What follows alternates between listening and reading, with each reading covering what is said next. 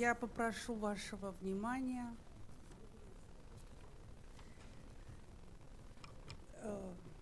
Для школы сегодня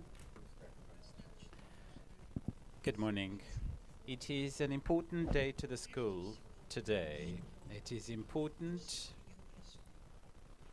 first of all, because you have all come to attend, and it is a great honor and privilege to us to receive you here, to see people convene here from the regions of Russia, the cities of Russia, and from the countries far and near. We believe that this is one of our chief achievements, and we are commencing today the 21st academic year. Something that I might call an academic year is indeed, and may God allow us to persevere. This is the 21st beginning, and we are starting from a new start every time. But indeed, over 20,000 people have gone through this school in the past years, in the years that have expired. The people whom we believe to be people of public calling, those who are prepared and willing to participate in the civic life in this country. We are proud of our alumni. We are proud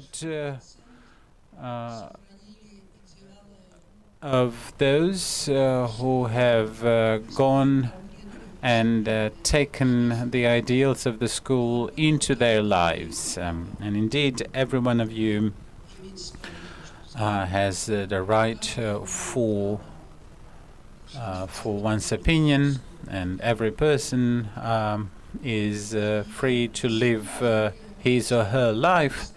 But we believe, and the school understands that quite well. We are at a school that does not pretend to teach.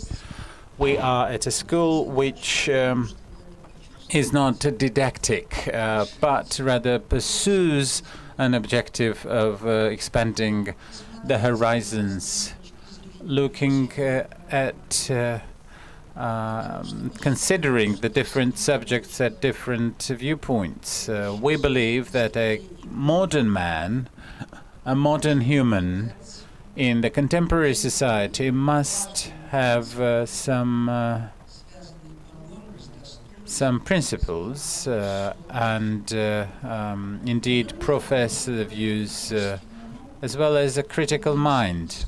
He or she must be able to hold a meaningful discussion. Such a discussion must be open, public, and well grounded.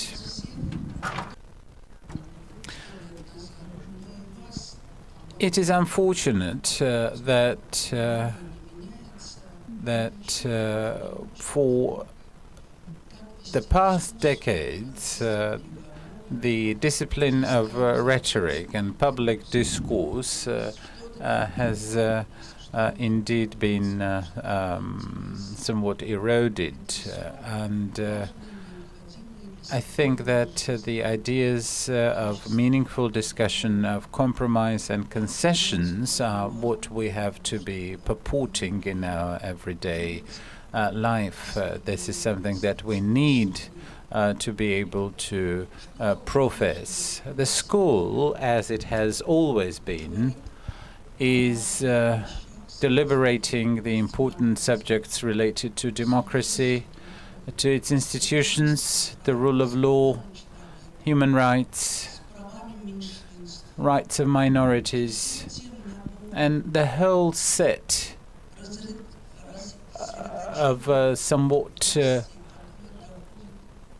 as well as the subject of the power distribution and devolution, the party system, a system which would imply the existence of an opposition, something that we indeed believe to be a characteristic of a modern state. Russia is moving along that road, as many other countries of the post-Soviet space are moving along this road, and each of these countries is indeed seeking its own identity and a path to self-determination in an attempt to build itself into the contemporaneity.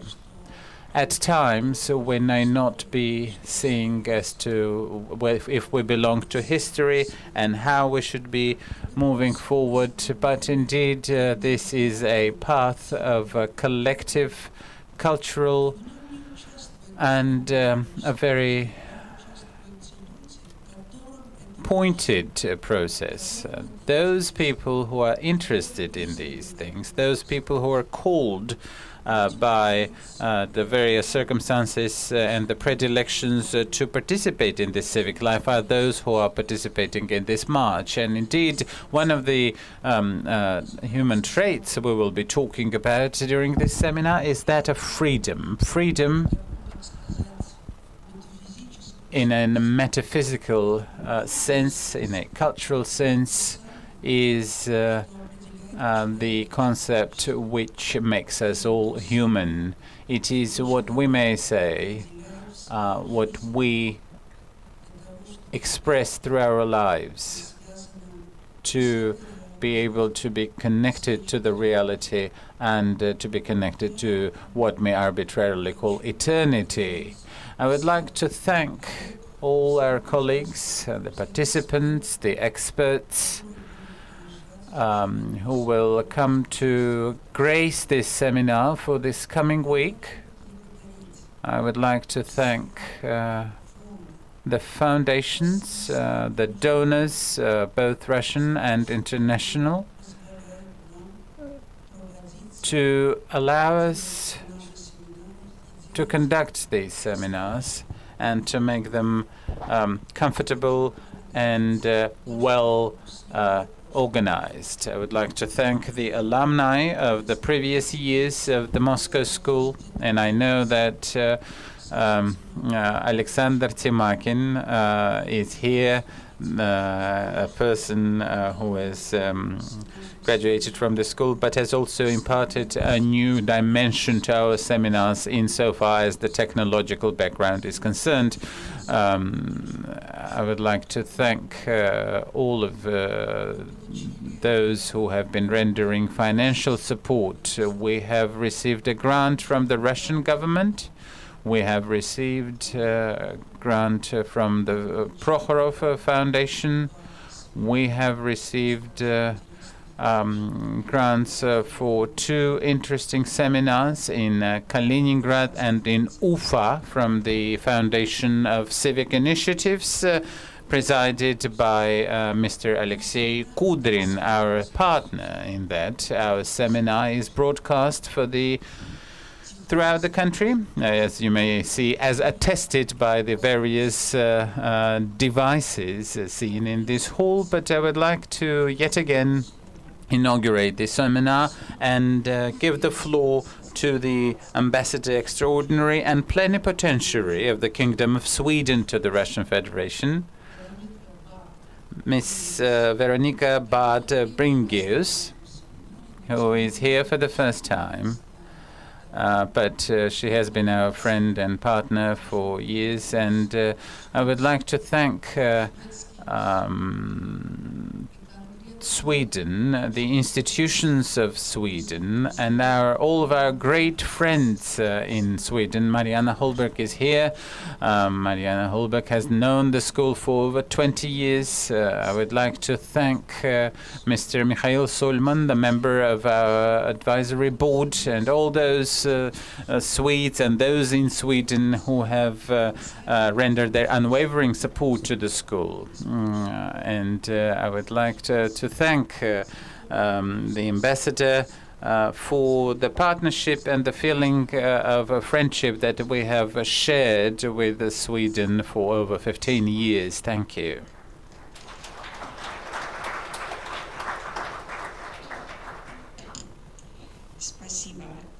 Thank you very much, Elena Nemirovska. Thank you, dear Lena. Good morning. dear friends,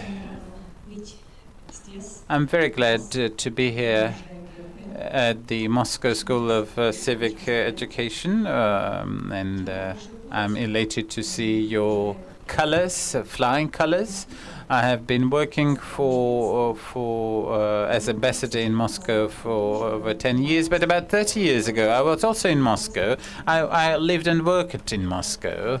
This was, of course, a very different Moscow, and in the Soviet times. If I may add something in English. Was, of course, a very different time compared with nowadays. As a foreigner, I needed a special permission from the administration to move outside the Beltway, the Moscow Ring Road.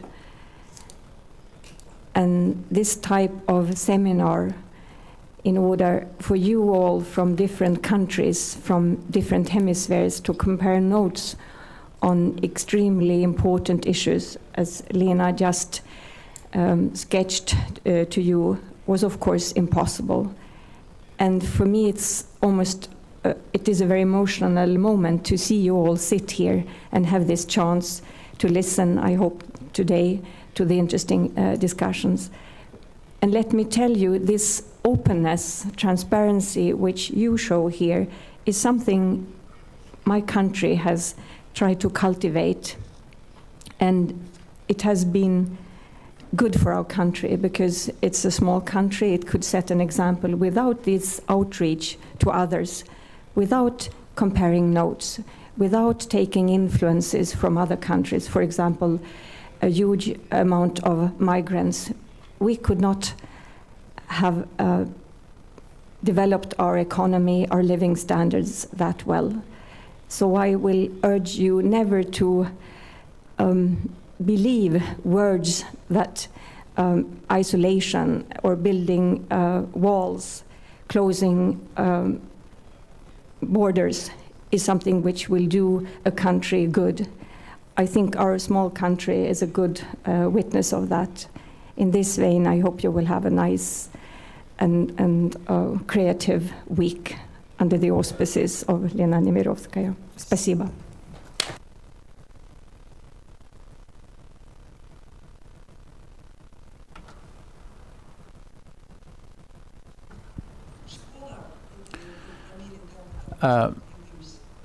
As we move along our schedule, the school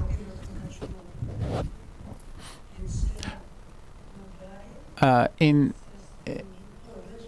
Nodari, Vanya, Stenimir, I would like to thank all the alumni of the school who have come here from countries far and near.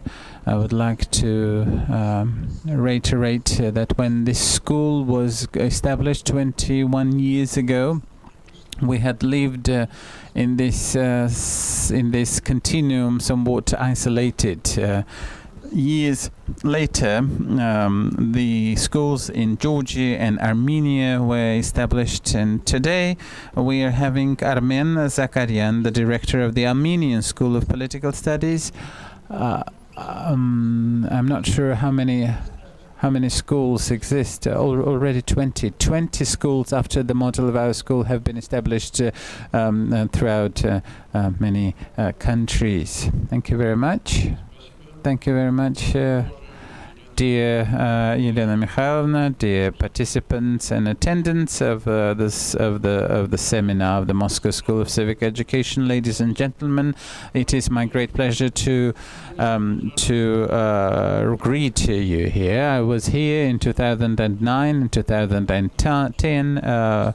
I come here because people come here because they get more than they expect. Our school has existed for the past 10 years, and the schools which are member of the Council of Europe have conducted different seminars, events, roundtables and expert councils in different countries. Why am I saying this? I am saying this to emphasize the fact that we have a ground for comparison, and any evaluation is only important when you compare. And the Moscow School is unique. It has been and remains to be unique. I know of no other institution that would be able to compare to the Moscow School. But indeed, if we were to confine ourselves to that, we would have missed on an important point. And the important point that has been expressed by Elena Mikhailovna. Over 20 years have elapsed since the time when Elena Nemirovskaya initiated this school, upon the model of which have now 20 more schools were founded in different countries, imbibed and instilled with the values and the instruments that this school has been professing. And the fact that the school has gone into this domain of civic education, we may say that the society is indeed moving towards a stage when the system of values is and can be taken as a precept for partnership between citizens and the state.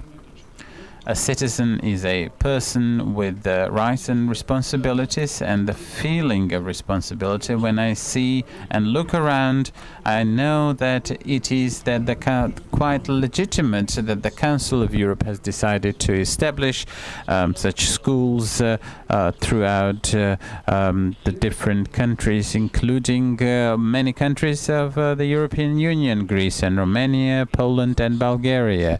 This principle of disseminating the values of citizenry is indeed the fundamental mission that we are guided by. And indeed, the Moscow School has indeed been the pilot in that, the pioneer. And you may see that here. 99% of those here are new people. You're new to the school, and I can only tell you that you will get more than you expect. Thank you.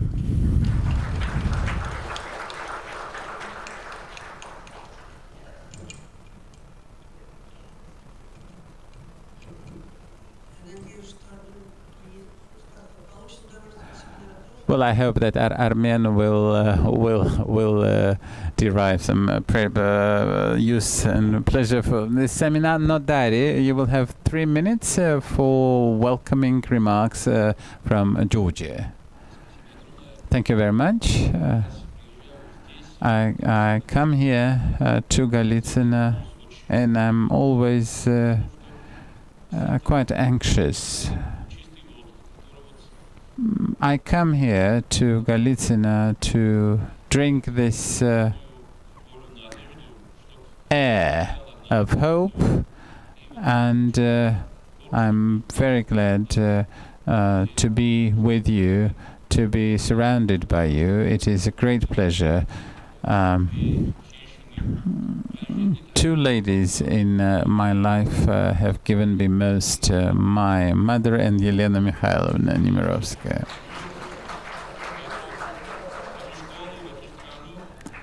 I love this school, I love this country, I love my friends and colleagues. Thank you. Have a very fruitful week.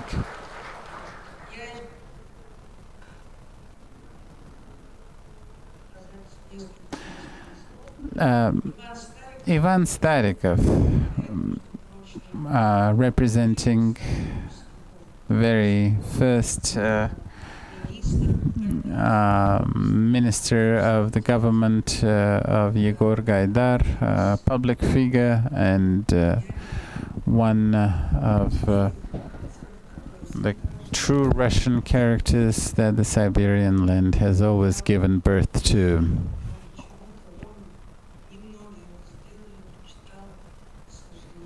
He read, I remember when we had our conversations about Solzhenitsyn and how he decided to participate in the building of New Russia, and he's always moving forward. And to me, Ivan Valentinovich Starikov is a great friend and partner. Thank you, dear friends.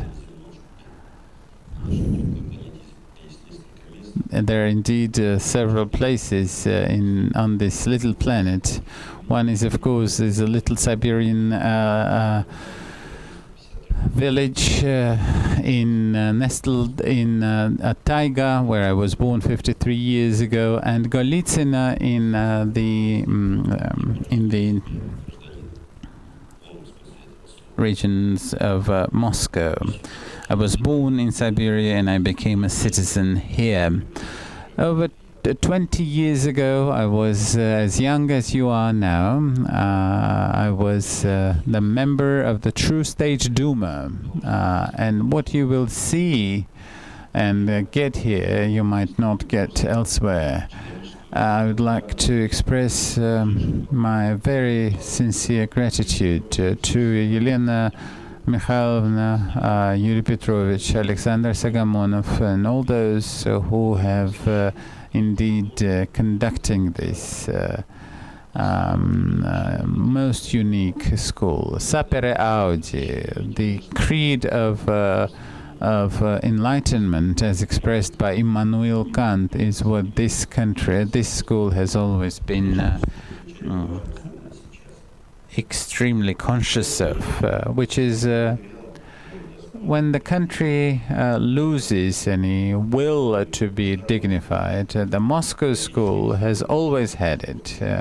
Moscow School of Political Studies or the Moscow School of Civic Enlightenment, it is still the Moscow School that we have always seen as a penchant of human dignity. Our main task today, or a national idea, if you will, is to be able to strike a balance between justice and freedom, which is indeed the kind of dichotomy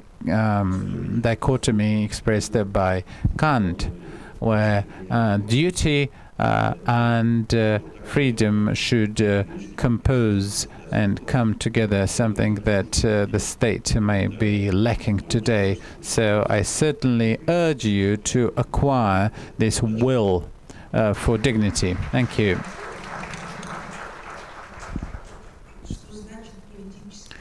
Let's see. Here is an example of a political tirade. Stanimir, alumnus of the school of 2009. Stanimir Kaitatsky from Bulgaria. I would like to tell you that you are a very lucky people.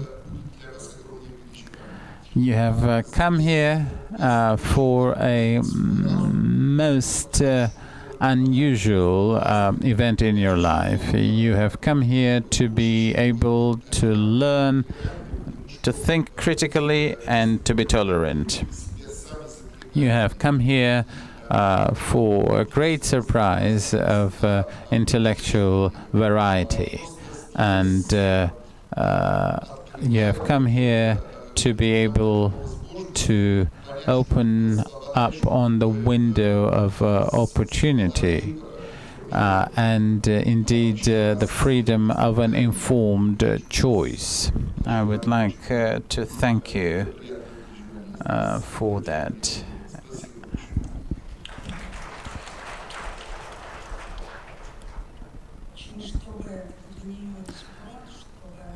This might be an impromptu statement for her, but I would like to ask Marina Yefremova, our executive director, to say a couple of words.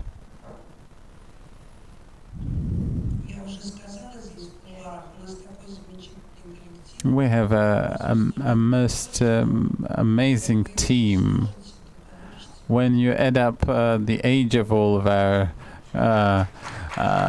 great members, you will get my age. No, nobody trusts Lena in that. This is indeed an impromptu statement. I'm usually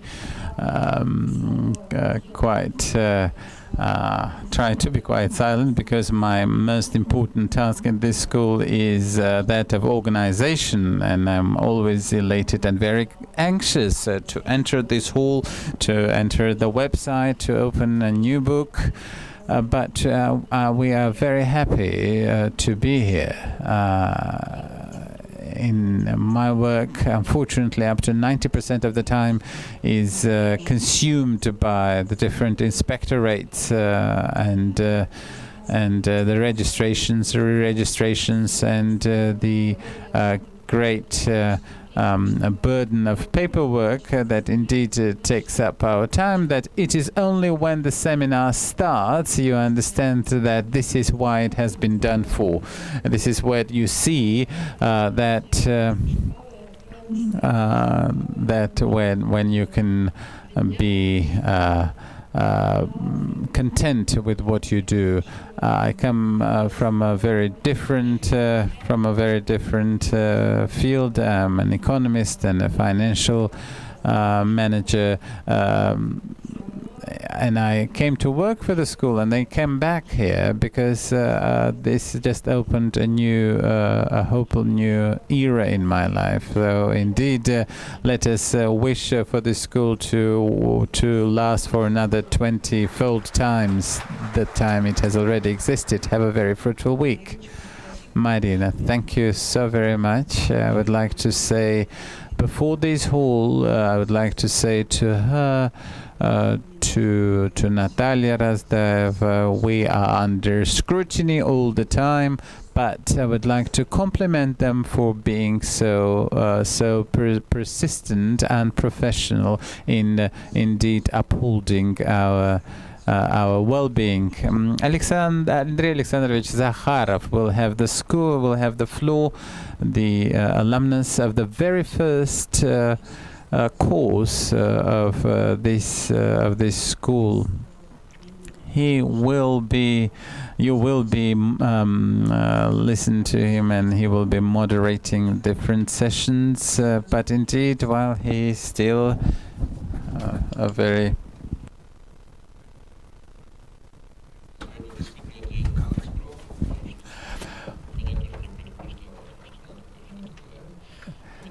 I would like to say that I congratulate you all on having convened here. Let me assume the boldness to say that this will be a most extraordinary week in your lives, and after you leave from here, you would definitely want to be back soon. I look forward to these 7 days, and I'm sure that we will have a jolly good time. And there's not many places in Russia that can be such a great combination of high spirits and youth. So indeed, I congratulate you all, and I wish you a very fruitful will. Thank you for coming, for having to come.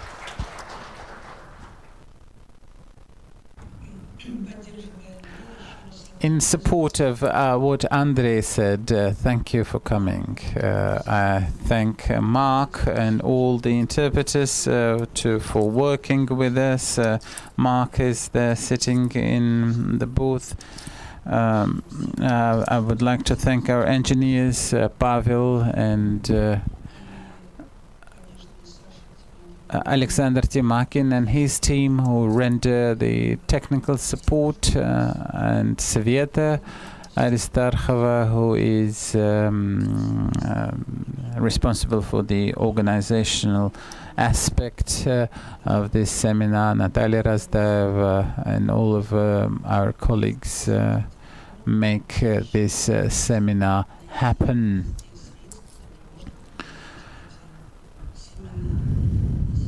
Natalia Razdev is our chief fundraiser, and she sits next to Yuri Sinakozov. And as I have I have been married to him for 43 years, the second time now.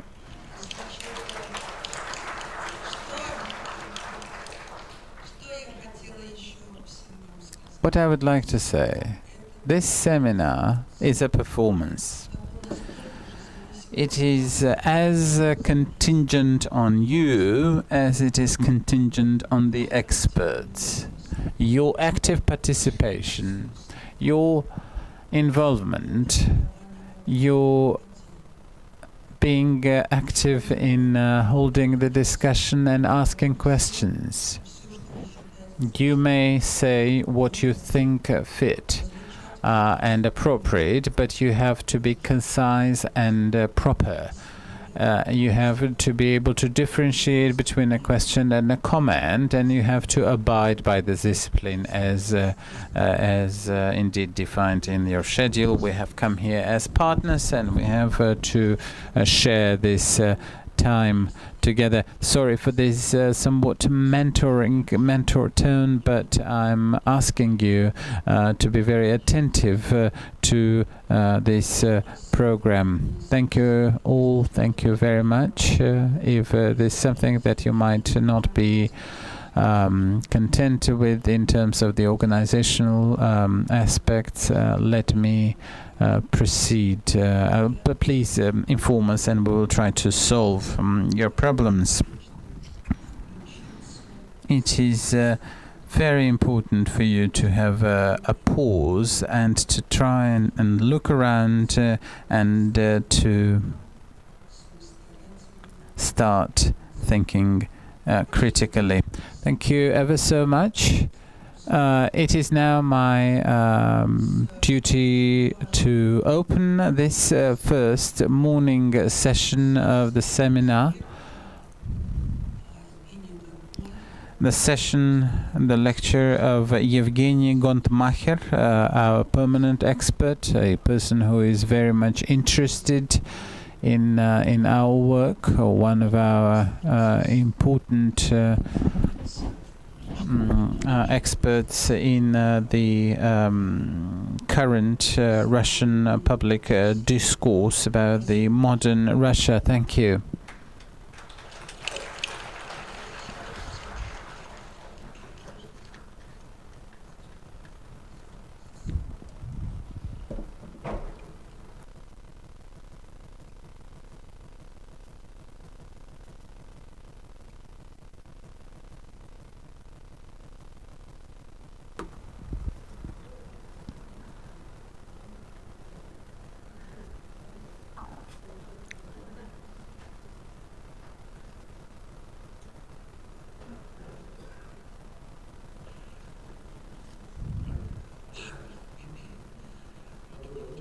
Good morning. Good morning, dear colleagues.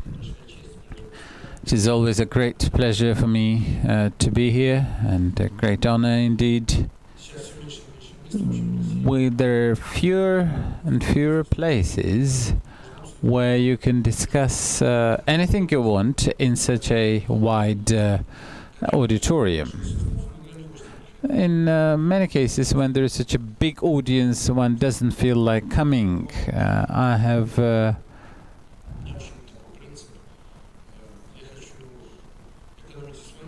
I usually try to be sparing my efforts, and when you come to an audience which is actually doesn't feel in any way inclined for a discussion, one doesn't feel in any way inclined to hold a discussion, just as much as I do not. I'm very reluctant to visit and attend any of the federal TV broadcasts at the studio. But what the school has recently termed itself as the Moscow School of Civic Education is indeed about something very relevant. And very disturbing things. Honestly speaking, my generation that lived through Soviet times and through August of 1991, an attempted coup, for all of us this is very, very surprising what is going on right now, to be quite honest. And some colleagues of mine who belong to my generation say that, well, it's really time to retire. We failed to do things we wanted to do when we were young. We had a very high degree of romanticism. I do not agree with them. I do agree that many mistakes have been committed and these mistakes are still being made, but we still have many things to do ahead of us. As I'm looking at your young faces, they told me even that more people attend than we expected, so I suppose it's very surprising. What is it that I want to share with you? I'm very keen to have feedback from you and to start a discussion, because this is an audience where I'm very happy and interested in discussions. I called my session Social Development in Times of Economic Stagnation. Let the starting point be our economy, although I want to share my global perception about Russia, maybe about global development. But let's start with economy. Economy in Russia at this time, this is a well-acknowledged fact, has now actually stopped in its development. There are no prospects for the coming years to resume growth. Not even because, say, nothing is being done or said or changed. Even, say, just for argument's sake, which is now impossible. But let's imagine we have now started some reforms, and most of us understand its point, these reforms. Even should we say start, the effect would be somewhat belated. This is just this typical situation where I know Poland pretty well. My mother hails from Poland. They lived through a 40% decline in GDP when they started their reforms. Nowadays, Poland is a country which, in European terms, is keeping very much up with the crisis and is living well through this economic downturn. And society has stood to win from their situation. So, what is ahead of us is just this lengthy time. In Russian terms, even 1 year it's a long time, because we don't know what will happen to us in a month or two or in a year, but probably for several years, when economy will be stagnating. And what does it mean for us? I won't now give you any prescriptions about how to get it to new economic parameters. I'm sure Alexei Kudrin will be here, and he surely knows better, because I'm a specialist in social questions. What does it mean for our society? Well, firstly, it's a social matter, let me put it. Certainly, there's no improvement to be expected in some formal parameters such as our income, revenue, salaries, wages, healthcare, education, you name it. Well, I suppose in the near future we should not expect it. Moreover, I expect that we will see certain aggravation and getting things for the worse. Even nowadays, statistics are available for first quarter of this year. This is growth of real income of our population. It has stopped. And again, things will depend upon the rates, upon the tempo. Certainly, we should not expect any radical aggravation. This is something which our government will not allow to happen. But there are two political sort of items where I know this is 2016 with this election to the State Duma, and 2017 is the year of election of a new president, where 99% probability is that Vladimir Vladimirovich Putin will be running for presidency. So you do understand that these two timelines, 2 time points, this is where politics and economics and social policy is converging. So nobody will accept minus 40%, even if economy falls, maybe as a result of sanctions. I will not discuss it, because this is a matter, in my view, which is still pending and not clear. But if this sectoral sanctions befall on us, then yes, we may see dramatic plummeting, even compared to what we have. But nevertheless, the social expenditure will be sustained in some way. In what way? Well, the electorate. Who are the voting people? Who are the ones who... These are mostly retired people, pensioners. There are about 40 million people in Russia, people who are paid from the budget, about 15 million teachers, doctors, police, army, government, public servants. If we put together the number of these people, they account for 50% of our electorate. Those who are on the lists. Clearly not everybody goes to vote, but these people, for that matter, attend the elections on a regular basis. So this is why we see nowadays what is going on, what the very last resources that we still have, like at stake. We have the fund of and the reserve fund and the fund of national welfare. Well, they will be used to raise the pensions. Certainly they will not radically increase it. It will be just indexation.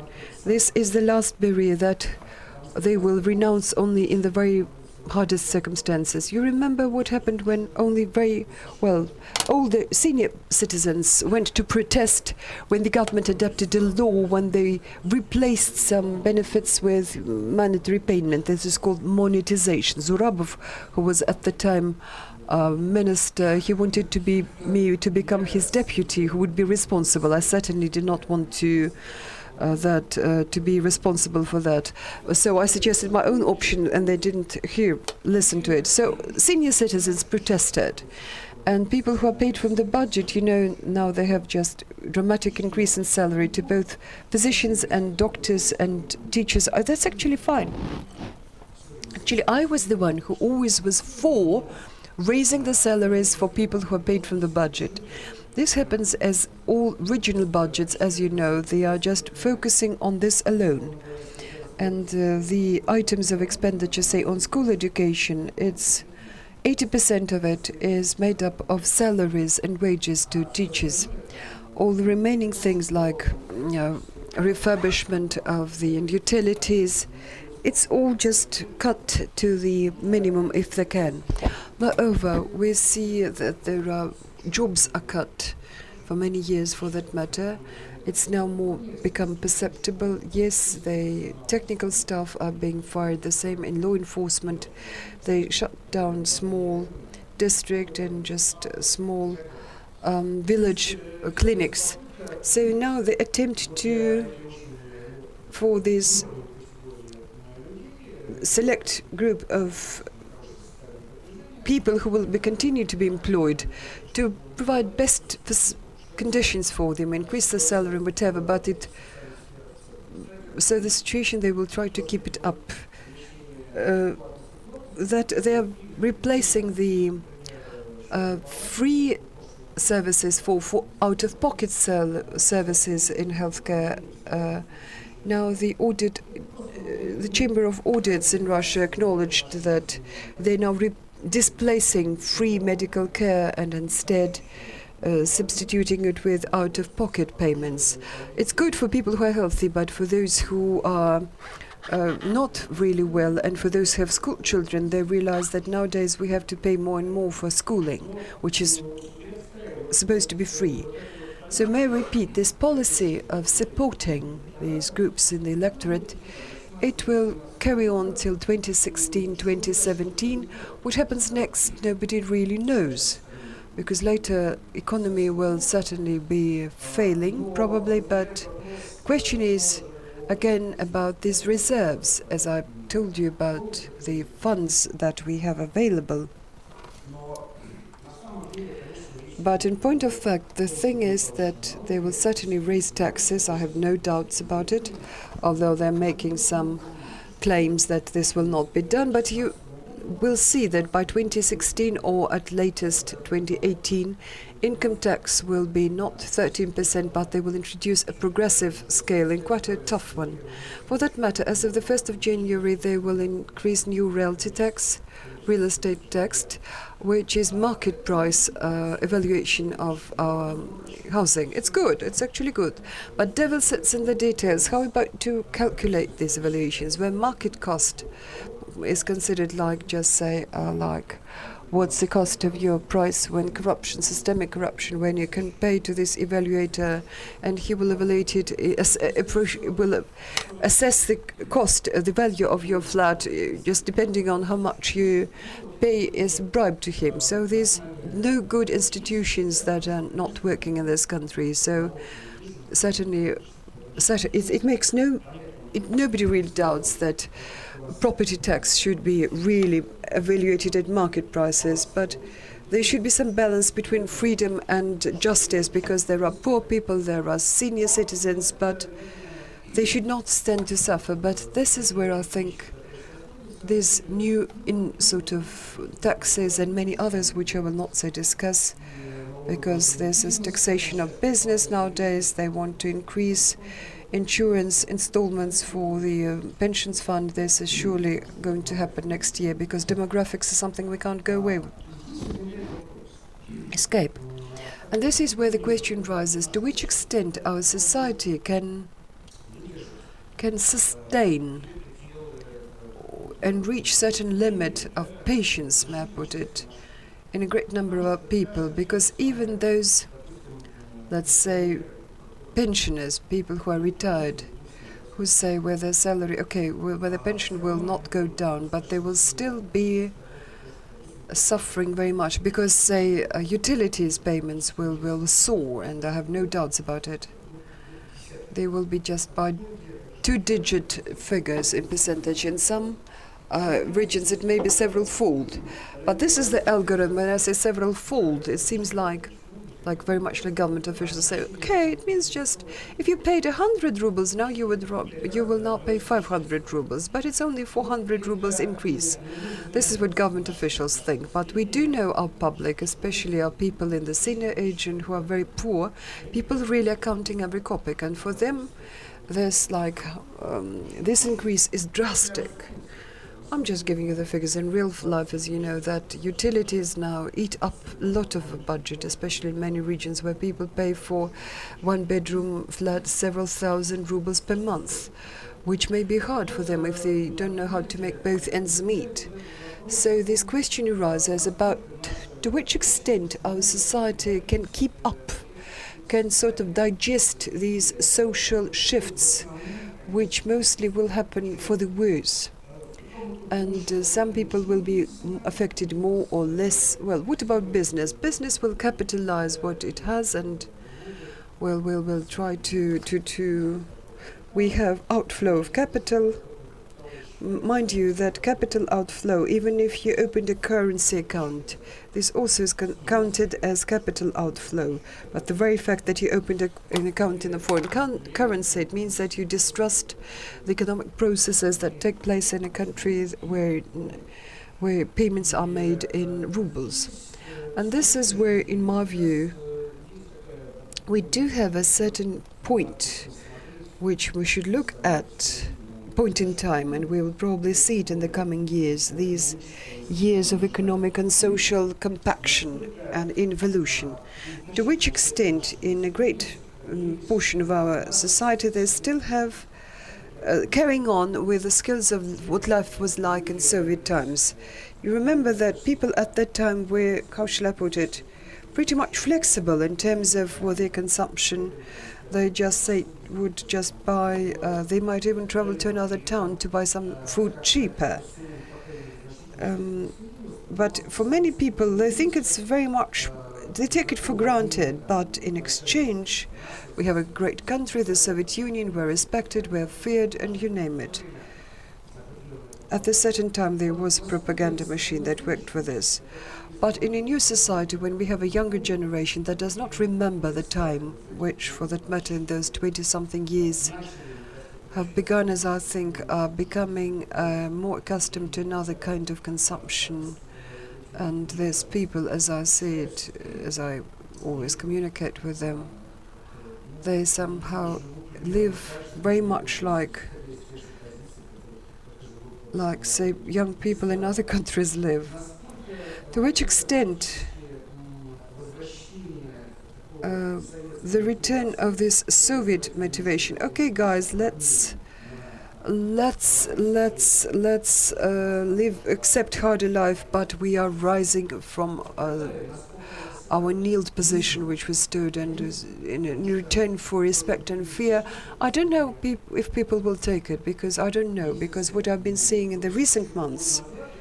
A year ago, I would say no, probably society will not accept it. Maybe society in these 20 years has developed and moved ahead and a point of no return has been passed. Now I'm strongly doubting it. I may be mistaken, but where I'm practically confident is that our propaganda machine, which today is focused, on problems of Ukraine, it in a while will, say in several months, it will all depend upon this, what situation will be like. It will focus on social propaganda. It will keep telling us, well, I'm not really watching television, so I'm using internet. So I'm sort of not subject to it. But those people who watch television or, say, read newspapers like Komsomolskaya Pravda and other pro-government newspapers, they will put it like this. Might use different wording, but with a certain different degree of, say, rationale, evidence-based, and they will say, look, guys, we're surrounded by enemies. Russia here fights for its survival. They want to dismember the country, and for this purpose, certainly we should somehow mobilize. And it's a key word, mobilization.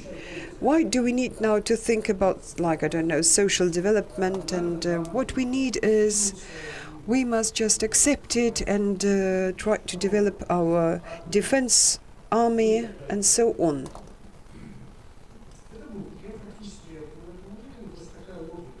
This will happen because this logic, this is the logic of behavior of our government. Why is that so? Why? Because I used to work with Putin when he was premier. At that time I was head of department in the government office. So at that time I had to write some papers for him and to talk to him when he again returned to presidency. There were fewer conditions for this because I no longer worked for the government. I worked for a while, continued, but stayed on. But both my colleagues and I, we are looking very attentively because things basically depend upon him. The turn of the current policy, where we're turning to. And my feeling is that there are some things, points that have to do with his point of view, like with worldview, and our propaganda will surely play with it. First of all, the West, in a broad sense of the word, the West, not geographical terms like civilization, where like America and Japan and Australia and New Zealand, the countries that choose a certain path of development. They will claim that this model is now in a crisis, and crisis, it's not actually the worst thing at all, because crisis may have like a purification sort of and positive aspect about it. But as I see it, Putin and those people and his around him, those who share some ideological concepts, is that it's the end of the West. Remember, like what Spengler's Decline of Europe. They will claim that Europe is gone, for example, in the 1930s, but the very fact that world wars that took place, it also could just claim that, look, the European civilization has reached a degree of the crisis of a such degree that it means the end of the civilization, but nevertheless it survived. And the same principles such as market economy, democracy and human rights, these are the three pillars which is the base of Western democracy. Putin has a perception that this is it. It's disappearing. It has shown that it has no efficacy from historic perspective, and this is the end of it. Well, this is his personal conviction, and this is something he's saying quite often with different phrases, if you listen carefully to what he's saying. And the situation, again, right now, in our propaganda, this will certainly peddle this topic, that this is going well. Why this turn? Why we should move away, why we should come together. I'm speaking the primitive sense of the word. In fact, we should just somewhat slightly isolate ourselves or distance ourselves from the world, because the world is collapsing and we should survive. We should survive, we should be saved. And this is where we are like building our own path. And this is his personal conviction. It has nothing to do with the current situation. This is what our leadership, this worldview entertains. I would want to say that in this imagery, there are certain things where probably that could be argued with. It's not really arguing with, but just probably something that deserves discussion. Well, to which extent the European civilization is just nearing its end, after which the final crisis which will kill it. The second question is, okay, if it does, the second question is what instead? What models of that in the world exist?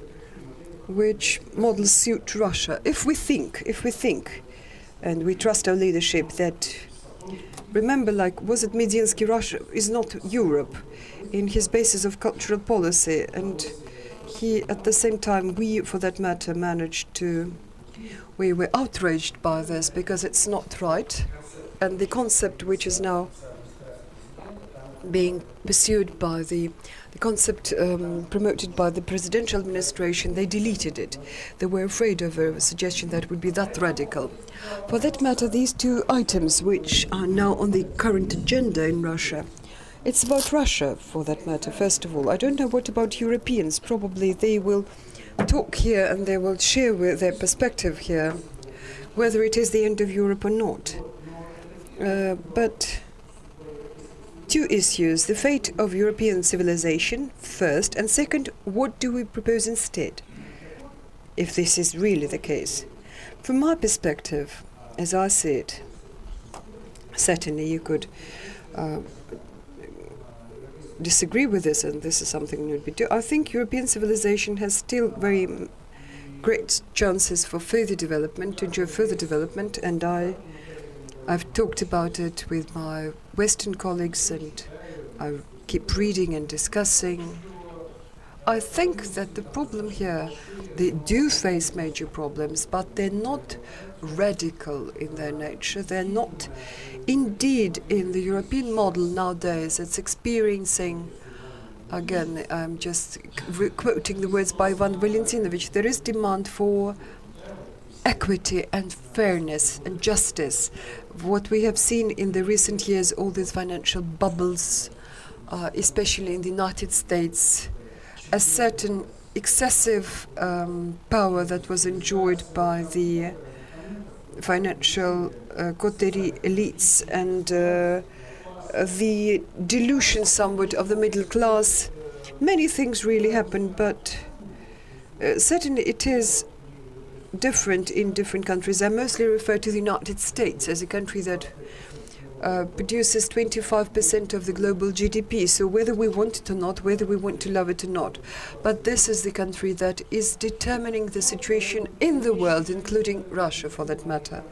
So these things are certainly now on the agenda, and they are now being discussed, but I would like to draw your attention that even if we look, say, at Greece, which for that matter has lived through huge, colossal social calamity, when they found out that they just provide false statistics to the EU about which helped them raise social standards. They had like what they call Christmas salary, or even they had another salary. They had pensions and retirement payments that were not on the par with the economic potential of the country.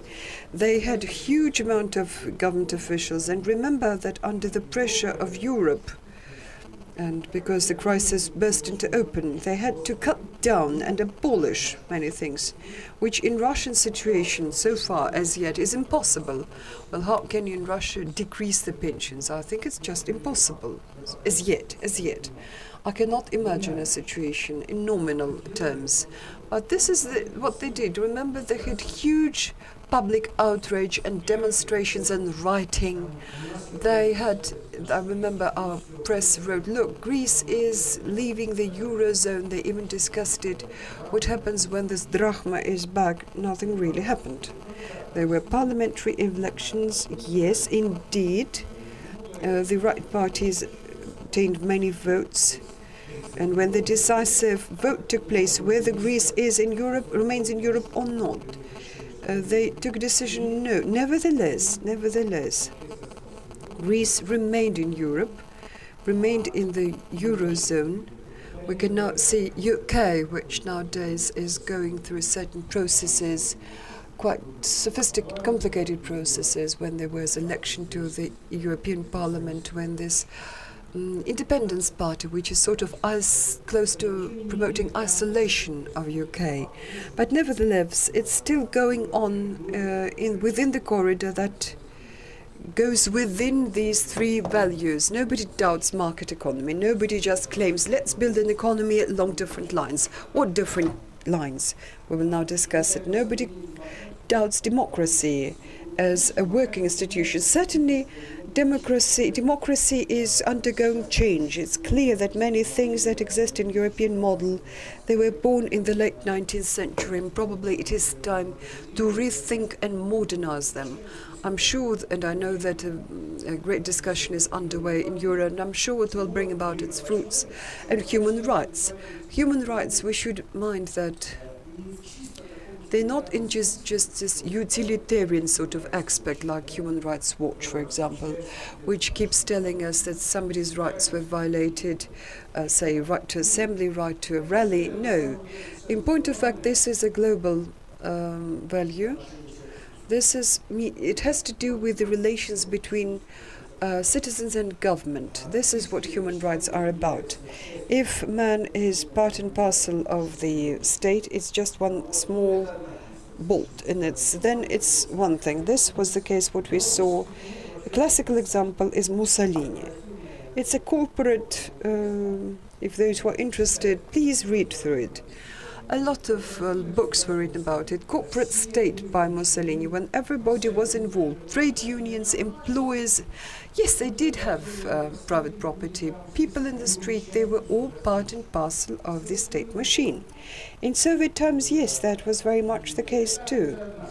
This is one algorithm. Another algorithm is different. You may call it liberal, you may call it, I call it actually democratic, but one liberal is just one of the shades of it. When the state is only one of the institutions in society, but society has more institutions that deal with life and with regulated. Certainly nobody doubts that the society needs the state. We're not anarchists. We're not even communists for that matter, because you remember that they were, communists remember, they claimed that the state is going to die. But this should follow certain rules which are set from beyond. The state is not some holy cow in terms of that people would replace. There are certain rules about expansion of functions. With us, the state controls more than half of our economy. Tell me, please, do you mean there will be no corruption? Certainly there will be corruption. It's ridiculous. It has nothing to do with people who work there. It's a matter of how the system is organized and how it works. And a totally different matter is when the state seeks to defend human rights, maybe to regulate economy, yes, to a certain extent. The state is not about executive government alone. When we speak about the state in our Russian understanding of the word, who immediately comes to mind? It's the government, it's the president, who, for that matter, is in fact of the executive vertical. But we tend to forget about the State Duma and the legislature, because this is something which, like, just something in the fog. It's something vague. What does the Duma, what laws does it adopt, and the Council of Federation is approving? We can see it's just a voting machine, which is just completely subordinate to the executive government. When we speak about state, it has to do with decentralization, especially given Russia's landmass. In Russia, the state cannot be, focused in the top in Russia at the level of the federal government.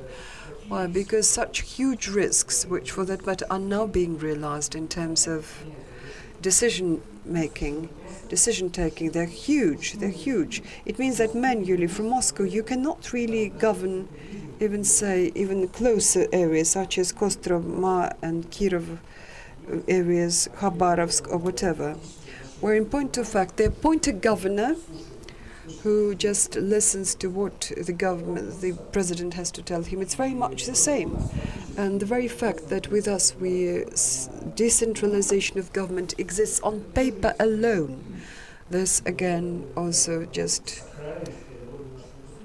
underlines the sacred role of the state when people indeed cannot do local self-government at all, which for that matter it's divided from the central government. When social activity, NGOs for example, political activity, why? We live in Russia and we see how it happens here. This is a certain clear-cut, understandable position. It's just some sacred, holy, God-given thing.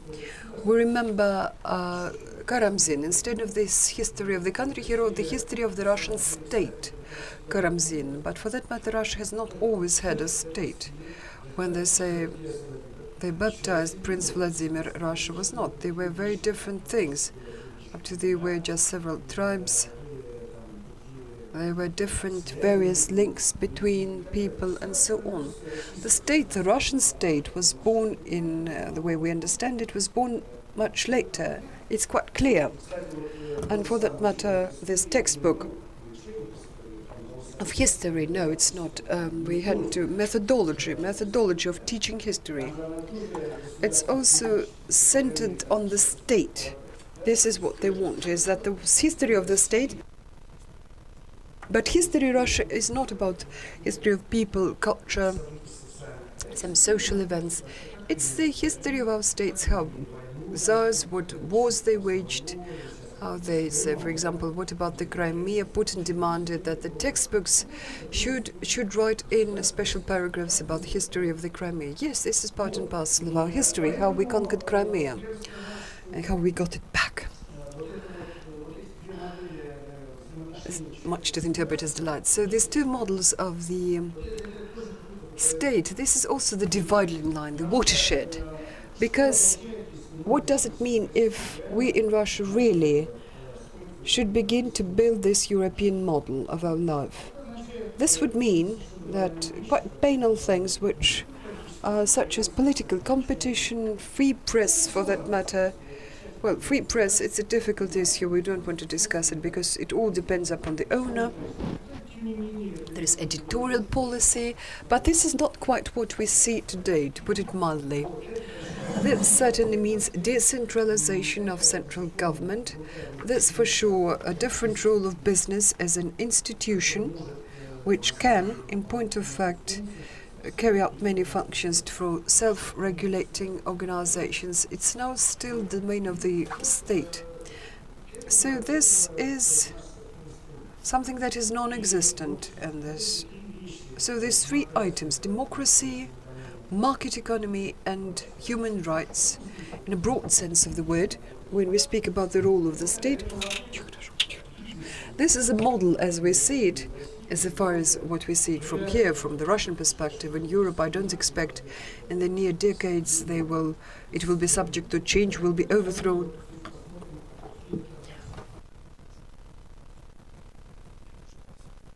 And so it's what we see in the late 20th century. To this question, many of my colleagues say, but look at China. China seemingly adopted a different model. Well, I know China pretty well. I traveled there quite. I'm going to travel there. And I'm talking to Chinese colleagues, and I know it pretty well. So, and Russia is involved in learning more about China. And I saw that nothing groundbreaking. So no special Chinese model. So concerning this, so nothing special. Yes, so they have their unique culture, unique civilization.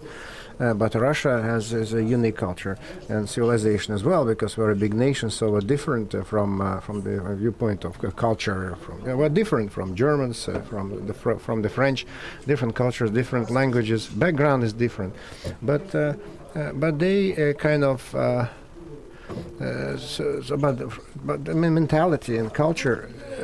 It's close with Russia, but China, the way it's been developing for the last decades, and it will continue to be that way. So the new government came, and the new So it's designed, it's adjusted to those three components. So the Chinese will never say that. They will never agree to those, that they're trying to adapt them to those three main points. So because they want democracy, they will say, we want democracy, right?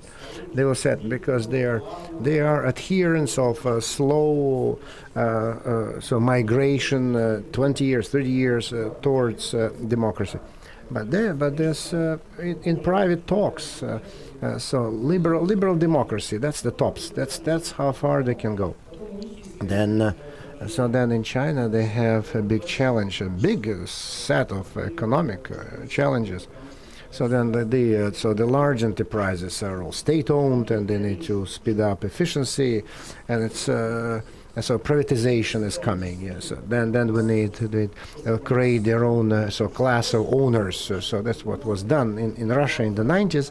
But they realize that they need to follow. They need to do the same. So they fully realize that without this new class of large, efficient owners, so the economy will be just exactly like Russian economy. It will grind to a stop immediately in 10, 20 years.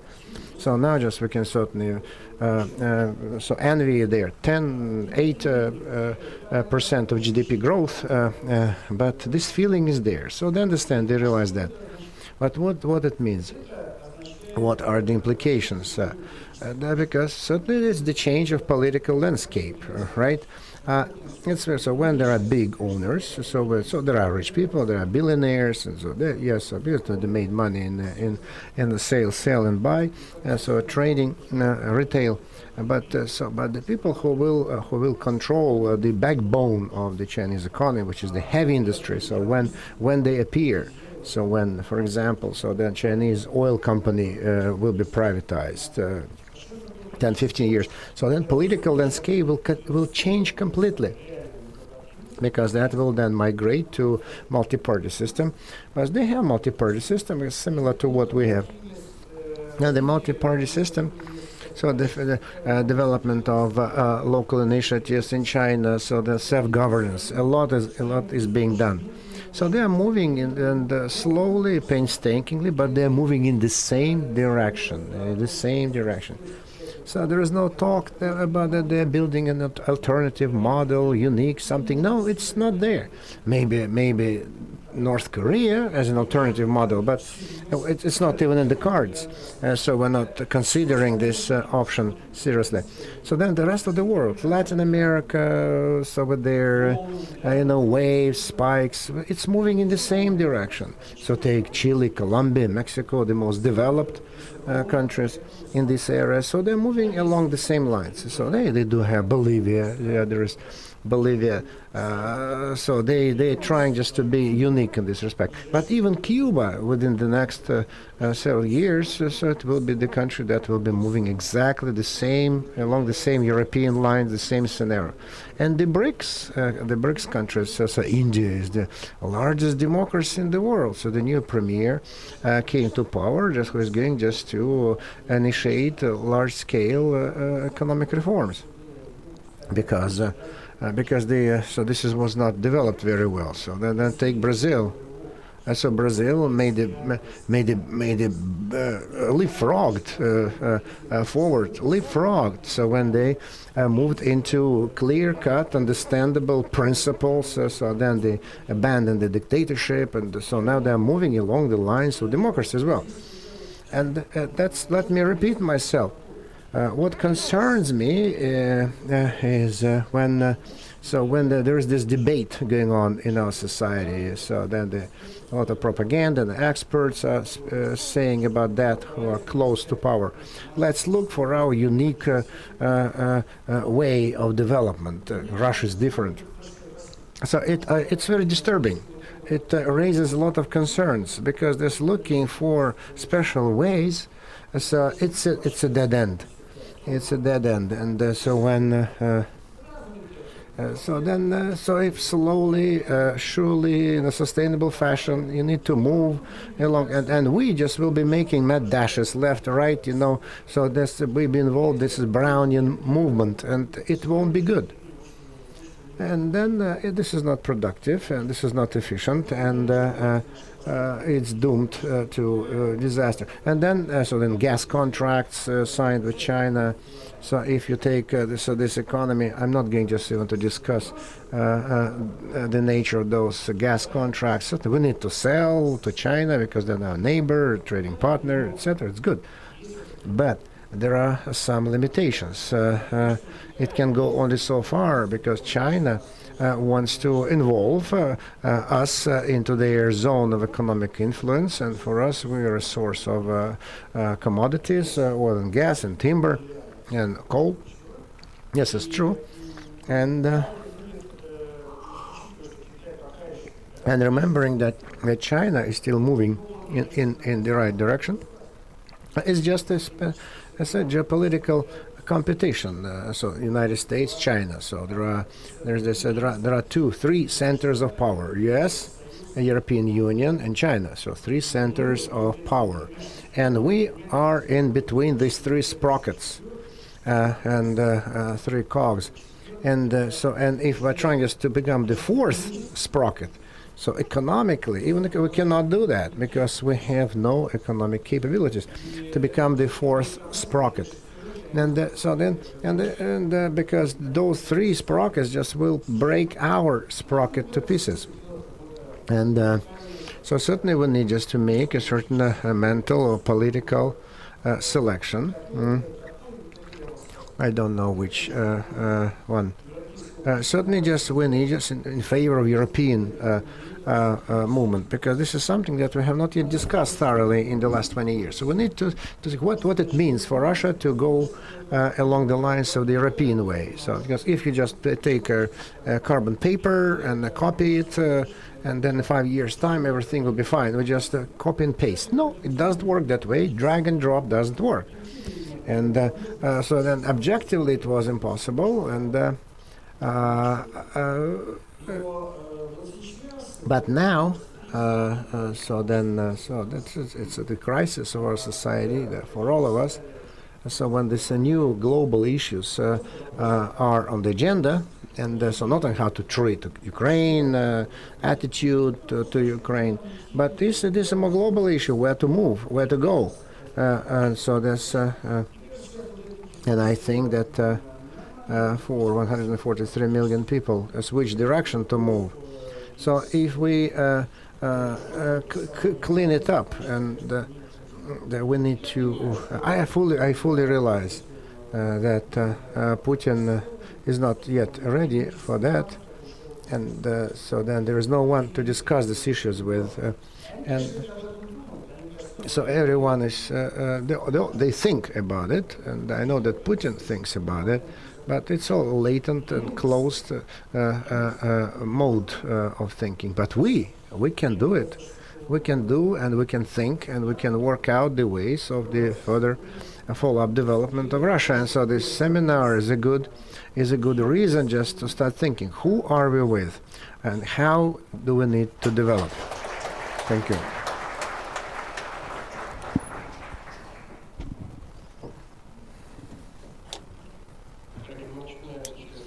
So we are opening our discussion now. As after the expert intervention, you have a chance to make comments and ask questions, and so we have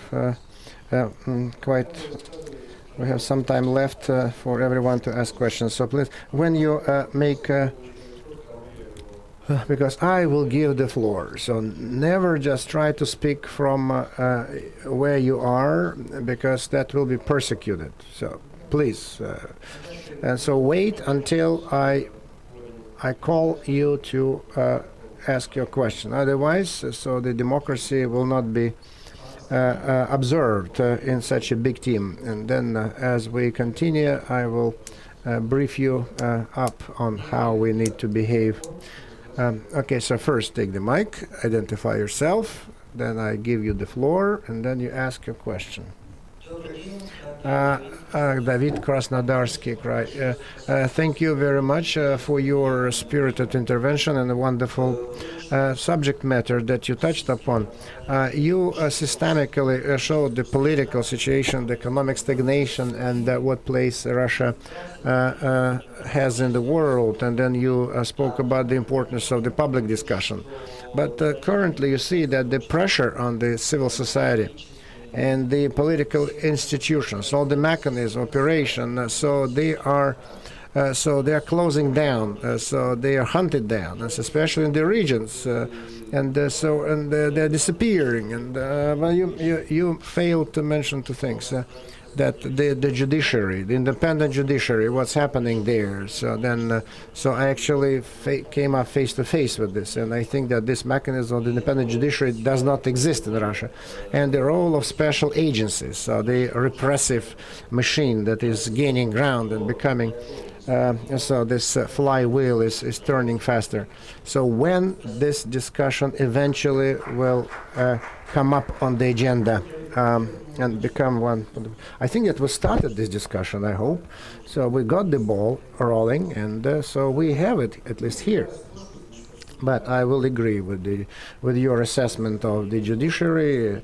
I decided not to touch upon to talk about the independent judiciary because I'm not a specialist on this plane, and then the Kudrin Fund, we started this project on the reform of the judiciary, and so striving just to make it an independent unit, but it's the same situation as with the special agencies. It's systemic, it's holistic, because they should exist. Yeah, because with the framework of any country, so the special agencies exist. This is true. We need to have them, but we do not know where to place them, because like our state has too many functions, and so the boundaries of those functions are not clearly defined. So the same is true of the agencies. So it's a logical corollary, and the one ensues from the other, and so no exact boundaries. And then the discussion is whether the glass is half full or half empty. It's the same discussion. So many of my colleagues are depressed, and so they're saying everything is impossible. So they pressurize us. They close down opportunities. They don't, which is true. Then don't let us develop, etc. Maybe right, but I'm naturally optimistic, so which has no grounds maybe, but it's a part of my life. So I think that the glass is half full, not half empty. That's my point. Because we do have opportunities in spite of all odds. So to meet, to discuss, it's getting worse in the regions. In the regions, the situation is very bad, and so we know how this is. So when they pressurize and when they apply pressure on free expression, and in the Kudrin committee, so we set up this mission for ourselves 2 years ago. Maybe not sufficient, because we cannot replace all other sources of such opportunities. But nevertheless, we have been attempting to help people in the regions to keep, to tell them that they're not alone, that any topics may be discussed, any issues can be raised, because for example, so there are some taboos now. So, the taboo, we should not discuss that. No, any problems, any issue can be raised and discussed. There are no taboos. And so because we are the first and the state comes after us, so we have the kind of primogeniture over the state, and so like the school, so there is the internet, there is our school, and so in the internet, so we can discuss things. I don't know what's going to happen so in future, but I'm adherent to the point that so there is an open window opportunity like that. So, but now just all the course of events sped up and become more dramatic, exacerbated, and I don't know when and how this window opportunities will appear, but because against the current situation. But there will be such window opportunity, I'm sure, because if we say that there will be no windows opportunities, and then when what opportunity appears, we'll be not ready for that, and so there's to come out with our proposals and suggestions. So because these are the times we're living in, so we can concentrate and think about the future and get ready for the window of opportunities. And so this person from St. Petersburg. Thank you, Anton Petrov. Thank you for your interesting subject that you touched upon. So you started out, so it was dedicated to that Russia is trying to find its own unique way, and we don't know just whether it's justified or not. And we know that so if Russia starts looking for its own way, so understand then the current authority will try to formulate what it means to have this way that Russia should develop, and so it's certainly based on so it will be certainly based on what the society thinks. But the society now thinks, and the society wants the authorities to do two things, and so it's the right and the left position, and so then what people want social fairness. At the same time, they want to deal with the situation in Ukraine, and there are the right ideas as well, so which are opposite to the left. But the system that embodied both the left and the right points, which is the Soviet Union. So the Russians don't want to go back to the Soviet Russia, and there, so the left and the right coexisted peacefully together. So do you think that how promising, how doable? So this unique way of looking for the Russian way, and who will win, the left or the right? Effectively, in our society, the majority of our society, and it's okay. So no one wants anything. So there's no. They don't want the authorities to do anything special, because any request for change was formed by what I call the elite, a kind of pejorative term, the elite, because the elite is not such a good word. But anyway, so it's the elite that generated the social requirements. And so in Moscow, so we could see, so the elite was bigger, and but there were some people in Moscow who conscientiously wanted changes, perestroika, and so because in the 90s, so only few people who wanted those changes, but 99% of our people, so they were just waiting out. So the classical politological example, and I think in April 1991 there was a referendum. So you want just to keep the Soviet Union or to discard it, all right? And so in the Baltics it was not held already, but in Russia and in RSFSR, so and the majority voted for the preservation of the Soviet Union. And then later in December, in 1991, so then the Soviet flag was taken off the Kremlin pinnacle, and the Russian flag was put back. And so the people just went out in the streets in the morning, so they realized that the Soviet Union is not there anymore, and no one went to the Red Square demanding, give us the Soviet Union back. No one did that. And so the Baltics and Georgia, it was different conditions, but not a single person set his foot on the Red Square demanding, give us back the Soviet Union. So the flag changed. So what we see on the surface, so people are saying they will want this or they want that, so then they have such aspiration. It's a reflection of our propaganda. People repeat things that they are told, that they instill these ideas in their heads. So they do not even think what they're talking about, because the majority of the population just are concerned with the routine everyday lives, survival. And because Russia is still a poor country. But the same templates, they are widely. So the moment you start talking to them, you see that they're talking in templates. They're talking in standard stereotypes. And so because they're saying even sociological polls. So you can see, because they're saying one set of things and they're thinking another set of things. So when the person just is saying one thing, and then a few minutes later, he will just talk about something completely different. And so this disparity. And then the elite. So I don't like the word elite, but it's the elite that are partial. They understand the scale of the problems, the gravity of the issues.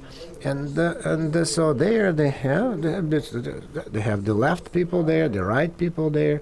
So they have the whole gamut of different feelings in the elite, but they are not indifferent, and they want to differ. And actually, so they.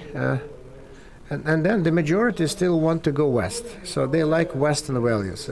There's a standardized Western situation in any country. So there are the left, there is the right, but the majority of the people who are in power, exercise power, they are within these two brackets. So there's the center, the left, and the right. So they they change places during the vacation, the elections. But the society, and neither the society nor the elite, they want to leave this rut. So they stay in this rut, and that is why. So the elite has this responsibility to formulate it and to present it to the authorities, because the feelings. So, for example, perestroika feelings. So they even existed before Mikhail Sergeyevich Gorbachev, and so certainly they were discussing them in the kitchens. So when no one was listening, but then Mr. Gorbachev came, and then all of a sudden it was all in demand, and so they started to act on it. And the same happens here. So, in my view. So we should not dramatize this situation. We should exaggerate, and we should not just go to extreme and say that the society wants the authorities to do this or that. So there is a request from the society to the authorities to do this and this. I wouldn't exaggerate that, because I don't think that this political social request exists even. In the majority of the population. Okay, please. Filatov, St. Petersburg. Thanks, Evgeny, for your optimistic discourse. But what is there? So we need just to be careful about not sliding into the corporate. State-owned economy, and to what extent so our unity and our presence in the international arena helps us to avoid extremes in our economy and political implications. So certainly the bureaucrats and the special agencies, so they do not get money directly from the economy, and maybe so their lack of connection to the economy and their interrelationship, so because their salaries, their interests, they are not connected to how well the economy is developing, and since they're not interested, they're not vested, they're not contingent on one or the other, so they may eventually kill the economy. No, they are part of the economy, because they are beneficiaries. That's why they are involved in the country's economy, because they're making money on oil and gas. So they are involved, and they are partial. And if there is if the situation exacerbates, and so there is a lot of talk now to the fact that we won't be able to sell so much gas to Europe, or the oil prices drop. So who will suffer besides us? So the bureaucrats and the public officials and special agencies will suffer too. And actually, our model of economy, it's quite. I think it's not a market economy. So some say, so they maintain that it's a market economy. I differ. I don't. It's a scholastic exercise. I don't think it's a market economy because the main principles of is competition and inviolability of private property, and so these two things don't exist. So formally we do have private business, we have private property, but there's no guarantee that tomorrow so this business will continue to be as it has been for a while, and that the property will be not taken off like Alpha Bank. The property will be taken away, and so Alpha Bank is our private largest banks, and so I know Misha Friedman very well. So I went to school with him, so he's much young, a few years younger, and so no, they lost. So one signature, with one signature, there was a service that provided a lot of money, and so the revenues, settlement on power, energy bills.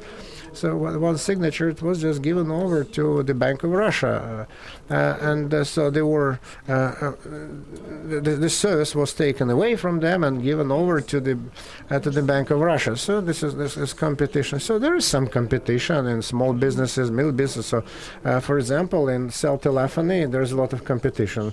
Although let's remember the example of Mr. Chichvarkin, what happened there, and so and then some open air markets exist. But if we talk about big business, so there's no competition, and that's why I would say this is the pseudo market economy. That's our economy model. So this is the state capitalism to the fact that the state is the largest business corporation, and that is making a lot of money on being the biggest capitalist, and all the special agencies, public officials, so they're all embedded, encrusted into this economy, and they have their own little motivations, shares, and they're connected with the global economy. And certainly it's one-sided economy, but they're all apart because we depend on the export of commodities, and we depend on other things on the rest of the world. And so then there's a replacement of imports, so very fashionable word, and I was a bit surprised when I think it's just a slogan because I know this sphere pretty well, and so I think that the replacement of imports, it won't happen. Because we're not going to manufacture on computers, cell phones. We'll never do it, and so even missiles and rockets. So we will not manufacture ourselves. So then aircraft mostly so foreign. So we do not we do not fly. So ants and eels, etc. So this is the thing of the past. They're being replaced by modern Western aircraft. Our state, in this sense, is scared of the complications with the West. Since in the government we do have some smart professionals who can make their calculations, and they can very well see that if sanctions are really imposed, we will be in trouble.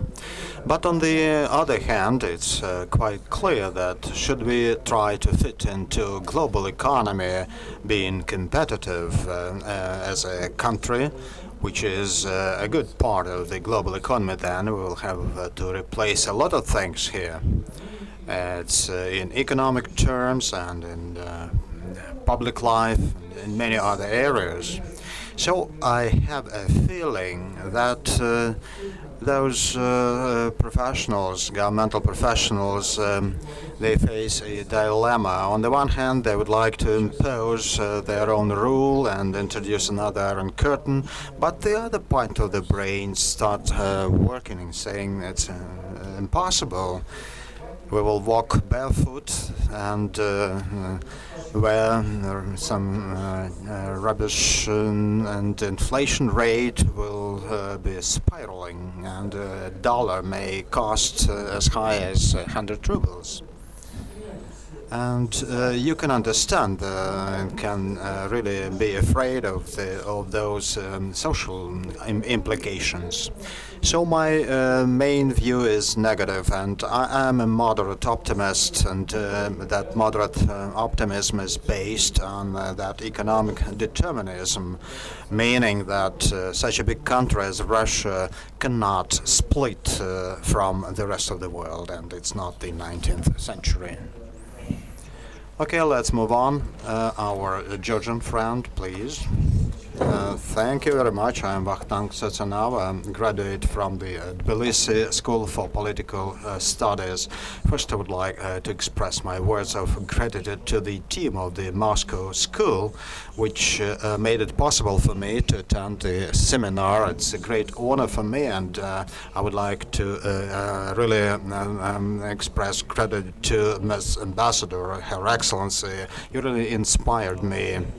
And my question is that following the end of the conflict of 2008, war in Georgia, many Western politicians were talking about imposing sanctions, damaging sanctions on against the Russian Federation, although nobody saw those sanctions later on. Perhaps it could be explained that the downturn, economic downturn, was at the threshold. But following the recent events in Ukraine, we can see that Western politicians were not only talking, but they are really implementing some sanctions. So my question is, if you as economists believe the sanctions are quite damaging and they can impact the development of Russian economy, and secondly, the government of the Russian Federation, can they use those imposed sanctions in order to consolidate the Russian public, Russian society against so-called Western conspiracy? Or perhaps it can help to wake up the Russian public. Thank you. You know, the sanctions in place, just formally, they are not of great significance. It's some officials are banned from visiting certain countries.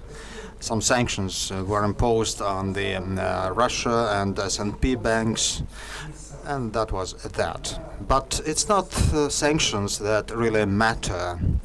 And I'm talking about the general situations which is worsening in this country. And following the war with Georgia, Russia was not declared a rogue state. Well, it stayed to be the member of the G8, and but that's the question you really can pose to those Western partners. But now, I think the situation is really different. I visit Europe and I talk to my counterparts, and I think the point of no return has been passed when attitudes towards Russia and the attitudes towards Russia and the Russians have changed everywhere. I can see that a lot of scientific cooperation was terminated, was stopped. And Russian scientists are not invited now to attend academic conferences or to join some international research projects. That's one side. Speaking of economic aspects, it's not about that symbolic sanctions, but investors and Russian investors are also quite cautious.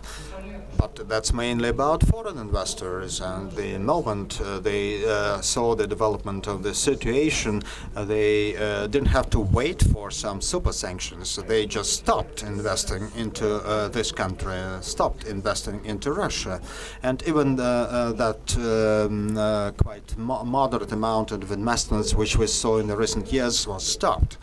And in economic terms, it contributes to the slowdown of the development of Russian economy, since those foreign investments were used in our leading areas that helps us to export things and get some profits.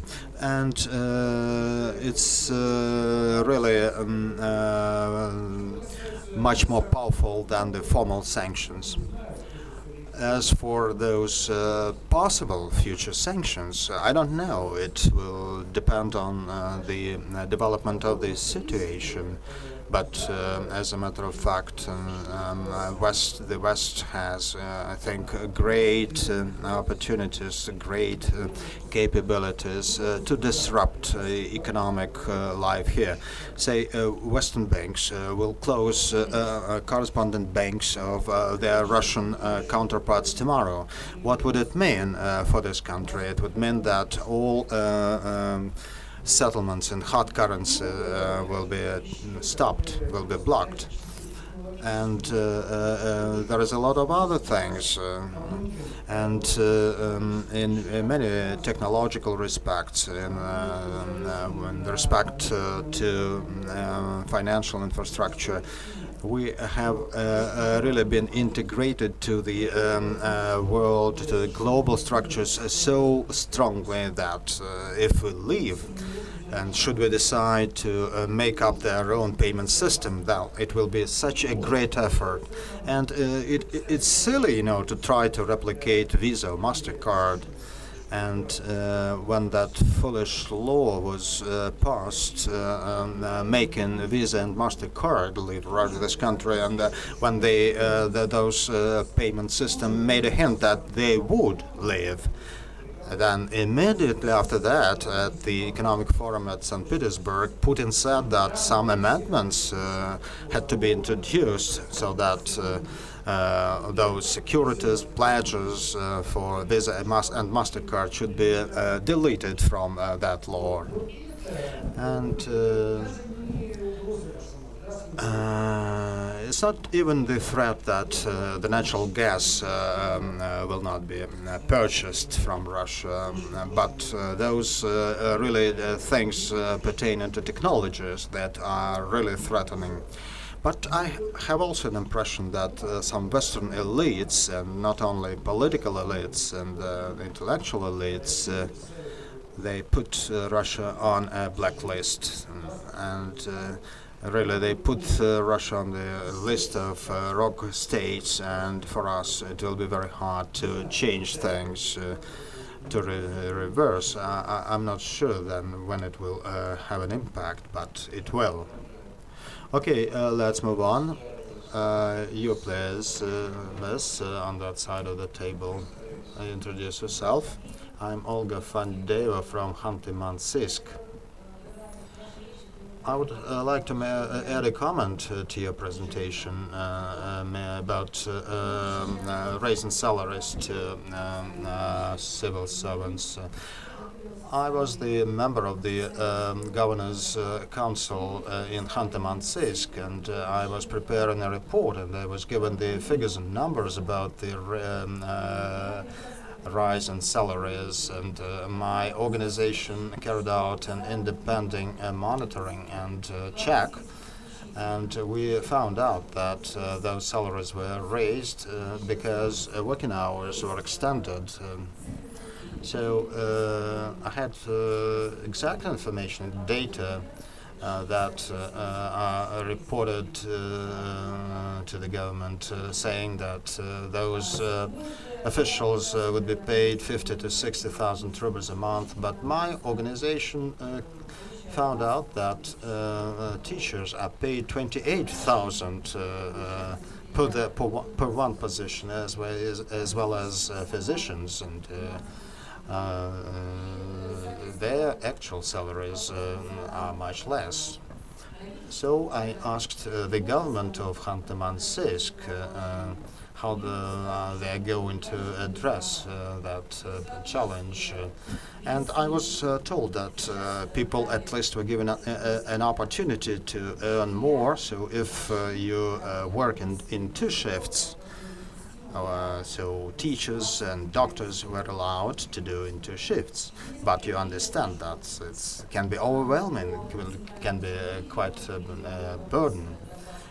And I hope that this information was received by the president. And in his interview, nationwide interview, he made a point about that. That it was not the proper way to raise, so to say, to raise salaries and wages.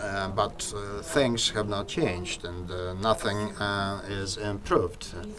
So. I think that our people work really hard, and they are greatly underpaid, and they are not very much pleased, so to say, with that situation. It's interesting. You represent one of the richest region of Russia, Khanty-Mansiysk, Yugra. This region is supposed to be a donor, one of the few donors of the federal budget, and the situation you described is quite alarming. I'm really aware of those things because in my capacity I also research the situation with data, with salaries and wages. You know, when the presidential decrees were drafted in 2012, I think some economic expert misinformed Putin about the economic forecast. We cannot know who drafted those presidential decrees because some of them are really fantastic and they cannot come true. So I think Putin was given some memorandum saying that the crisis was over and the economy is gaining pace, and so it would show 5 to 7% growth again, and so based on that, raising of salaries and wages was planned. Although when the crisis of 2008 started, there was a joke what Latin letter that crisis resembled, and whether it is V or W or the square root. And you know, by and large, in this country, we don't have strategic planning, not in the sense of the Gosplan of the Soviet Union when they were planning for 5-year periods. My point is different. We have no vision. There is no vision of what we want. Of whether we are going to follow the European way or we are looking for some alternative way for development. And we don't have any development programs for economy, and the government is guided by a 3-year budget, and every year the budget is passed. But after each year, very strong and serious amendments and adjustments are introduced into the budget. So I'm not surprised that such things are happening even in such a prosperous region as Khanty-Mansiysk. But for Putin, it would be quite dangerous to reverse the process because he already made those lavish promises. And so the officials in the regions had to do something about that. In healthcare, you know, recently some constraints were introduced on the time of work of doctors, and if doctors are made to work 2 shifts, it's a violation of the labor code. Armen Zakharyan, the floor is yours.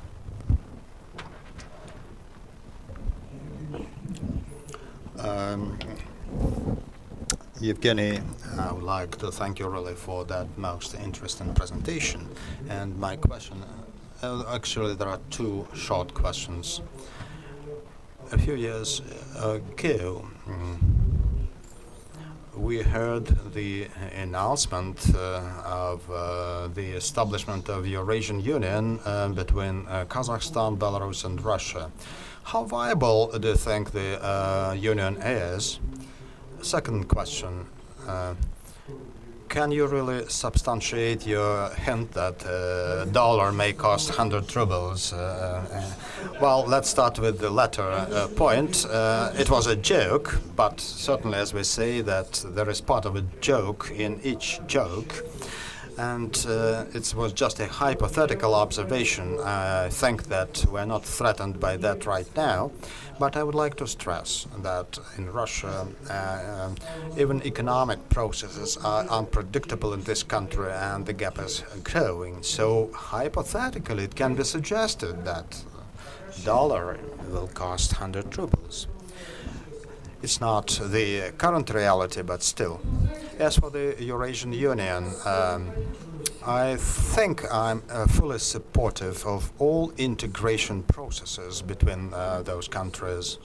And the European Union is a classical example, NAFTA, Mercosur, and why we cannot do the same in the post-Soviet space.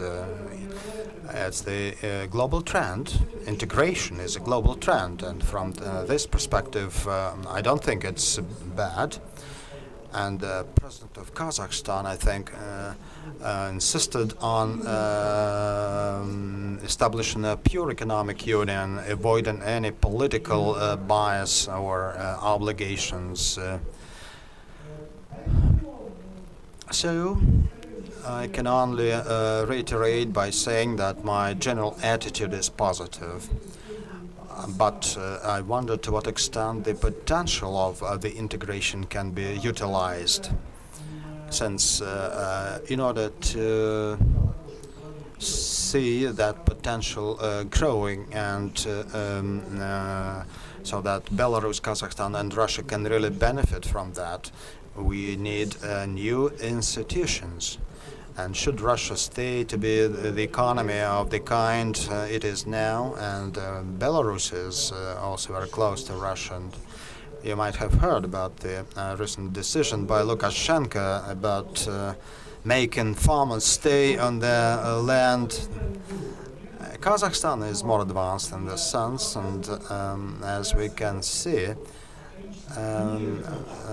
the integration of non-market economies cannot be too beneficial. Hints are made such that we can go ahead with with economic integration, but we should also think about some political integration as well, and it's not working well, you know. So if those economic processes will be supported, and perhaps later on it will help us and the countries of the European Union or the Eurasian Union to think of joining the European Union, and why not, although it can happen only in a distant future. Dmitry Martyshenko, the graduate of the school, please. Good afternoon. I came from the city of Kaluga, and you all know that it's the region that is investment rich. $1 billion of investments come there every year. And in this respect, I would like to hear from you as an economic expert, you know. In our region, we can see a lot of retail chains now operating, and to satisfy their needs, and smaller markets suffer. And I saw same trends in many other regions of the countries.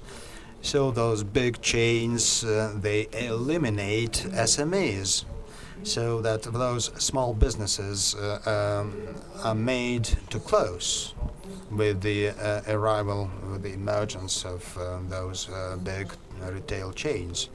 So we have a council of entrepreneurs in our region, and we discussed the situation, and the point was that it was really a threat to local SMEs. So do you think that it's a real threat? And what those small businesses can do about that?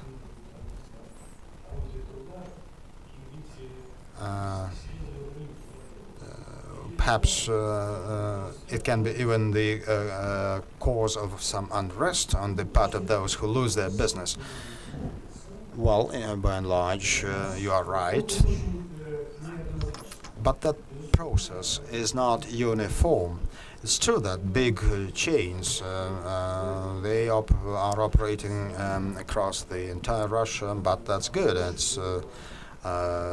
They bring about advanced technologies, provide better product range for consumers, and you can see the obvious benefits and advantages of that. But as usual, that positive process is affected by the specificity of Russia, although in each region that specificity may be different. I know what you are talking about. I know I've been to Kaloga many times, and in a perfect case, those big chains should always be complemented with small markets. And I'm a Muscovite, and in the Soviet time there were so-called farmers' markets, and that was my favorite place for shopping. Now they have been eliminated, and at least in those farmers' markets you can really have a choice, and food products on farmers' markets are much better than in retail chains, and you can bargain with farmers. So instead of establishing various sectors in parallel that could compete with each other, and speaking of small markets, then it's also a great social factor, because it's a channel for farmers to sell their products, sometimes not personally, but at least with one intermediary. And why it's not happening? I think there are many reasons. Most of the time, local administrations would like to run ahead of the train, and they say that, well, those farmers' markets, it's in the past, it's history. In the West, people go shopping to supermarkets and hypermarkets. Although it's not true, because in Europe, in most of the cities, there are weekend farmers' markets that function very well. That's one reason, local administration, and the other bigger reason is corruption. Since retail chains, when they make decisions to start operating in a region, they try to forge some commercial relations with local officials. You spoke of offshores, and there was a case of IKEA some years ago. They refused to pay bribes to local officials. And there was a great scandal, but finally IKEA managed. And it's also the case with toll roads, and at least there will be no choice. Because according to the law, there should be an alternative, but I think in our case, there will be no alternative, or the alternative road will be so bad that you will be made to drive on toll road. So that's the main reason, I think.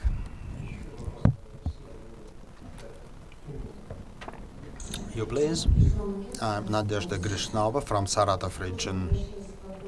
Well, revisiting that question from my colleague from Khanty and Sisk, we understand now that economy have come to a stall now, and I think now we should really see how they would be working with categories of voters, and I think that there could be some serious threats if we take healthcare. Then even if doctors are paid much, it will, be neutralized by less free healthcare and more paid services.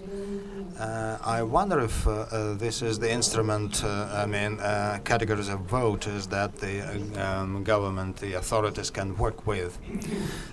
Well, I think you are quite right, and in order to establish those criteria that that had been introduced some years ago, well, various instruments are being used, such as Hunter Mansi's colleague told us, and in some specific schools. There are, machinery that through rigging makes it possible to make salaries of teachers as average in Russia. But if we take all those who are paid from the budget, and the budget is shrinking because economy slows down, less taxes, and shadow sector is growing. As Olga Gorodets, Vice Prime Minister, made a point that she didn't know where 38 million of people were employed, and 38 million is the entire workforce of such a country as Italy. So it's like filling gaps. And statements were made that armed forces receive a lot of budget, and it's not even about the salaries and wages, it's about procurement. So great allocations made to the defense industry, such allocations that the defense industry cannot even make use of. And major investment projects are going to be funded from the budget, and it's quite clear if we don't have investors, then it has to be paid from the budget. But that's very bad. I think that half of those funds can be misappropriated, and a quarter of the rest of the half will be used wrongly, and only 1/4 will be left. And for social care, there will be also very few allocations, and even for this year, the respective item reads that fewer funds will be allocated for healthcare and higher education. So it's a situation when you cannot fill all the gaps.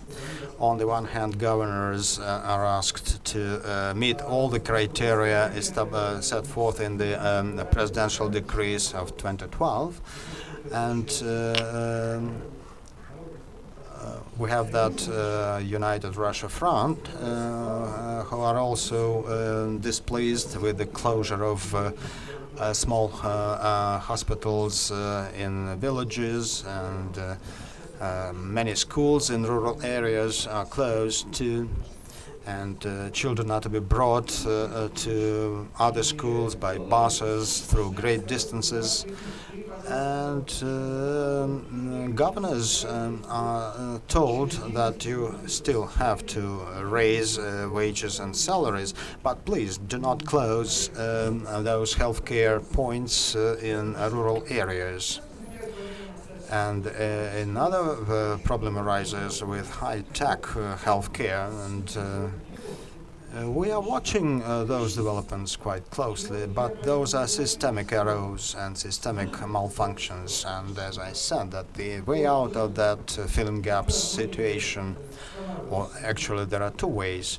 We can really come to a standstill with allocations for military purposes and others, and start real reforms.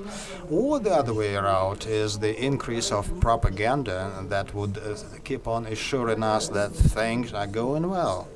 But when you really fail to bring your child to a doctor and your child will suffer, let's see what the reaction of the public will be. I don't have an answer, but I think that people on top believe that Russian public is so patient and tolerant. You know that many people in those rural areas and even in cities and towns just don't go to doctors, but at the same time, same people do not go out into the streets. So, and some people on top believe that the situation can continue. Colleagues, please don't raise more hands. We cannot take any more hands at this session. And in conclusion, I would like to say that I have a pleasure of listening to Yevgeny's remarks for many years, and I think he is the expert who is the continuous supporter of the European choice for Russia. And it's not because he calls upon us to give up Asian ways, but he is against the Asian bias, both in economy and politics, and that Asian bias is getting stronger and stronger, unfortunately. And the fact that today we had a chance to communicate with such a great expert is very important for the school. And please applaud to our distinguished expert. Thank you. Half an hour break, please.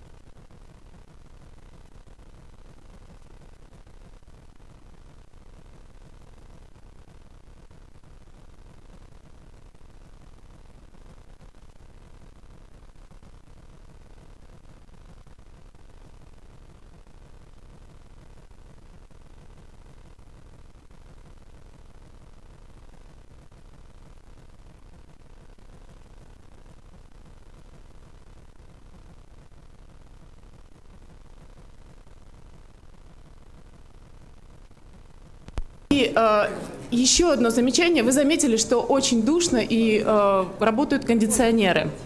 Кому-то холодно под кондиционерами, кто-то умирает от жары. Пожалуйста, если вы не выносите их, просто пересаживайтесь, меняйтесь местами.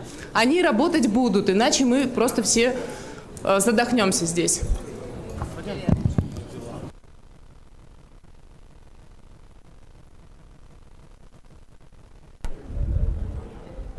А ты не переводил просто?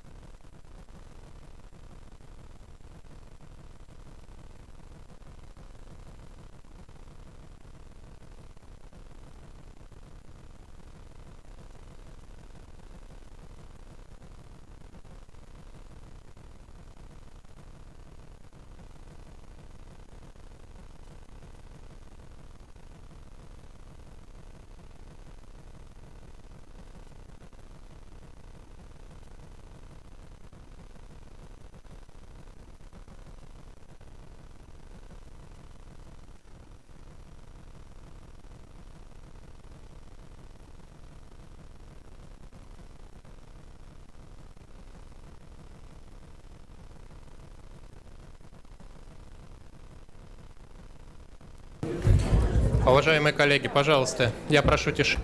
Dear colleagues, if I may ask for your attention, please.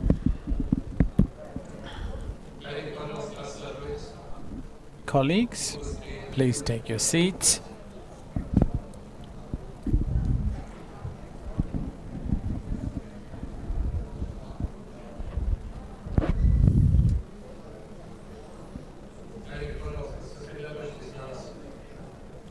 Colleagues,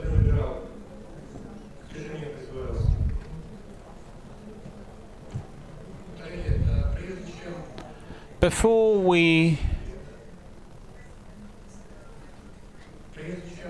we ask Lena to introduce our esteemed expert, I will take a minute of your time to comment on the previous session. Some of you have reproached me during the break because the concept of Asiatic nature was not quite proper to use. Let me say, what do we mean by Asiatic nature? When we speak about a monolithic, undivided, non-controlled power, when we speak about absence of human rights, this is what we call an Asiatic despoty.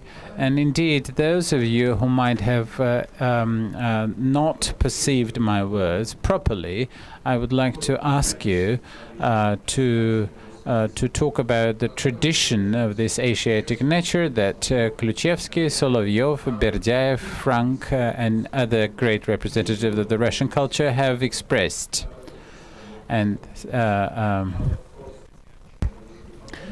whereas the Asiatic nature as defined by me will continue to be my object of critique.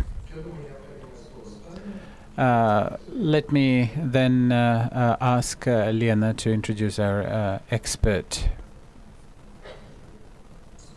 Thank you very much. Thank you, Andrei Alexandrovich.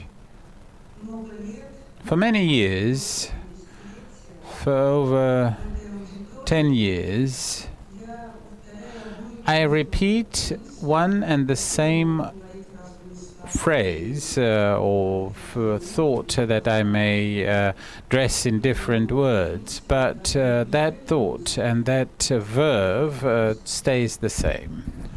I would like to personally and on behalf of all those who make this school happen, we're all glad that this new class that has convened here in Golitsino today will be able to meet a classical and historical person, Mr. Evgeny Yasin, who might be a person that many of you know, people from the Russian regions and those who come from other countries. Let me reiterate that Mr. Yasin is one of the senior and most respected economists who has long understood for what is the Soviet economy about, what is a planned economy, what is an economy without institutions indeed, what is an economy which is only based on the administrative guidance, what may it really abut at. And through his through the great numbers of his pupils and students and colleagues, Mr. Yasin has always propagated what we may call modernization of our life. What I would like to repeat, I'm not an economist, and Evgeny Grigorievich Yasin comes to us with the full knowledge that we're not a professional audience for him, because he's not dealing with at least majority of us are not economists. However, he is one of the few people who was, by the way, the teacher of Yegor Gaidar, those who have understood for themselves what is the meaning and the importance of institutions for the economic development. Not only political institutions, I mind you, but also the institutions of a democratic society, such as, for instance, the independent judiciary. And recently, on the 7th of May, I was here. There was the Jubilee anniversary of Evgeny Grigorievich Yasin, and I have listened to these congratulatory speeches of his colleagues, supporters, followers, and the quintessential thought of all these toasts and speeches was that we are indeed dealing with one of the most prominent economic strategists in the Russian history. It is with great pleasure that I open this session. He will have a 20 to 25 minute talk, and then we will start with your very concise questions. Well, thank you very much. You have overpraised me. I don't know what should I do. Should I get under this table or no? But my topic, the subject of my talk, is if there is a new model of economic development. This text was presented at a conference at the Higher School of Economics in 2012. It was termed, called somewhat differently, which was, will there be a new model of economic development in Russia? It is published on the website of the Higher School of Economics. But I have long thought if I should show the presentation, and I decided that I will not use up the precious time for that, but rather communicate to you what I think is at the basis of my concept. 25 years ago, about 25 years ago, Russia went through a revolution, a democratic revolution, which dealt away with the communist regime. The communist regime had existed in Russia for 74 years, not that short a time for history, and it has left huge scars in the consciousness of the people, not the least because it was related to the historical tradition in Russia, which indeed dates back to about 1380 and consists in the autocratic power tradition in this country. Indeed, the autocracy, either in the figure of a grand prince, then Tsar, then emperor, a ruler who is not confined by any law but rather creates the laws or even acts voluntarily. And indeed, in this the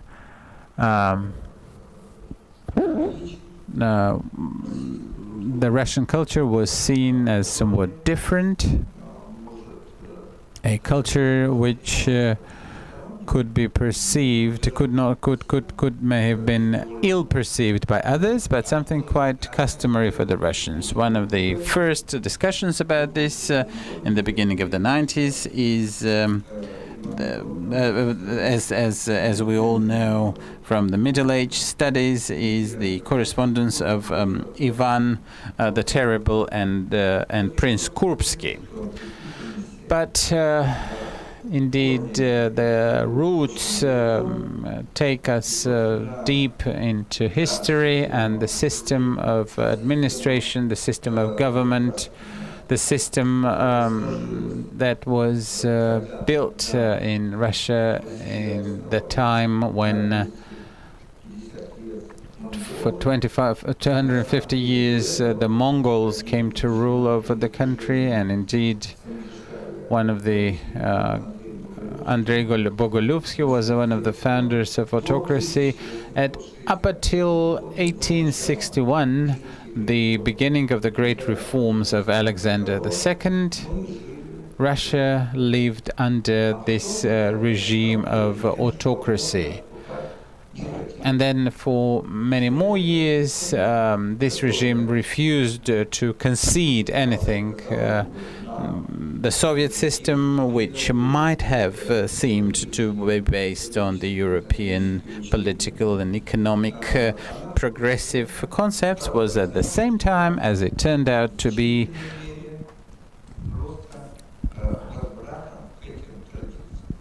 a return to this autocratic tradition. Let me not continue with that and get back to the modern times.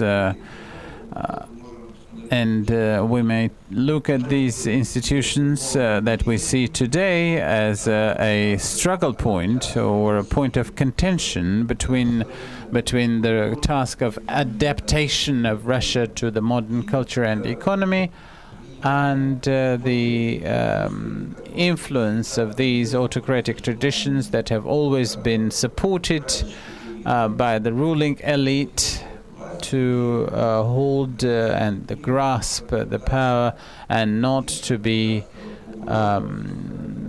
threatened by the opposition in any way, or else by those who think differently. So, with that said, let us look at our today's status.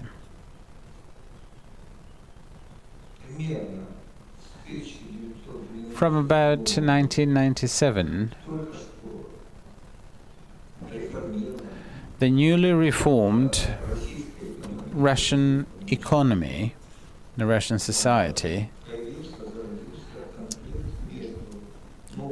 started with a conflict of the class of the new bourgeoisie and the old class of bureaucracy. This conflict was resolved in some way, and we may argue how was it resolved, but it was resolved at around 2003, already under the presidency of Mr. Putin, and he and this conflict indeed was resolved in such a way that Mr. Putin informed the society about that the pace of change was unacceptable for Russia, and that we have to have a more balanced and quiet, so to speak, model. This model, which implied a greater role of the state, this model which indeed returned the greatest power to the state and the upper bureaucracy, and the motives that we have been talking about have also been restored. With that said, one may conclude that for a long enough time, Russia did not suffer from this. The first period of reforms, if we take this from 2003, led to a great economic downturn. The crisis really started in 1990.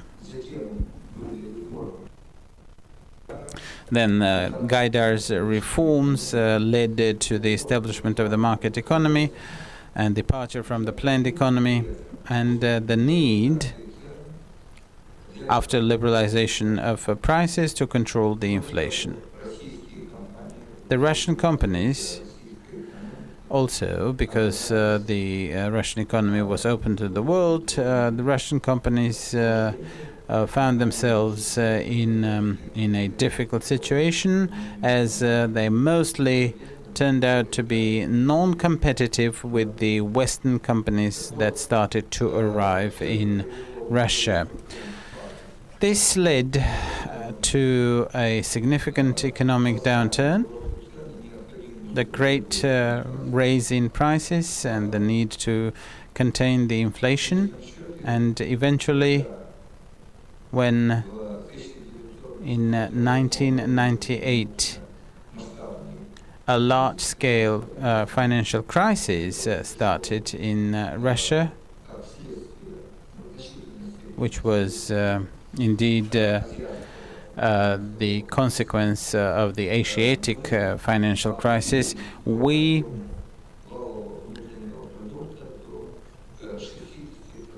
went down by the GDP to 60% of 1990. And for industrial production, this decrease was even more significant. So this necessitated taking some steps, and the solution led into a default, and Russia acknowledged that it was not in a position to pay its debts for a certain time, and the devaluation of ruble took place by about 4.5-fold. Frankly, long before that, I was the supporter of devaluation, but I thought that it would be about 30 to 40%, and it turned out to be a lot higher devaluation. But what happened next? After that, from about end of September of 1998, Russia started on the path of economic recovery. And this economic growth tendencies were not and could not be observed in 1998. The market reforms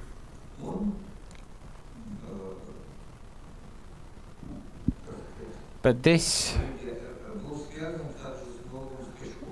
culminating point of the crisis was also related to the new level of inflation.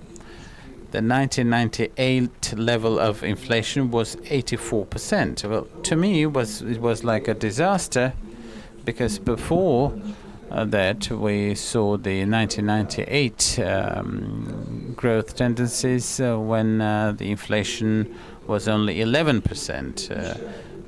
Those who might remember the early economic reforms, this was a very significant indicator, because we were on the threshold of inflation, and this was believed to be a victory over inflation in the beginning of the 90s. So for the second time, the inflation went down to be 11% only in 2004. No, not even then, in 2006.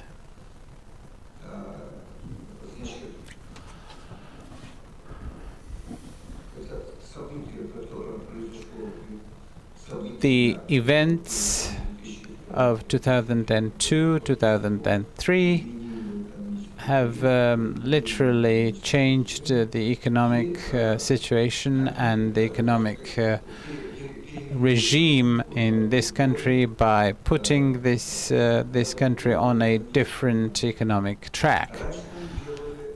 Whereas before, the emphasis was mainly made on the market mechanisms, and there was a pervasive belief that the market would indeed provide for the economic stimuli.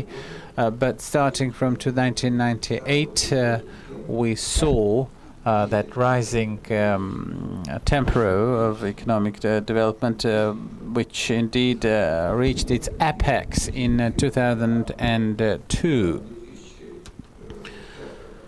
Up until 2005 and 2006, these growth tendencies were still sustained, but they were based on the results of devaluation, the results of the crisis, and those reforms that had been conducted in the beginning of the 1990s. Was it sufficient? Of course not. The change was momentous. A change in the role of the state and an increase in and indeed the economic policies based on the growing oil prices, which constituted about 12 to 15% growth annually. We were getting quite large and even unexpected, unplanned for income, the revenues and the actual revenues when they were getting in and when they were cashed in. The government had the license to use those funds and resources at its discretion. This generally led to important changes of positive nature, not so much in terms of institutional development, but in terms of the economic development. In 2008, when the new crisis struck, the volume of GDP in Russia achieved 108% compared to the level of 1990. This was a very good indicator. As to the revenues and the income of the people, these, according to our estimates, might have gone up to 130% compared to 1990. One of the reasons for that, that I might point out, is that the share of accumulation and the savings went 35 to 12%, and this also accounted for the growth of the final product, which was distributed among the consumers. If we take the parameter of 1998, which was the lowest point of the crisis, then in 10 years we saw a doubling of the revenues, of the income of the population, and people in Russia started to live much better than the people had lived during the times of crisis. And as we have shown in our joint calculations with the Expert magazine, the consumption rose by about 45%. If you take the savings, then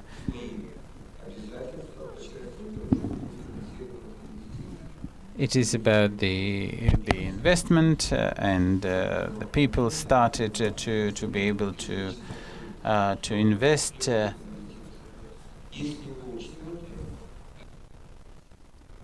So if you take into account these things, then the people started to consume and invest more, which led to, as I said, 130 to 135 growth, less than what the contemporary consumption area was concerned.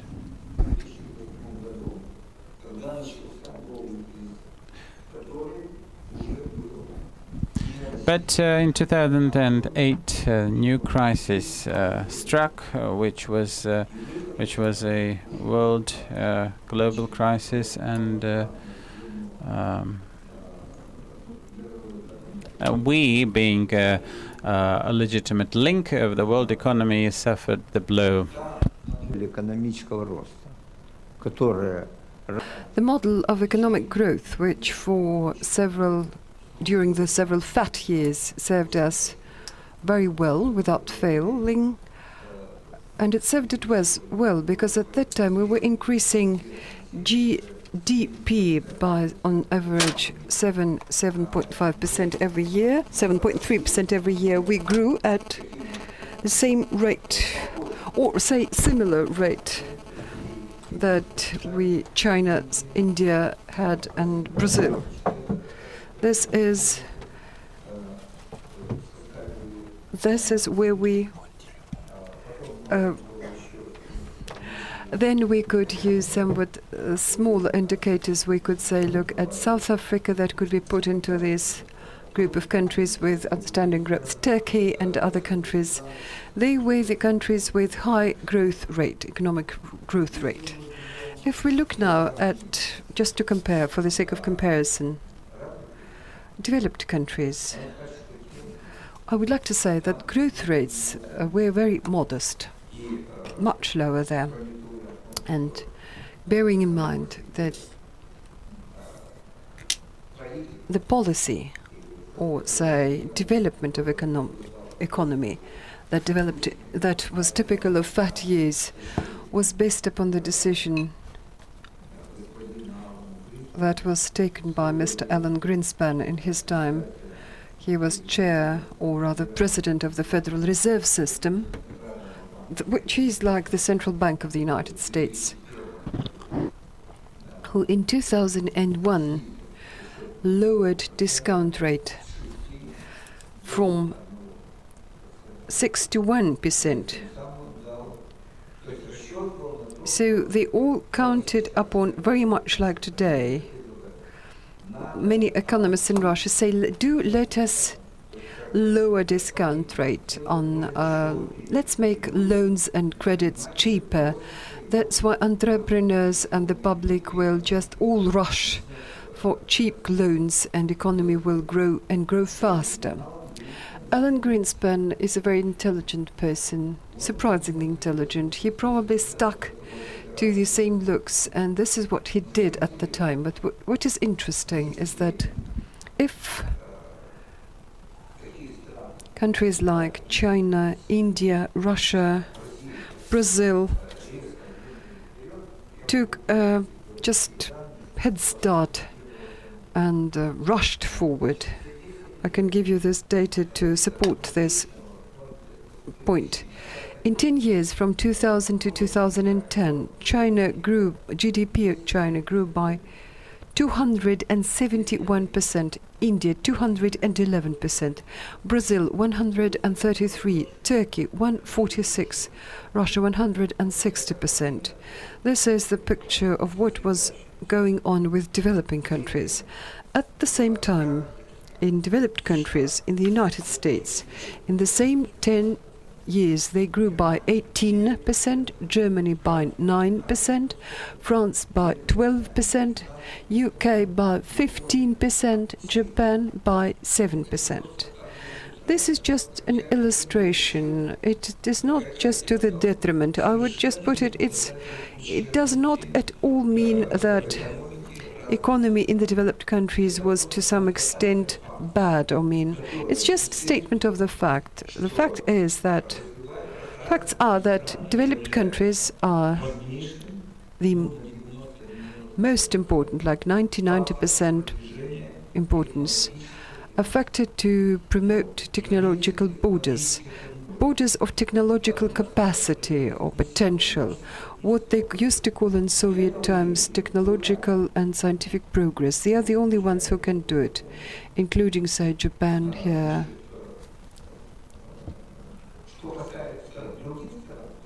As to other countries, they have a possibility to master Western technologies, lower the costs, and then obtain, in mastering these technologies, get to know new knowledge and conquer positions in the market because of cheap labor.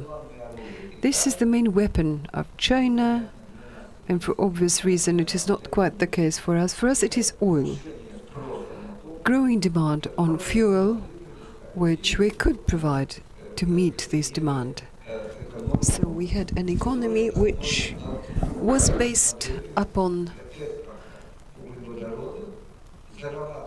hydrocarbon export model, and then invest this money into our economy to support consumption and develop social services within Russia, so on and so forth. And while and until this was the case, we had guarantees that the Russian economy and the Russian public will be satisfied with the results which we obtain, and then the same impression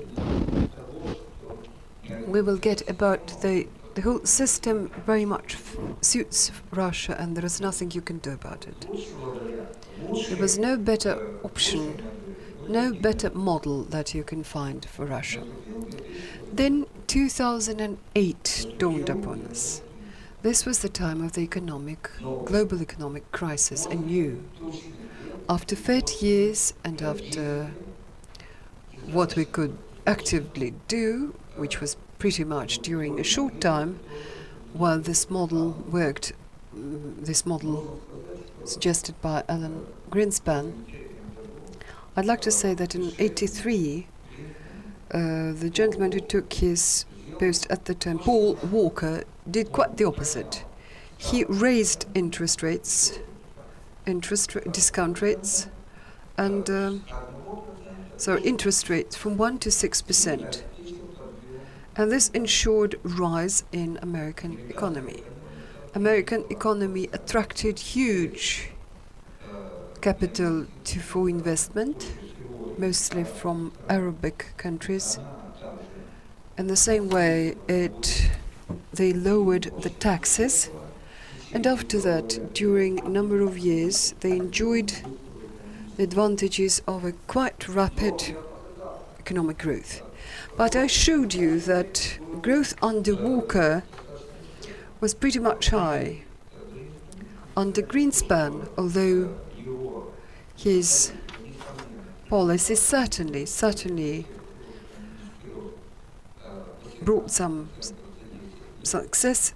It was like 18% in 8 years, which was quite good. It's not really big, too big, but quite decent, you know, for a developed country. And what I want to highlight here, so that we share the same understanding here, the thing is that they were just for good reason. They were not just accidental, something you could easily manipulate financially. What I'm going to say to you really is typical of today's level, because all manipulations are done by quite respected people who just after this maneuver, by Greenspan's maneuver, do not know how to get out of this situation. I'm telling you without any satisfaction, because for that matter my friend Fischer, Stanley Fischer, who is today deputy president of the Federal Reserve System, he now works in America. He tries to save it. I wish him every success. It remains to be seen what comes out of it. But it's hard nowadays because the world is going through difficult economic procedures, after which I suppose we will survive it all, and after which we will get a more global economy. We will see a more more leveled off and slower economic growth, because we'll have an economy which is different. Nowadays we have industrial economy, which is, it reached the limits which it nearly exhausted in 1973 when oil prices tripled, after which they increased by tenfold. The history of industrialization, to a great extent, is based upon the use and wider use of cheap natural resources as you explore them with the new technology. This was the case for 300 years, but now that we're seeing the end of it, because these cheap resources are no longer available. What is available? Innovation alone. We should every time come up with new technological changes which will further be distributed across the globe, which increase productivity. Thus we can cover the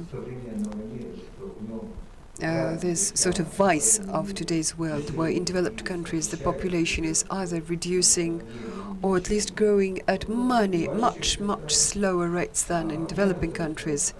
In some countries they're even losing population, and using this productivity growth, using this innovation flow,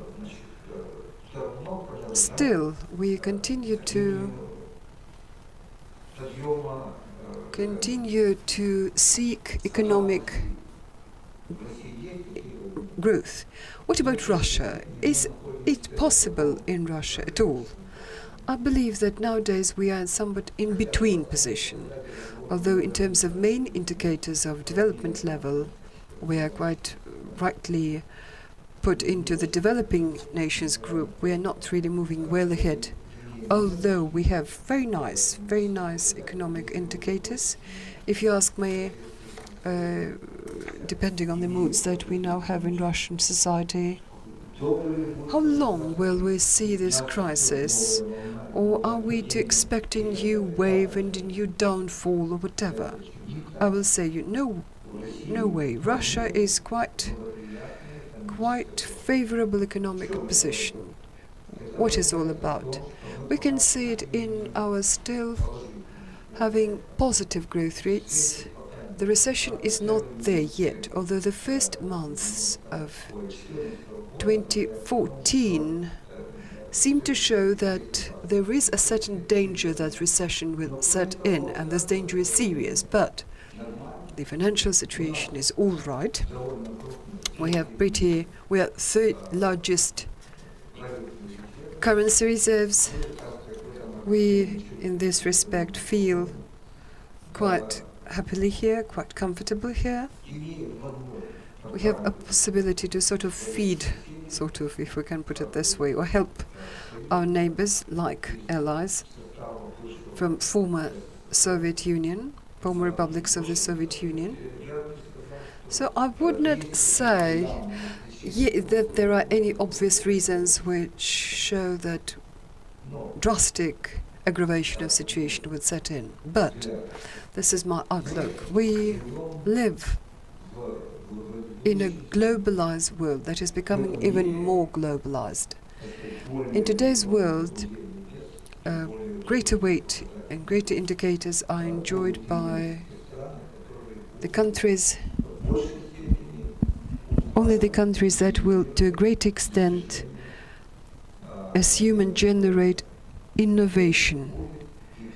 It means that technologies will move forward. Our in-between position may be explained by our, on average, in terms of development level, we are at a higher rate and level than other developing countries. We used to be one for a while, second largest superpower in the world. We do have pretty large sector of modern economy. For that, we're not trying to somewhat put it down. For example, Yandex, you may have heard, this is a Russian search engine, quite sort of an adventure there. But nevertheless, this sector of high-tech sort of technology is there. It's certainly something Russia has. The question is, can we keep up and catch up with developed countries? Can compete with them? Can we, very much like what they do to developed countries, can we borrow, say, modern technology and then create our own, which we could say sell globally? This is the main problem, and the very question of my lecture: can we really build a new model of economic growth? This is directly pertinent here. What is quite obvious is that the economic growth model that we stuck to in terms of the Soviet Union doesn't certainly work, because it seeks to increase accumulation and mostly investment from central government. We would not have any possibilities, although if you read our, say, economists, including bureaucratic, high-level bureaucrats, my student, for example, Nabiulina, yes, she used to be my student quite a while ago. She was saying that what we need to elevate the share of savings by 3-4%. No. And then this will resolve the problem. I will say no, it won't, because the main problem is not how much savings are. The main problem is what is the efficacy of state investment. What can we get back? Every time when you look at the data about the outcome of our investment, well, especially what is the central government investment, you come into, you feel deep sorrow, because you realize that, just for argument's sake, in terms of what is our road infrastructure, what about efficacy of, say, electric energy? We have indicators that are much, much lower in terms of growth rate as compared to those who give you investment into developed countries, just for argument's sake.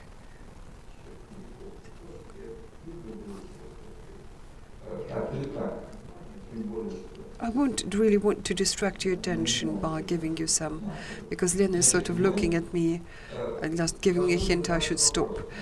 So we should be guided by this, that if indeed we want to modernize our economy, if we want sooner or later belong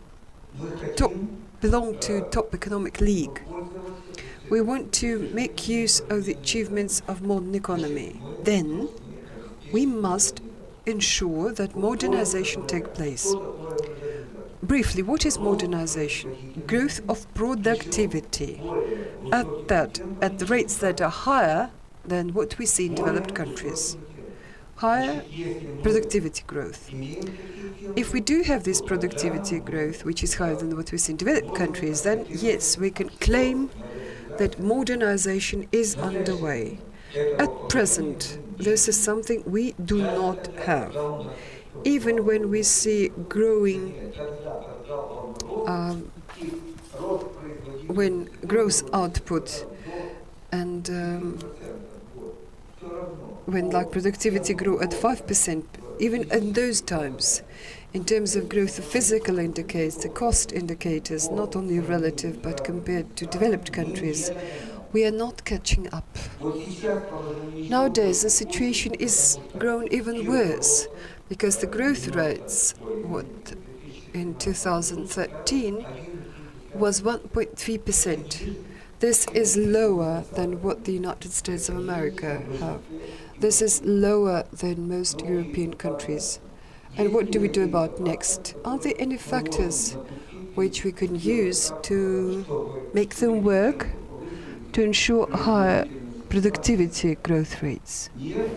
Oil will not help here, because to a great extent oil pushes us actually to central government investment with much lower efficacy and increasing their shares in a mass.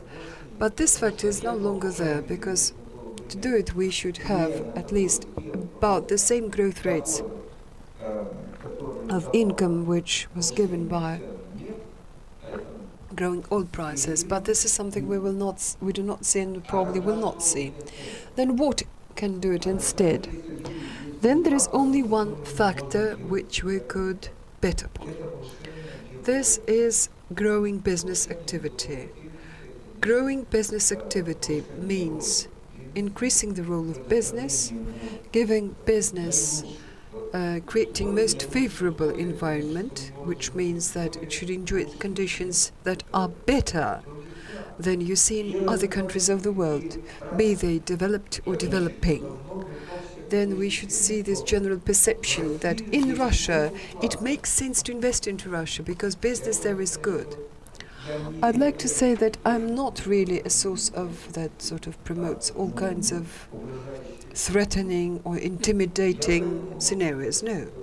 What I can say is that the surprising fact that is characterizing our condition today is that Russia, in terms of investment condition, is now number 3 in the world. After the United States and China, we are number 3. But for this reason, you can be rejoiced, but productivity is not growing. Do you see what I mean? This combination, what should new model ensure? It should ensure growing productivity at faster rate than what is enjoyed by developed countries. No, today it is not. It is not ensuring this high growth rate. But you may say, okay, let's do this. How shall I put it? Let's create the environment, such environment for business. Business is complaining that it's not enjoying good conditions. But I'm personally convinced that this is not so much the matter about business. Business in Russia is in such an environment. On the one side, it is disliked by bureaucrats from top level. They just want to get part of the income on revenue which otherwise will be enjoyed by business. Well, we can understand their position. Maybe they deserve it, I don't know. So something needs to be done about it. But business is disliked by society as a whole, because everybody in Russian society is showing that they're grabbing, then sharing with, splitting it with bureaucrats, and society is devoid of everything. This is not quite so, but in recent years the situation has become even more acute. And if you look at soberly at the situation, it will dawn upon you that the model of economic growth which we should rely upon or can rely upon, this is growing business activity based upon not so much on economic reform, or rather first and foremost not so much on economic reform, but first and foremost on reforms of legal and political reform. What I mean here by legal reform? Well, Russia is a market, has market economy. But where does market economy start with? It starts with all permissiveness of people who have the money and who can just, for example, start investing. They're not protected from the whims of bureaucracy, but they're not protected by the law either. But what is special about market economy, which it showed from the very start, that it had very, very rough laws in place which protected property, protected it from arbitrary decisions, protected them from implementing the rights that follow from a contract.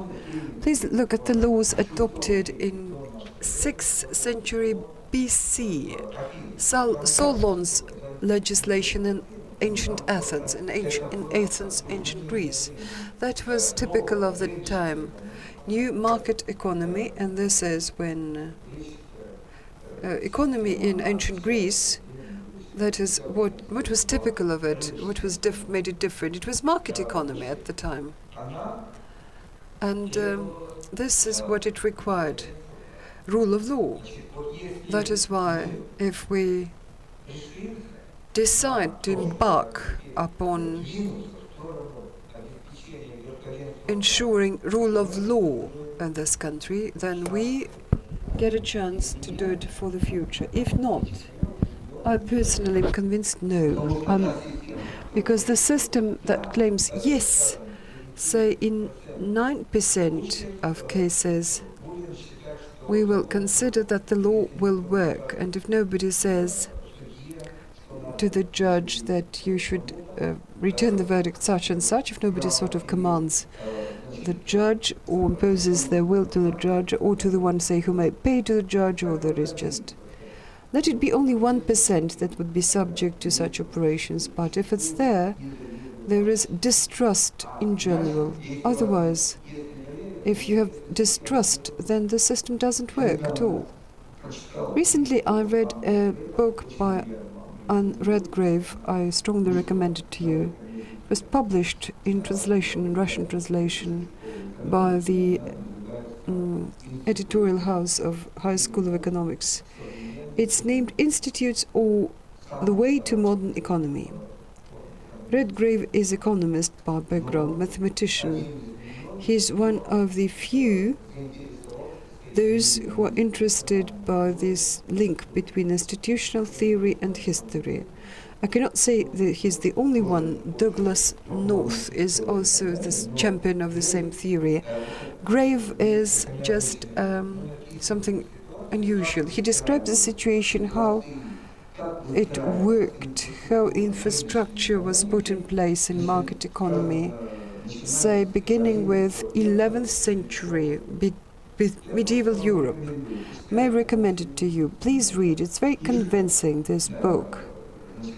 And in terms of what happens really, in terms of when it doesn't really matter who governs the country, it doesn't matter what rights this model enjoys, but what matters is that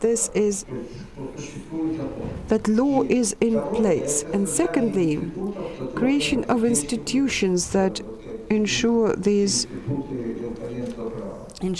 rule of law. They are competition. This is free entrepreneurship. This is that today it accounts for the advantages of market economy in the West. Well, and in Japan too, and in other countries which, say in Korea, which achieved success in the Far East. But we have to tackle this and overcome this barrier. Thank you.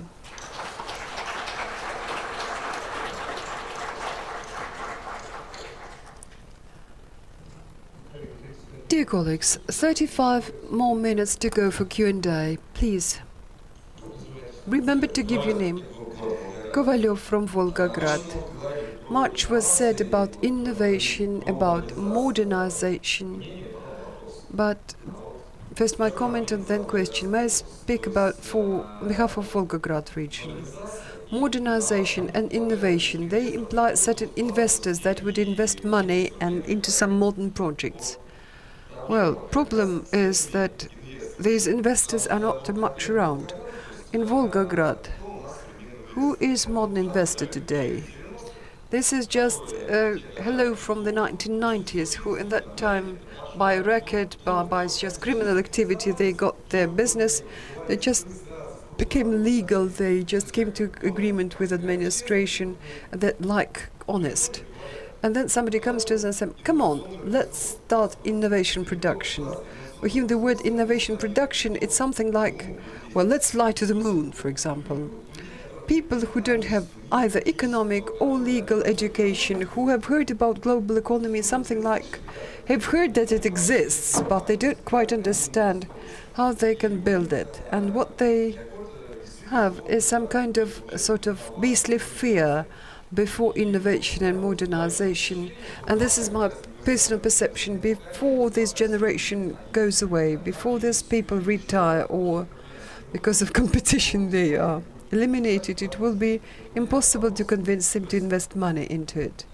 Then my question is, should we indeed wait to see how this natural change in generational, maybe 10, 15 years time, or maybe we can bring it closer?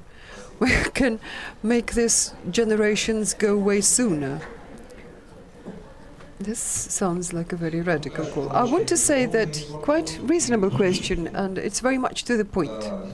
Indeed, there is a very difficult problem about how this Russian business, which just sort of arose, the whole history is like 25 years old, how to convince Russian business to invest the money that they cannot publicly always explain how they came into this money.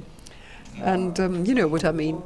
But how to make it? Besides, may I remind you that the first battle between business and government was lost. And there is deep distrust to all institutions of the state. Certainly, Vladimir Vladimirovich can depict a gallery of his good friends and businessmen who will say, no way, we've never had environment which was better than what we have today. But indeed, everybody will keep saying, will be like speaking on this, but deep in their soul, they know what it's all about.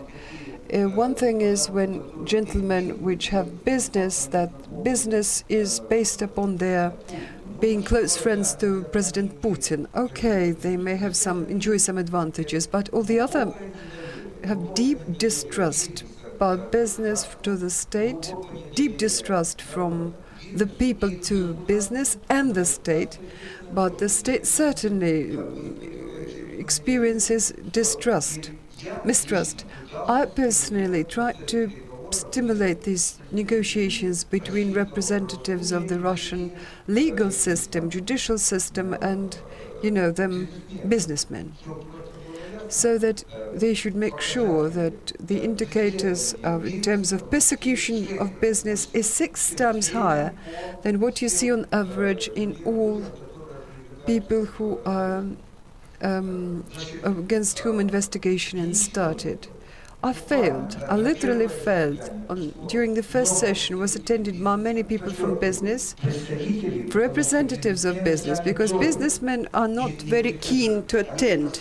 They just sent their lawyers, they sent their just public figures, and they spoke for the things they share. But in terms of the government, in terms of legal system, it was not attended by anybody. We sent out invitations to everybody. One person attended.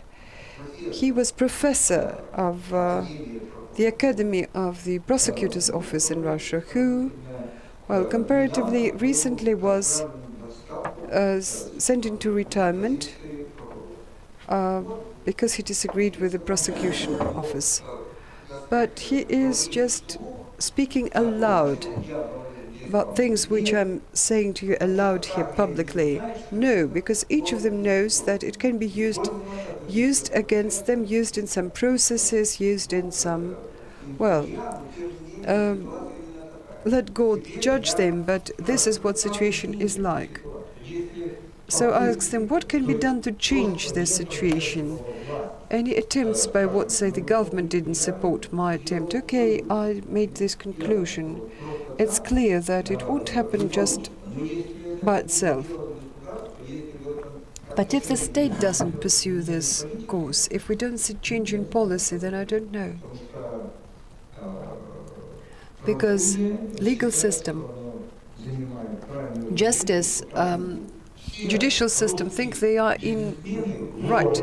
They say, yes, all Russian businessmen are thieves. Where did they grab this money? Nobody else says, but they do have this money.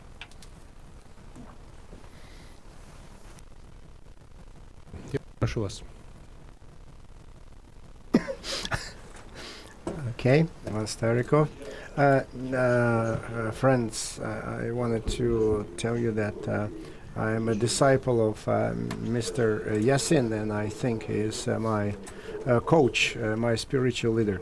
My question is, right now there's the second Techno Pro exhibition finished in Novosibirsk, a big exhibition. So I was responsible for the economic development, vice mayor, and Rogozin was there, and so some more public officials, top officials were there, and so they adopted a new program of the economic development, innovative economic development. So that is so that it provided for that this year. So in the government procurement, 20% of all the procurement should be innovation. So that's why by 2020 it should be 25% of all procurement of all products innovative products. And there is INSAT index, so we should go up to the 42nd place. So the total government procurement is about 12 trillion rubles. So if we believe our government, so it's almost $40 billion, $40 trillion worth should be of innovative products. So the total financing of the Russian Academy of Sciences allocations is only $2 billion. And so this is the state order, because our science so we'll never get any space projects, any other breakthrough projects.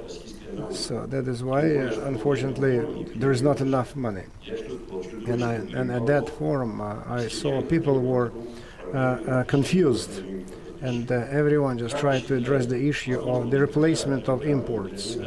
Do you think that such authoritarian modernization is possible with the help of the budget money that will give an impetus to the process of innovation? Thank you, Ivan Valentinovich. So that's another great question. I can give you my opinion, although so there is certainly a certain shadow of a possibility that the attention that the state bureaucrats pay attention to innovation, and so then because so they have requests, they have orders just to spend money on innovation. And certainly there will be something, but we will never get anything groundbreaking, because when you are forced to spend money not the way you want it as a businessman, but the way you are prompted to spend money, and you are not sure that you should spend money on this, and it means that that they want to trick you, because the money will end up in someone else's pockets, because the one who is well connected, and certainly you will not go for it, so you will go reluctantly. You will not want to do any business, because so this system that we have today, it's not the only one in the world, and it's not the only one. I call it Brazilian regime, Brazilian. So because you would say that Brazil is such a wonderful country, and so why you call it a Brazilian country? That happened after so the former Brazilian president Henrique Cardoso turned the tables, and Brazil started to establish itself as a modern civilized state. But before that, so there always was so either a general who took power, who was in power, or just another civil person who would replace him because he was afraid that there would be another general in power, and their economic policy was some minimum private investments in Brazilian economy. And so on no risky projects, only for something that is absolutely vital, and so to spend as little money as possible. So that was their approach. And so the main reason, so the reason that without it, it wouldn't be possible for the economy to survive. So at that time, so the rate of the Brazil economy were quite high, but the inflation was very high as well, against the background of big inflation. And so did not bring Brazil to happiness, but only after Cardoso reforms, only after social democrats. So they did not reject the proposal of Cardoso and continued to work on the basis of the model that was introduced. Only then, so we started to see good results in Brazil. Because this forced innovation from above won't work. And so then Ivan Valentinovich Starikov was right in saying that this system is not a working system. It won't work, because this is the policy that I would refer to as so the modernization from above. Someone makes decisions, and the businessmen have to carry out their orders. It won't fly. It won't work. So there will be no effect from this policy.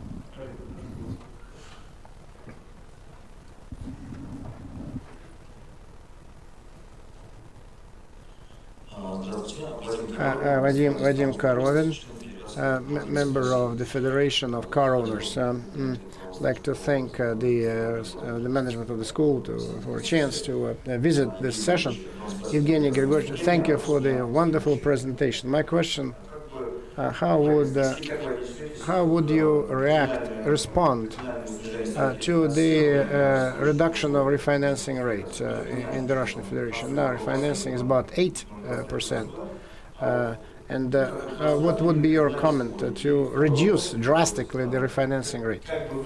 And how would you please comment on what would be your response to the protectionist policy in agricultural products, raising import duties for dairy products, for meat products that competes with Russian manufacturer of agricultural manufacturer?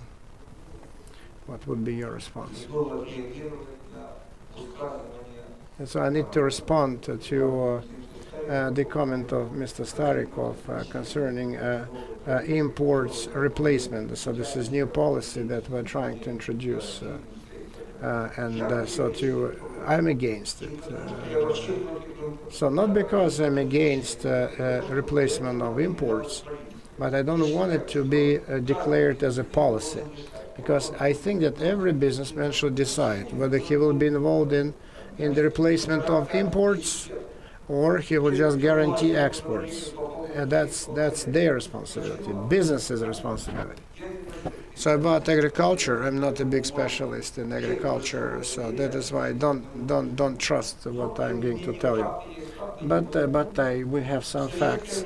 In the Soviet times, so there were lots of wonderful agricultural specialists, and there was a great.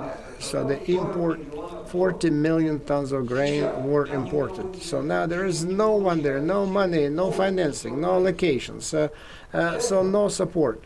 We export grain, 20 million tons of grain we export. And there are even more opportunities, more possibilities. We, with the help of the state, so with the help of a lot of efforts, for example, to abandon the idea that we don't need to use genetically modified products, even if we abandon this stupid idea. So we could increase our share in the grain market up to $30 million.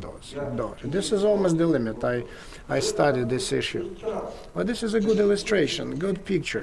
And so you can see people, most of them represent state authorities or businessmen and farmers. And so they, by custom, they ask, so give us money or we'll die. And so maybe for some people it will mean death and the bankruptcy. But there are many Russian farmers who work very well, and so they don't need. So just invite Mr. Melnichenko here. So not the one who works at MDM, but the one who is a farmer, from Ekaterinburg. Invite him. So let him tell us how he does his agricultural business, and he's got lots of claims about the agrarian policy of the Russian Federation. Many complaints. But he knows how to make money, and he's not saying that he's poor. He knows how to make money. He's not complaining about that. So there is a crisis of agricultural population. Many people live in the country and they are not self-sufficient on food. Because we cannot have so many people living in the country. So the percentage of people, the share of the population of Russia living in the country is too big, and they cannot feed themselves. And so this is. I work on the assumption that there is a big difference between the policy. Which is pursued now to keep the position, to maintain the position of the state, so that the state could take all key decisions. It needs to be replaced by normal development of the market economy, where the political environment allows people to stand for their interests and to fight for their interests, and within the market ambience. That's the way. Identify yourself. Marina Yushchenko. I represent Khabarovsk. My question: in your presentation, you spoke that in every crisis, so there are points of growth. So where are those drivers, points of growth in Russia at this stage of its development? Then if we talk about the majority of Russia, I'm convinced that Russia within the next several years must spend money to borrow innovative technologies that would allow to increase the productivity of labor. When you manage to raise to the level of productivity of labor to the level of developed countries, will have a chance immediately to invent and introduce and deploy and sell, once we get the same productivity, labor productivity, our own developments, our own design. And so, for example, so we start working a big innovative program, and we spend lots of money to make inventions in science. But I'm apprehensive about that because at the basis of all, so we need to. People should be able to absorb it. So if you guarantee the growth by way of capitalizing on the global achievements, and then so there will come the time when you can generate your own innovations, but not for yourself, but for the market, and then we can get together and have a drink for the achieved successes. Please. Lenushko, St. Petersburg. To follow up about investment climate.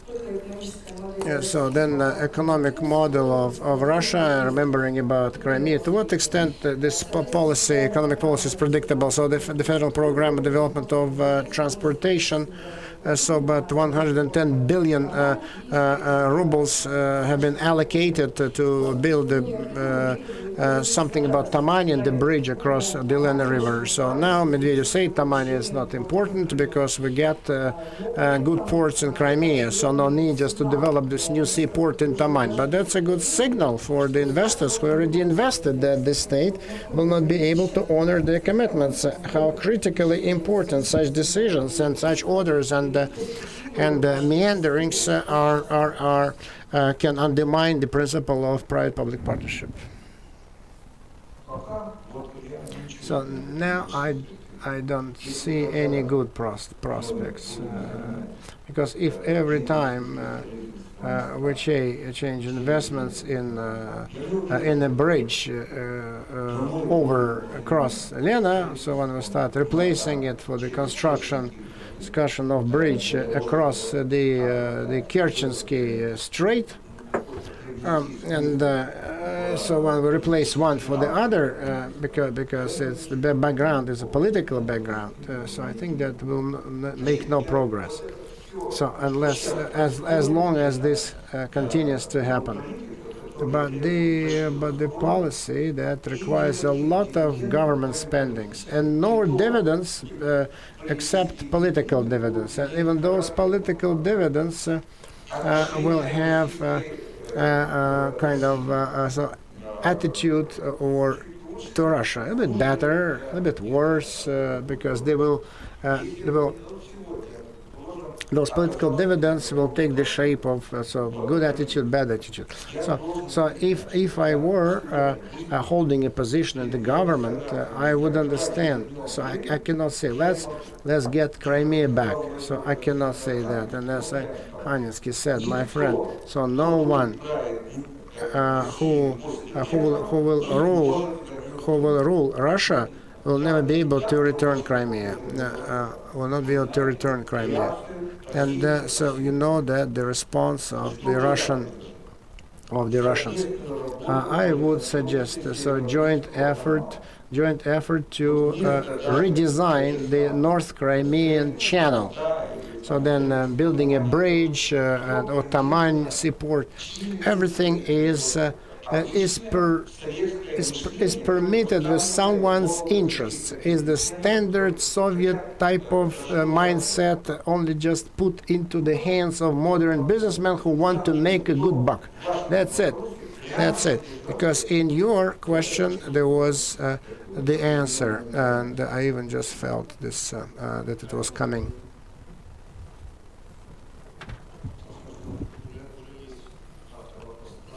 Okay, please. Bryansk, Globunov Yuri. De facto, do have to deal with government investments and with their low level of efficiency. Are there any instruments that will allow to increase? I know that. So are there any instruments to increase efficiency of government investments? Yes, there are. if you asked me this question, I would say it's better just to rely on private investments. Private, and it's better to start. We need to organize this system in a way so that the investments would go into private businessmen. And not that the government would command the businesses what to do. This is bad. So the money should go to private investors. Because I'm watching the Russian market. I'm watching the market economy evolve in Russia. So just go to any shop, and you'll immediately in Bryansk or in Moscow, you will see that this is a market economy. Certainly, it's not the Soviet system. It's there. And but again, we should not be afraid of business, because business always goes where it's better for the business to live. So it always just goes for better options. So try to organize competition, just make the rule of law. Because if they start, asking me just how to make the state investments 5% more efficient, if they start asking me addresses, I wouldn't be interested, because it.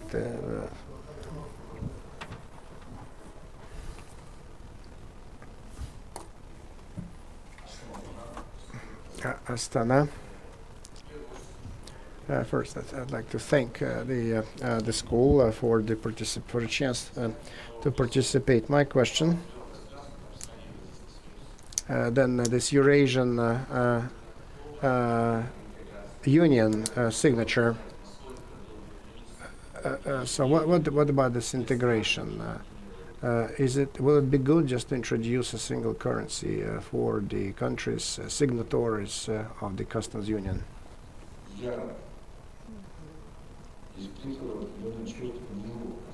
Yes, I feel awkward, because your question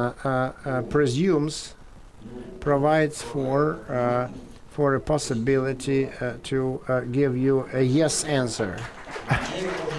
But I have no yes answer for you. It's a political question, and it has nothing to do with economics.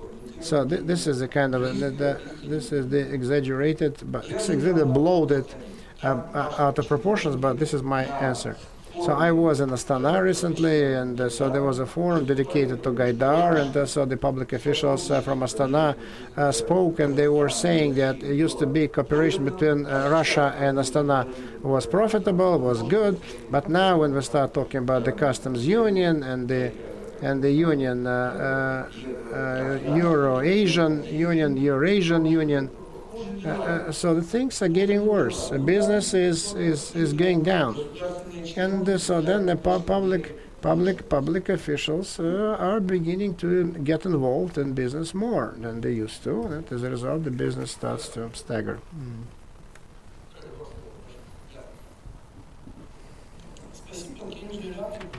Georgia, chief consultant of HarperCoopers. Thank you. Can I give you a couple of figures and comments? According to Bloomberg, after crisis, the SP 500 Dow Jones grew 40%. But now, so there's flight of capital from developing into developed, and so then America is going faster. And then Fisher, the FRS head and the former Bank of Israel, so went to the United States to save American economy. So what does he save American economy from? So then so who can save our economy? Russian economy. Fisher, yes, Fisher, and that person would certainly help us a lot. But I don't know about the saving American economy. That's a difficult question. But it was neoliberal doctrine. He represents a neoliberal doctrine. I know that because I share this doctrine as well. So when the representative of Georgia speaks about saving Russian economy, it means that we managed to bridge the gap of misunderstanding. That the new president of Ukraine invited to Kiev your former president Saakashvili, and besides my friend Kaha Bendukidze. And so Bendukidze is a very smart guy. And if he did that, so Poroshenko is a smart guy too. Okay, now this question, please. Someone he's been wanting to ask it and gave up. Yaroslav, Timofey Grigoryuk, Evgeny Grigorovich. I had the pleasure of listening to your lecture a year ago. You went to Yaroslavl for a forum, and you spoke at different seminars, Zubarevich, Pochinok, etc. And after the presentation was dedicated to the economics, so then the vision of the future became very, very bad, pessimistic. So a year and a half, and then the crisis would strike, and Russia would come to a tragic end. And then now, unexpectedly, you spoke that you don't see any threats for the Russian economy right now, that the situation is leveling off and bottoming out, your evaluation has changed. Because you've been watching what has been happening in the Russian economy, or there have been some positive shifts in politics and economics that allows you to shift your position. Thank you for a good question. I will be happy to answer, and it will allow to clarify my position better.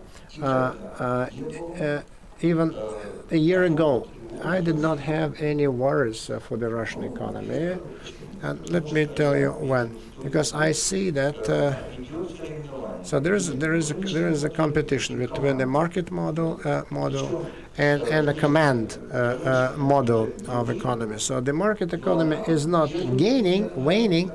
winning, but the market economy holds about 33 to 50% of all positions in the economy and allows us to survive, to live. And certainly, talking about that, we are raising efficiency, so everything is fine, the labor productivity is rising. No, but this is the level of business activity that those businessmen hope for. And in this case, the Russian economy is surviving. Because I'm an old guy, and for me, so the worst crisis is the crisis of 1990, 1992. I can tell you, there will never be any crisis like that in Russia. Yes, I'm not talking about maybe 200 years away. But now, only on one condition: if the politicians would not try to exacerbate the situation, to aggravate the situation. There is no economic crisis in Russia in the classical sense of the word. So we have a political crisis. We have a political crisis may exacerbate and aggravate the situation in the Russian economy, and it actually does. It actually does.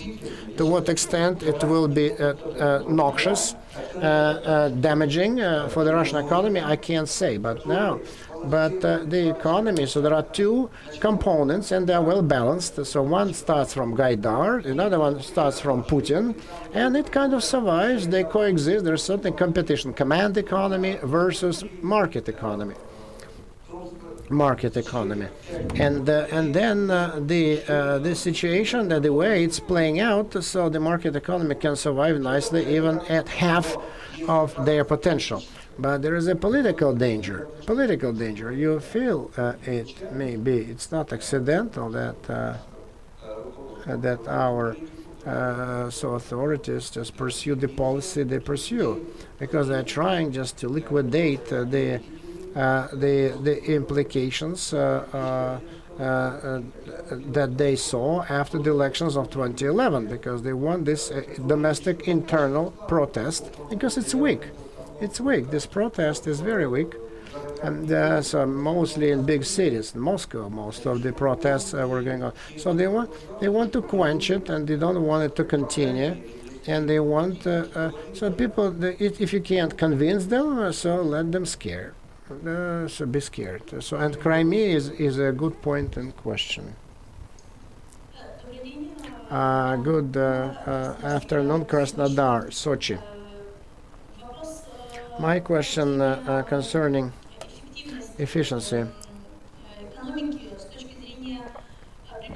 of economy from the viewpoint of investments, raising money, attracting investments. So this many year project that finished a couple of years months ago. This is the Olympic project, the Winter Olympics Sochi project. That so huge project that so lasted for many years and so then. So, but it's a good example of private-public partnership. So, what do we have after the Paralympics? In the city, business activities went up. Businesses started to move faster. So foreign investors started to come. So they're learning more. What's the entry point? How to get into the regional market? So what are the thresholds? It's almost as actively. So when there was the 17th session in Guatemala in 2007, quite active. And so then the infrastructure, the sports infrastructure, so was built by investors, at the expense of investors. But maintenance is a big burden now. Just Krasnodar region has to bear the expenses, 2.5 billion rubles a year. So the maintenance of the Olympic venues, Olympic sites. Do you think that the Sochi project may become another point of growth, or it was, or economically it was another debacle? No, very successful project. Sochi was very. So look what we have at the Olympics. So this is a great rarity. So we won. So we became the leaders in number of. But from the viewpoint of raising the Russian economy. So you know that the Sochi is a wonderful city on the seashore, but it cannot drag Russia out of economic backwardness. So give me 20 big projects that will help country. It's wasted money. 20. So let 2 or 3 big projects. But when all the businesses are alive, they are investing, so they are breathing freely. So this is good. But if you have to invest, so invest. So the Far East, invest in the Far East, and the bridge over the Kerchensky Bridge, the Kerchensky Strait. And so then Sochi, you're lucky because it's all over. But now there will be the championship, global cup, etc. in soccer.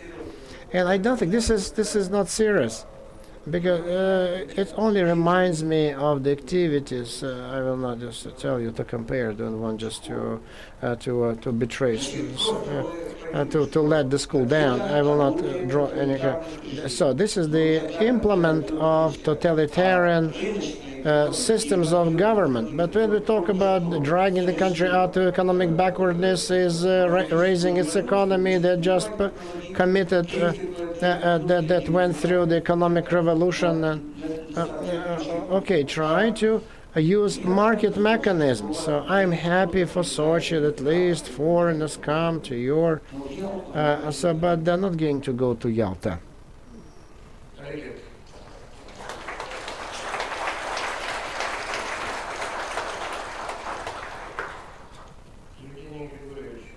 Evgeny Grigorovich is our most renowned star, and so I can keep saying that. So long list. I'm not. You can say whatever you want, but I'm not a star. And he always finds time in his otherwise tight schedule to come and speak to us. It's one of the many, because he's a great friend of our school, and he speaks to our students all the time. And I'd like to give him, I would like you to give him a round of applause for this. Thank you. And I'd like to express my gratitude to you, to all of you, to all organizers of this wonderful school. That I have a chance every time to come and address you, knowledgeable, smart guys. That is you. Thank you. Bon appetit. Lunch. Сейчас вас будут облеплять все.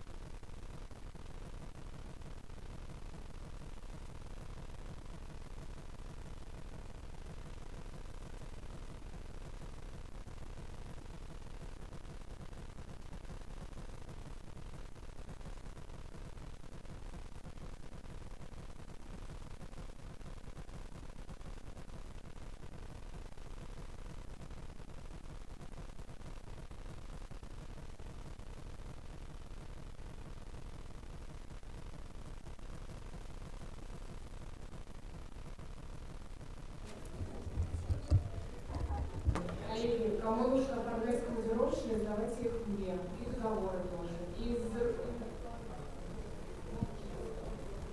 И у вас на столах лежат регистрационные листы. Заполняйте, пожалуйста, расписывайтесь. Dear colleagues, those who need their travel and documents be stamped, please come to me.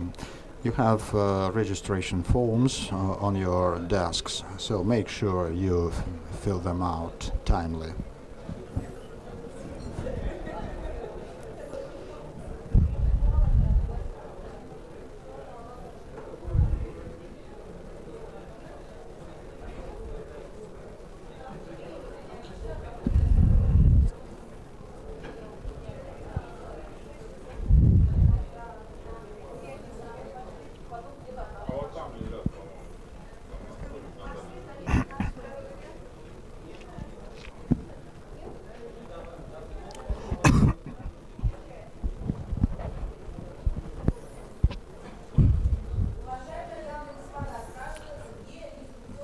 Ladies and gentlemen, where are the registration forms? Raise your hands, those who need them.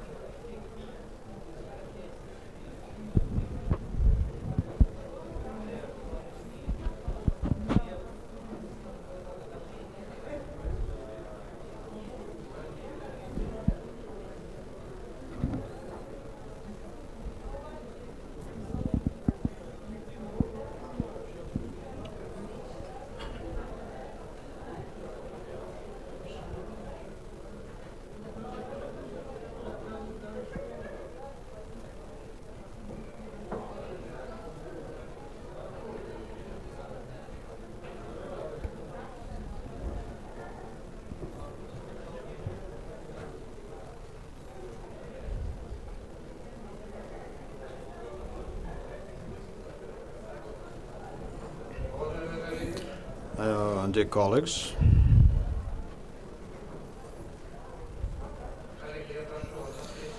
you're kindly requested to concentrate on the session. In fact, we are resuming our deliberations and we are going to have a very interesting session, although I have to say that it's not going to be the first case when our graduate speaks here in the capacity of an expert. And in this particular case, a special graduate, who is Olga Timofeyeva. I think you've heard of her. And Lena will introduce the expert, and then Olga will make her presentation.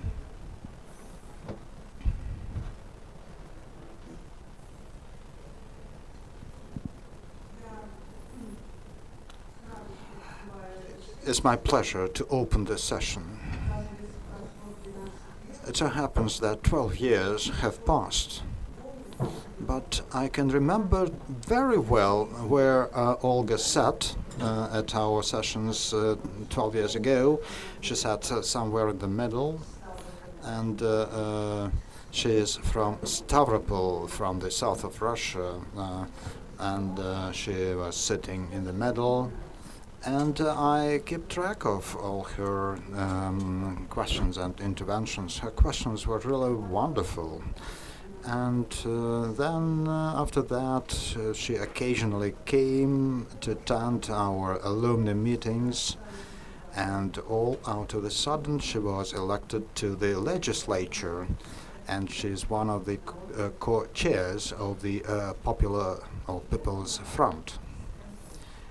I can assure you that, and again, it's my only private opinion, and perhaps it's also the opinion of Yuri Senokosov or Andrei Alexandrovich, who keep silent. But I would like to extend my great thanks to Olga.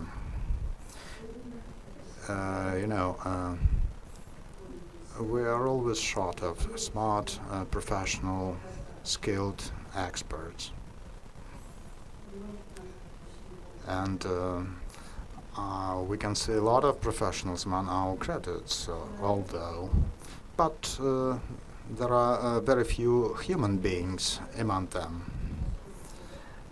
And since I'm not proud of my age, but still I believe that I understood something about life. And I got one thing for sure. As it used to be in the ancient world, as it used to be in the Middle Ages, things are going to be the same in the future. Everything is fine, a lot of opportunities for all, but the only value that sometimes gives us a chance to think that we acted well, but in our hearts we understand that it was not appropriate. I read an article about a writer remark, and Olga today, as some of our students, apart from her qualification, she is really human. And the topic she chose, and actually I never asked her to speak on that topic, it was her choice. It testifies to the fact that she really was enriched in our school, since she represents the legislature, but again it's one of the branches of power. But she really decided to speak on the very hot and sensitive topic, who does the power account for? And really, she is not an outsider. She is in power now. And our main topic is society and the state, and society is the emphasis that we always try to place. Dear colleagues, before we turn the floor to Olga, I would like to correct Lena, because she said that it so happened that she had been elected to the legislature. But those things can happen accidentally only if the Pope is a friend of your parents. First, Olga worked for Stavropol Television Company, and she was recognized in the streets because she commented on hot topics. Then Olga was elected to city legislature of Stavropol. Then she was elected to the legislature of the Stavropol region. And certainly it's quite an effort to be elected. And the closer to the ground you are, the more fair elections are. So Olga have passed all that way, and The election to the state legislature was her final phase, final stage, and it was not easy. I decided it was necessary to be added because it's important to just see who you would listen to. Good afternoon, dear colleagues. It's really hot for me, both literally and indirectly. Okay, so I think I'll speak for 15-20 minutes to explain my position and attitudes, and after that I'll be ready to take your questions. If you have questions even after that, and I'll leave all my contact information for you, since probably you'll have more questions when you come back home. Let me introduce myself differently. I'm 36. And I'm really the very deputy of the State Duma, the position that is always criticized. But I'm not living the profession of journalism, because a journalist, a reporter, is a person who conveys information to the public. And the aspect of maintaining my personality is even more important for me than being a legislator. And for me, journalism is the profession that I'm going to do for the rest of my life. I've been elected to many legislatures who tried also among those who are present. And dear colleagues, I do respect all those people who do not only criticize things, but who at least tried to compete with the power. And it's extremely difficult, and it's extremely difficult when you do it for the second, for the third time or so. For about a year recently, I've been the co-chairman of the public movement, the All Russia People's Front, headed by Mr. Putin. Today I'm going to share my ideas, what's going on in the country now, and who is the power accountable for now, and what can be done to make the power accountable. Currently you can see some trends that we are returning to true elections in every echelon of power. So governors will be elected again. Mayors in large cities are not elected so far, but again, in the Federal Duma, you used to choose people by their lists, by party lists, and after that you suddenly saw some different names in the State Duma because those people had money. Now, there will be the majority elections everywhere, and you will vote for specific persons. And it's done to have power under control, because when you choose some people, and in power there are different people, all those constructs cannot work, and all polls tell us that the power is deaf and dumb. And the moment you are elected, you forget about the real situation. I can refer to my region. In the past 4 years, there were 3 governors. Now there is a new nominee. And all of them were telling me that you go to Moscow, try to pressure. Governors were not bad, but they were supposed to understand that we all perform different functions. If you are a legislator working for a legislature, I'm an elected person, and governor is an executive branch. It's different. And colleagues, today, no matter how critical we could be to the latest developments, and no matter how governors and or mayors are, and no matter what's your attitude to the top leadership, we should understand that we live in the same country, and a lot depends on us. And for that end, the All Russia People's Front was established. You can just say that there was a movement established for unspecified purposes, but I can give you some illustrations how it works and what the purpose was. In each region we have a lot of NGOs, and I think many of you represent them. Russia Support, Women's of Russia, and all others, and we try to ask them, in your regions, in your platform, did you try to discuss economic issues with economists? And we were told that we were not talking to each other. One is loyal to governor, the other is to mayor, the third is just rich. So our task today is to bring all constructive people to the same table of negotiations. We should leave our criticism in private.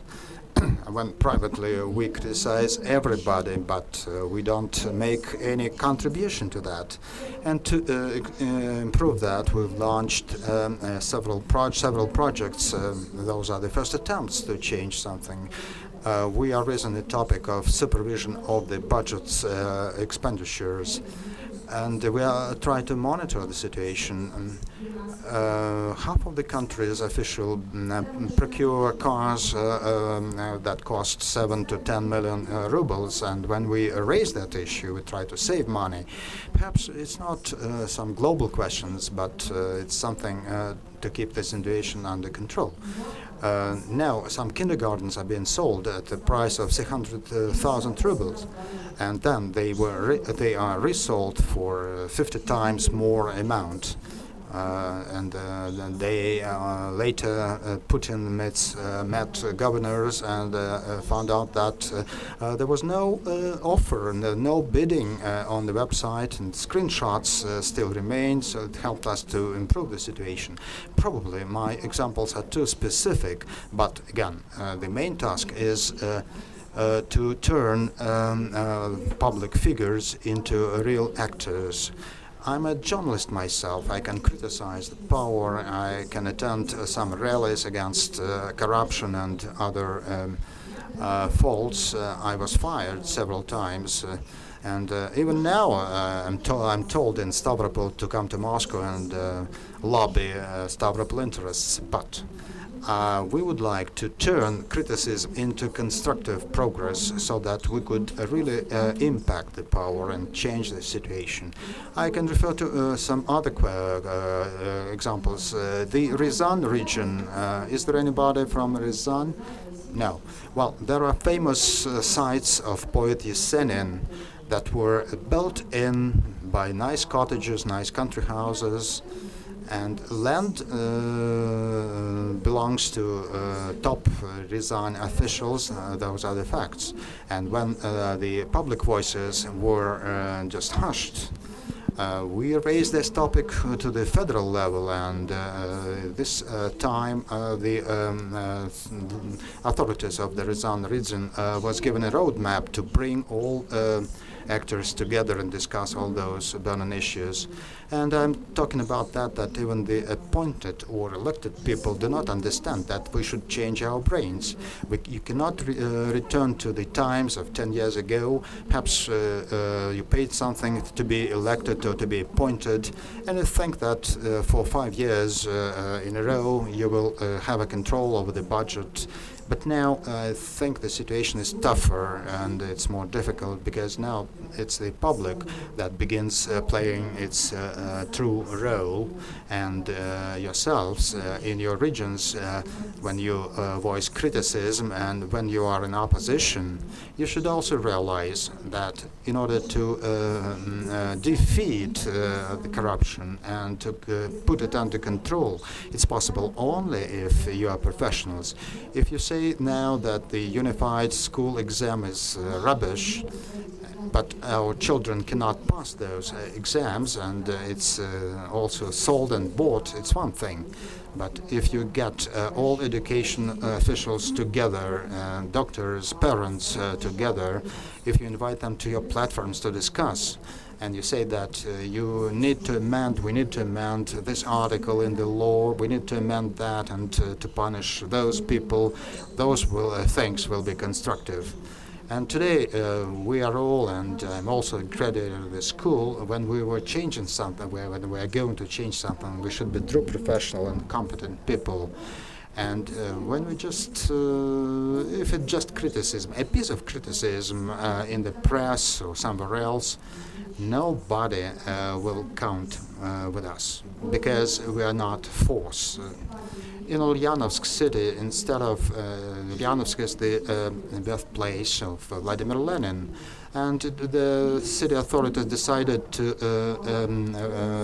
raise off the park and build a Marriott hotel.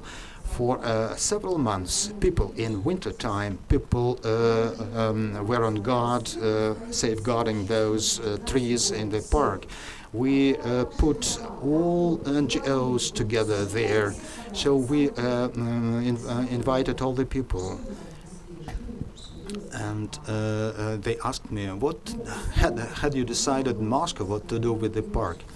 And tentatively I can say that we don't care in Moscow what would happen to the park. It's you who should care, because you represent thousands of local people, and you had to articulate your constructive decision and make the mayor sit at the same table with you. So today, when we're talking about the control over authorities and power, I should say that those efforts are very few. And the governor of Ulyanovsk only after the third reminder realized that something had to be done, and the construction site for the Marriott hotel was located someplace else. It's just an illustration, just an example from our life when we realized that we should make power accountable. Probably we have not learned how to do that, but anyway, today I think there is kind of a breakthrough, because people attend rallies in cities against illegal construction sites. They protest when clinic is replaced by a shopping mall. And it's our common task now, since you are public persons, and we need to have a constructive process, turn it into a constructive process. Some years ago, from Lena, I've heard a very important assumption. I think Lena is still with that. You cannot ruin institutions. There is power as institutions. There is a mayor, a governor, and a president, but they should be made accountable for if Mr. Ivanov is a crook. He has to be put accountable for somebody, but you should not ruin the institution instead of people. You cannot deny the statehood, and I'm very offended today when people say that this country is so and so, it's everything in poor shape. It's not someone else's country, it's our country. We should realize that we live not on Mars or the moon, and we should realize that ourselves and our sons and grandsons will live on that planet, in this country. In the State Duma, there is a shortage of young people. Is it good or bad? I think on the one hand it's good, because there are experienced people and there is a number of retired mayors and governors, but there is also an understanding that Duma should be represented by people of all ages and all professions, because we should really change our brains. 20 years ago it was one understanding, 10 years ago it was another understanding, but today, when it's the toughest competition which is at issue, we can see that unfortunately we don't have people who are prepared to communicate in public, to talk with people in public. So can you tell me who in your profession, your capacity, without any cunning, believe that you are quite competitive people who can really be better than any other in that profession? Raise your hands. Very few hands, by the way. You think it's many. That's how they really value themselves. When we teach our kids how to be good students, you should really teach him how to be active. And again, some examples from our life as a former journalist, then as a local legislator. I kept on fighting for removing all construction sites close to schools. We lost many cases in arbitration courts, and I went to the president of that court, and I brought the documents. I'm not going to read the document. Those are the pictures. This is the school, and 5 meters away, the foundation of a high-rise building. Those are the pictures of rallies several years ago, last year, this year. If you want me to bring all the people to the rally and against you, I will do that, but let us seek for a compromise. Perhaps I really increased my authority, but when I came with that, the letter asked what personal questions you have to ask me. I said, I have none. He was very much surprised. So when we talk about people who try to be officials and leaders, there are some laws adopted recently. You cannot have real estate abroad, bank accounts. You should write in your declaration about your cars, your estate. And, even those steps prevented many people to really think that they could be a good power. And now that being in power is a threat to their own business. And you can survive now in your business when you're invincible. And when they are not playing a double game and knots are being tightened, we have a school president in the superintendent in the State Duma, invincible people.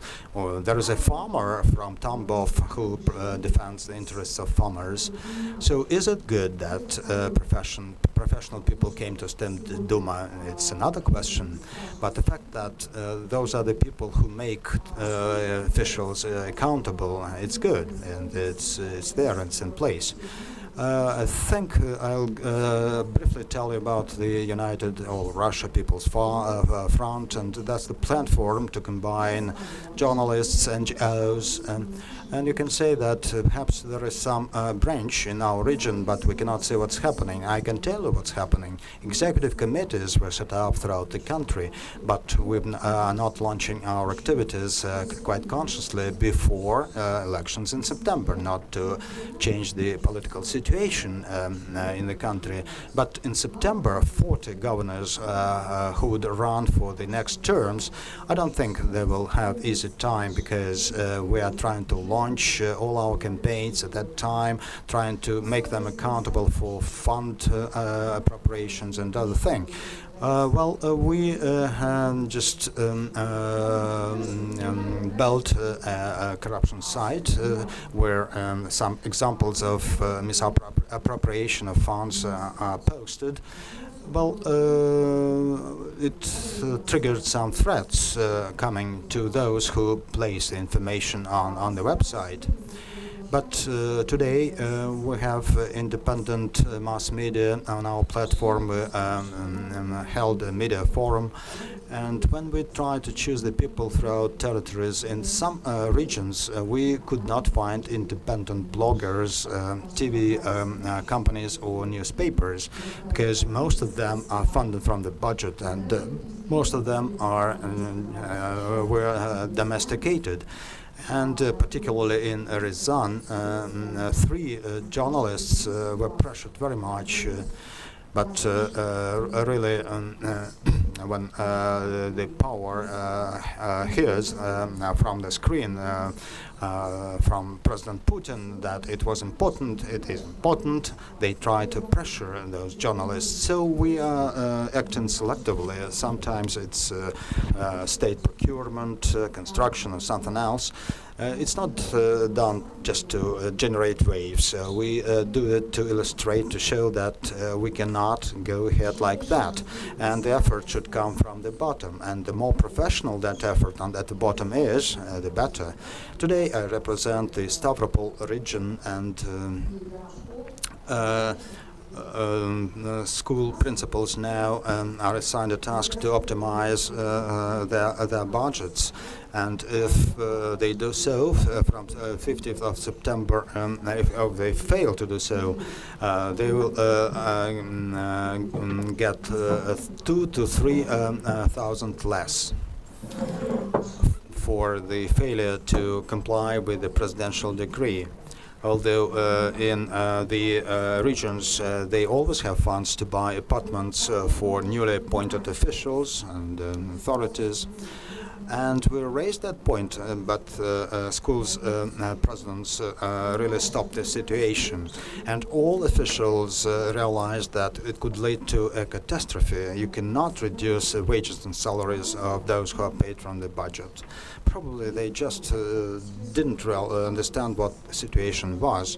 But there are some other things. Probably you are encountering with that too. And I agree with Lena that there are very few bright, smart people who can compete.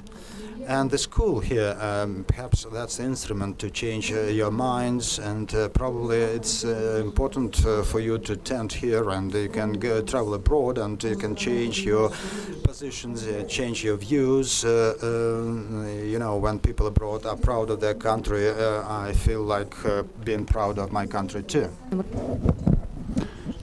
Indeed, 86% of the rating of the president of this country attests of the fact that it is non-fashionable not to be proud of the country's president, as he is viewed to be a figure who is contributing a lot to Russia's development.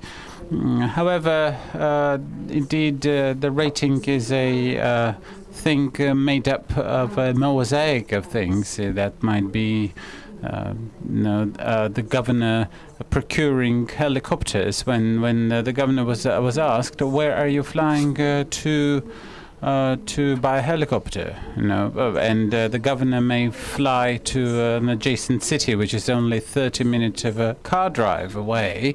Now, indeed, the power or the government, in terms of control and the check over this power over the government at every level of the state hierarchy, still remains open. Today, as I'm still a young person, and I still have my pink glasses on, but I have an understanding that when we become more and more constructive, and then we decided to interfere and not to be indifferent. Well, I would certainly like you to change your attitudes a little bit, because when you depart from here, because when we say that every person in the government is a rascal, then indeed this is what we end up with. I was told a story about a governor of a region who was still an acting governor. He was not appointed yet. He was asked, how long does it take for a normal human being to stellify when one assumes the position of power? And indeed, this corruption of personality occurs very, very soon, because the governors believe that the elections are what put them in the position of authority, and then the rest of the time is for them to enjoy. Whereas for us, this is a very different thing, because elections is the starting point of a career rather than the end point, or the beginning of the time to enjoy. And indeed, this is what we are facing today. I think, how many of you represent mass media? How many of you are journalists? Good. How many of you has such construction sites or trees that you have defended from felling? I am personally a journalist myself, and the more public every issue and every question is, we may believe that the the wider is our field, the wider is the field of our influence, the more we try to keep in check. And indeed, I would like to thank you for changing the existing situation with your reports, and because when you're asked in about 15 years, what have you been, what have you done as a journalist, and when you say that, well, I have been able to protect a playground from annihilating in the backyard, then indeed this is what you will be proud of. This is what I remember observing an electoral campaign in a local city mayoral elections, and people did not want to elect that mayor. And I said, I don't care whom you elect. And everybody was silent. Why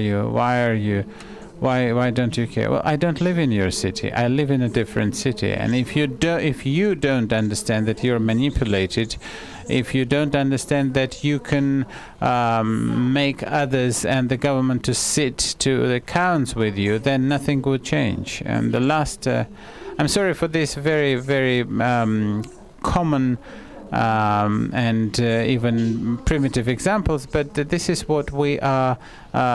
This is what life is made up. There are few newsmakers in Russia today, and the more there are newsmakers, the more you can draw the attention to the subject which is of interest or of anxiety to you, the more successful you will be. When I have worked under 6 governors being a TV journalist. I was dismissed pretty much every month, or I was threatened to be dismissed. And I remember those years. I remember the drive, the interest, the great interest that the city is watching you, and it was really changing the situation. I will quote an example from my own electoral campaign. I came to a house, to a building with 210 persons living, and 5 old ladies came out, and it's February. It's very cold. You're knocking the doors. So only. Usually you can only have those who have come to talk to you. So 5 old ladies come and complain to me of everything for 40 minutes, saying that the bread is expensive and everything is. And when I ask them how many people live in this house, 200. Well, why only you have come out? Have you been able to change the lift? And when 80% of your house come to me, then I can help you. I was going there for 4 times. I went there 4 times, and I was interested if people could agree. The last time when 150 persons came out, 120, then indeed we changed the lift. And only 12 persons went to the elections, went to vote. We, in the little condos where we live, we cannot make agreements with each other. We cannot agree with our neighbors. How can we indeed deliberate and considering reaching a consensus with our governments? So indeed, I think that the government should be guided, should be assisted, and we propose our forum for the protection of non-governmental TV. You'll have a Tomsk TV 2. It has been closed down from the day before yesterday. So, Roskomnadzor, the federal ministers, persons responsible for the interior politics were and the company was shut down for not particularly objective reasons. So today we are happy to help those who are trying to tell the truth, and those of you who might be aware of the facts of ill spending of public money, we're ready to help you with our fact-checking and fact-finding missions. We believe that with this new approach, we can not just start asking, but we should call people to answer. So much for what I had to impart to you today. I will be happy to answer your questions.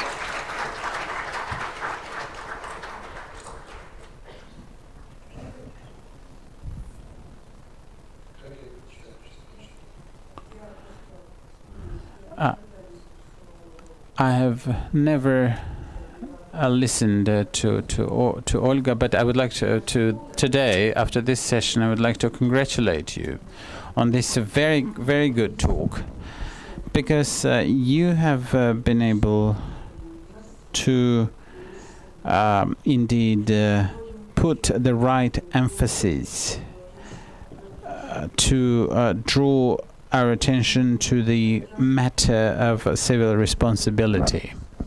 I can only say that unfortunately throughout the years of the insolence of the Russian government, it might not have changed, but Olga is quite right. We can only change this situation if we have an inner understanding, and if we spend our time, if we are generous with our time, giving our time to the particular subjects. I thank you for making this bridge between the concept of civic participation and from what the school does. I pay taxes.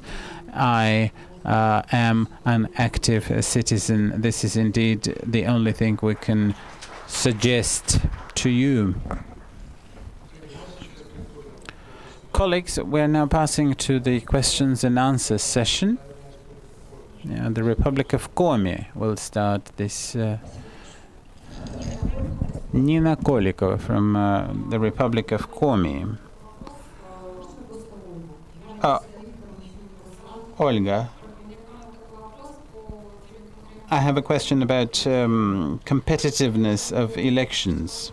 What is your opinion about the trend, about the predated elections? What is your opinion about the early elections? Because we are in the midst of a... Well, I think that there should be... there can't be too many elections because this is indeed the only way to provide for any degree of competition.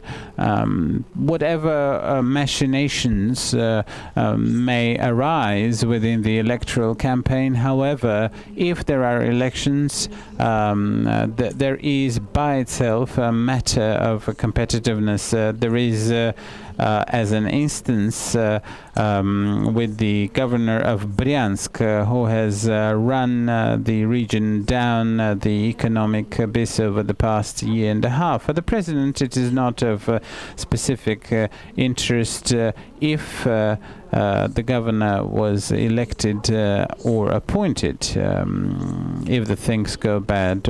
When we see what is happening in the Ukraine and what is happening around us, there is an understanding that the governors must be made to start moving and making decisions. I do not propose that the elections have to take place pervasively and with a very fast pace. But let us make our choice and call them to answer.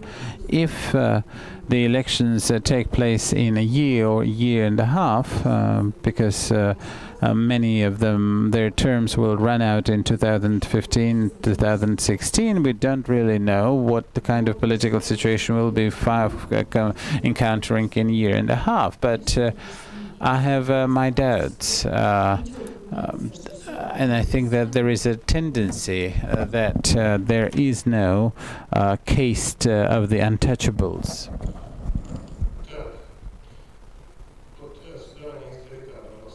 Yes, my lady.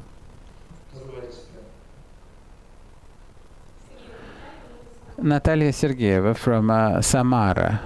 Thank you very much. I'm specifically interested in how the society may influence the foreign policy, and my conclusion is that there are no instruments for the society to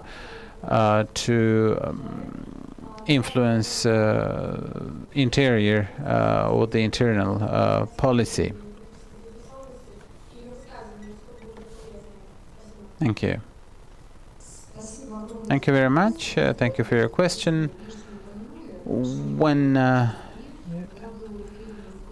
during the referendum in Crimea, there was a hard time to find the observers from the European countries, which means that there might have been some lost cause in terms of the information campaign. Indeed, the people start to the streets only in the most extreme situations, because in some cases we deal with the engaged persons. Indeed, we have to try and be adequate. We have to try and make proposals, and you have to try and be related to the people around you and the region around you. If you are making a wide alliance on a particular subject, inviting others, you have a chance to succeed. If you're alone, you will no chance. But if you're within a part of a group with a leader, you can I think get to some success. Mr. Yefremov from the Republic of Mariel. I have several questions about the influence of the regional mass media. There were some publications about corruption in the Mariel government, but there was no response. And then we turned to our colleagues from the federal publications in Katerinburg, and we even got the answers from the Presidential Commission and Presidential Administration to the effect that these publications were of high interest.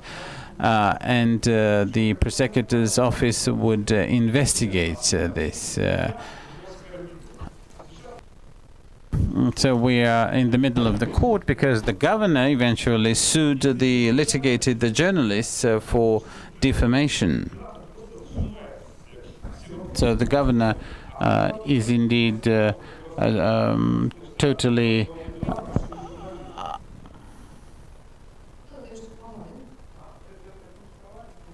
Yes, this is Yoshkarala.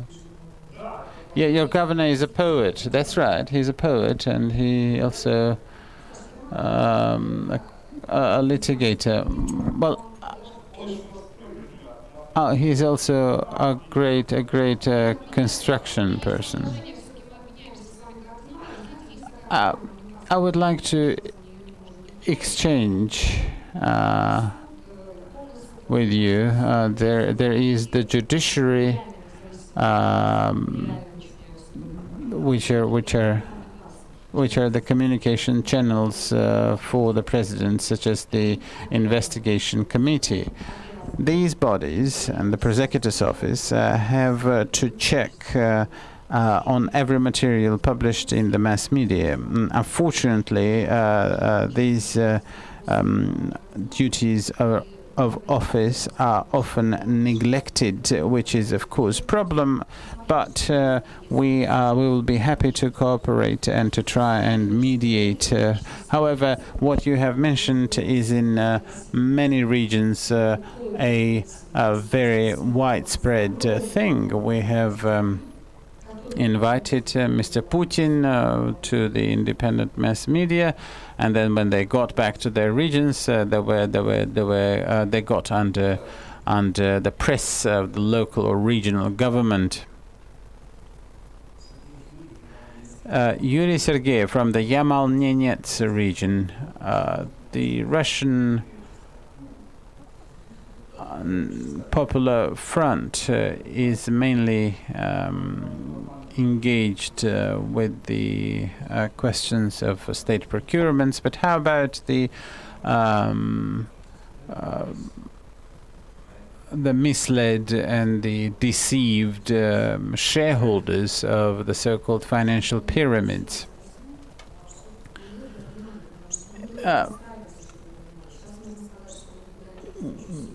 One may say that we are not leading, we're not trying to interfere too much because we don't want to be on the way of the elections. And any facts that are being announced may act in a different way on the eve of the elections. But there are many organizations which indeed try to make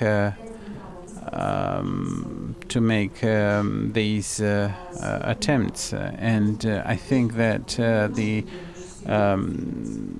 shareholders, the cheated and the deceived shareholders' rights are defended by several organizations.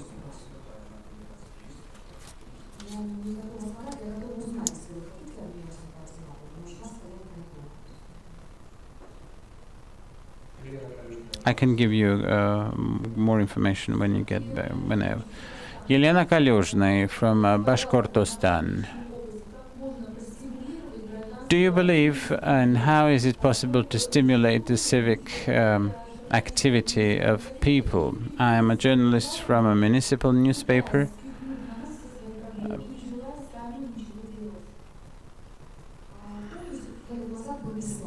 Do you remember the tragedy of Beslan, when on the 1st of December the hostages were taken, the catastrophe of so many children dying during this storming? And several years later, 100,000 Romans came out to the streets to the memory of the children of Beslan, but only 15,000 went to the Red Square in Moscow. So indifference is a great problem. I would agree with you that there are many people who come in the general mood of despair. However, it is also not infrequent for the mass media to try and make their day. I don't see any particular mechanism of stimulation, the civil activism,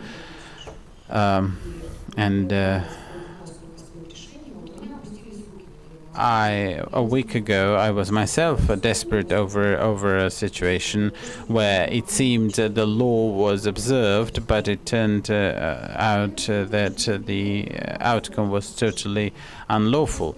I think that the only way to stimulate is by a good example. Они работают за свою пенсию, у них нет. There are people who are working for their pensions, and when you try and ask them who will be the honorable citizens of the city, it is these people who have been able to preserve this country. And indeed, stimulation is about the good example.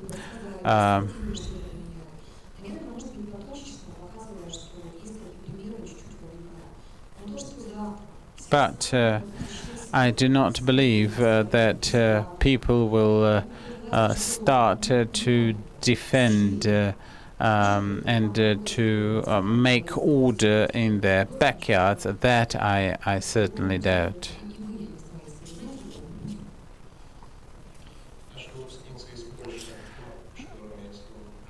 our alumnus from Poland, Magda. I'm alumnus of 2011. I have a very short comment and one question.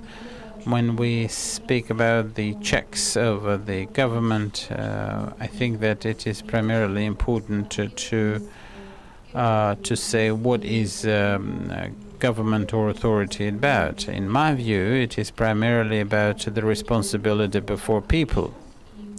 And if humans are at the basis of things, then indeed we may hope that the governments will perform their direct duties. But having made this statement, I would like to ask a question. What instruments should the citizens have which would be legitimate in Russia as instruments of control? I'm not talking about protests or associations. I'm talking about the actual instruments which can be provided for by the law, such as the instruments of immediate democracy and the influence on the policies of the local authorities, such as a local referendum, for instance. And this can take place at the municipal levels or other levels. So this is my question. Can you give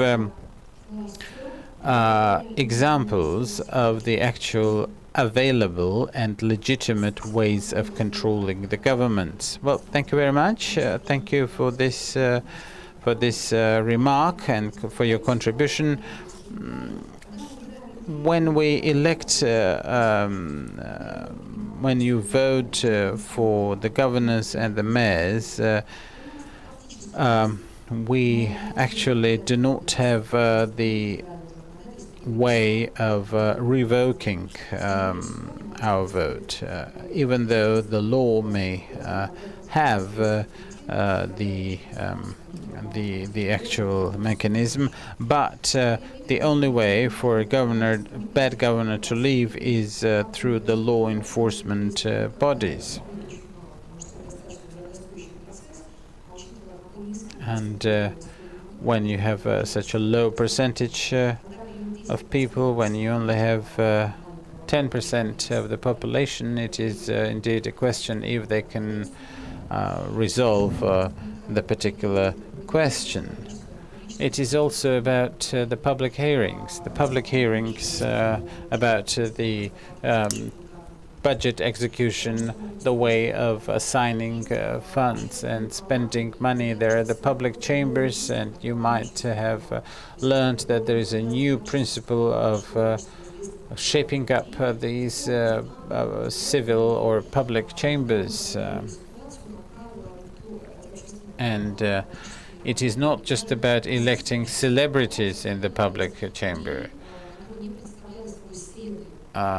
Because very often such public chambers are not membered by the persons who represent specific layers of the Russian society. Today we're trying to introduce a mechanism which would have to control the government. And it is often that such public chambers were headed by the governors themselves. But the major problem is to start these mechanisms, to find any specific way. And you know that the rating-based voting, when there are new forms of electing people, that makes people a lot more concerned. Indeed, you have to make a contribution, and you have many people don't trust or don't believe. When you look at us from Poland, what do you think we're missing in this sense? Well, I can't give you any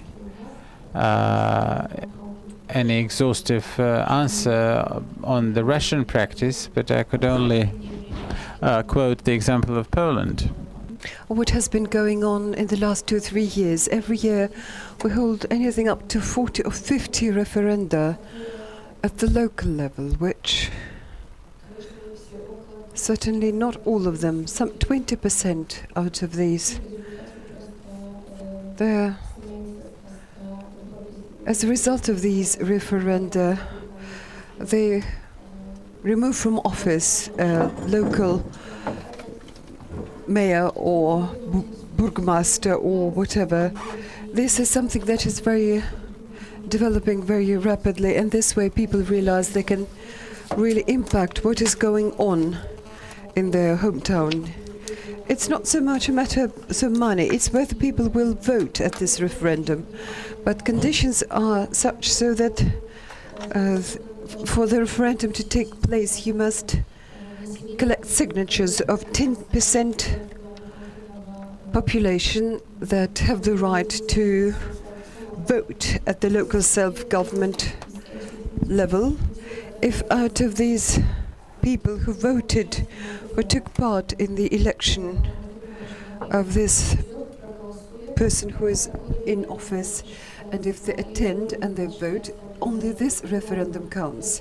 These are the findings they can take into consideration. Sometimes if you remove from office people who say do not work properly as the community wants them to, and for the sake of and this is what they were elected to work on his behalf.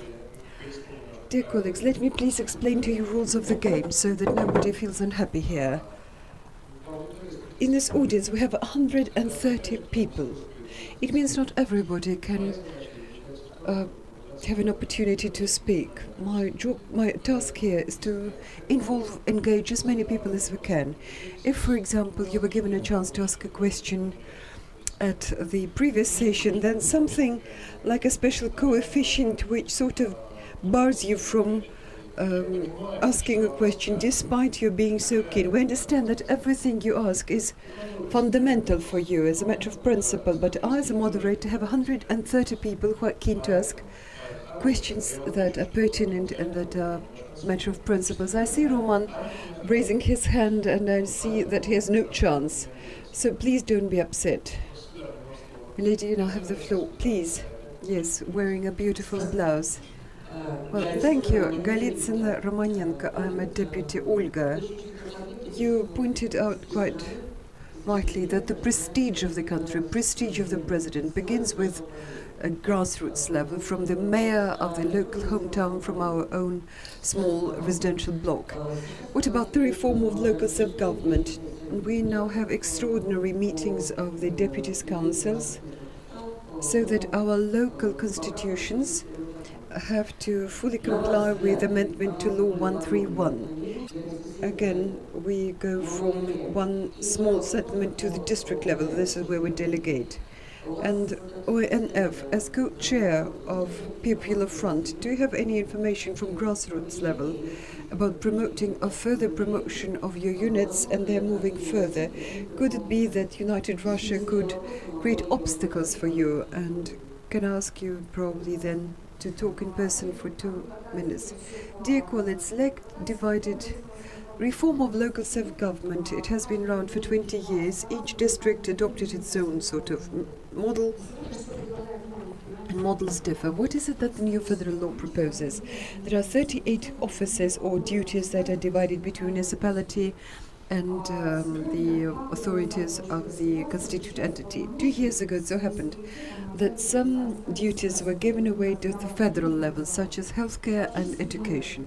In point of fact, mayors that are elected in their towns and are paid for from the municipal budget, they're now mayors who are responsible for basically nothing, just for communication and road repair.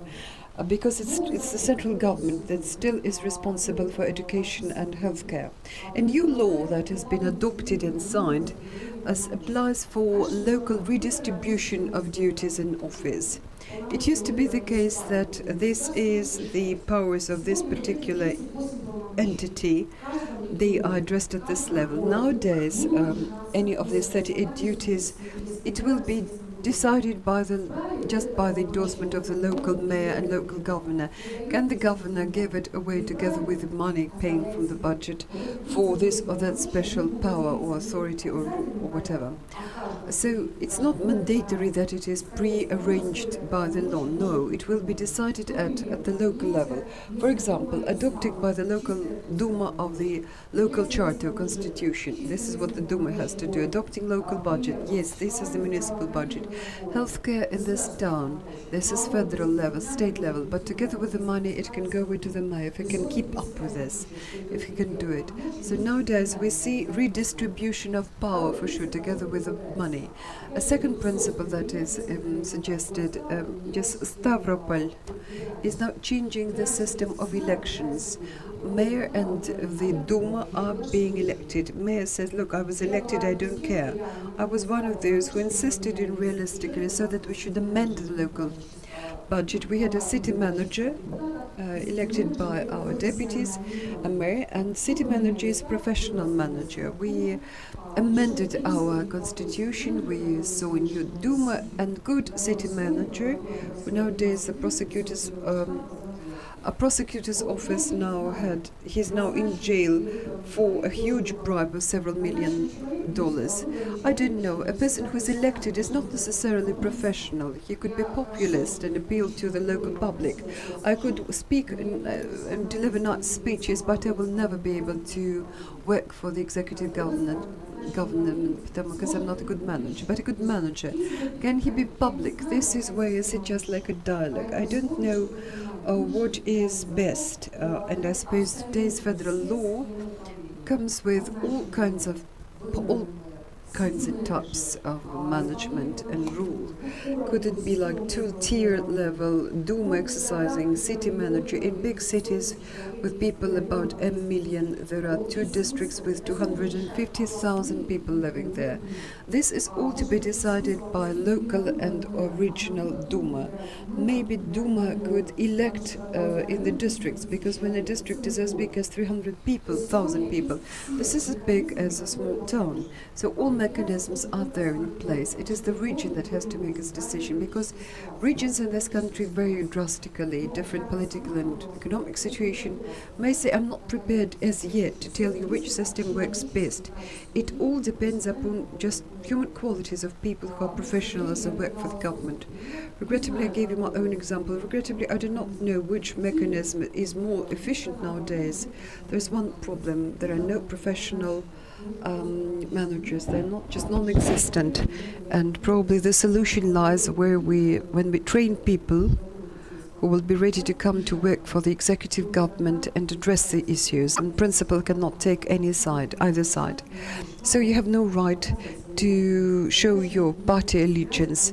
The purpose is not so much play politics. The purpose is to give hints and help the president to change the situation in this country.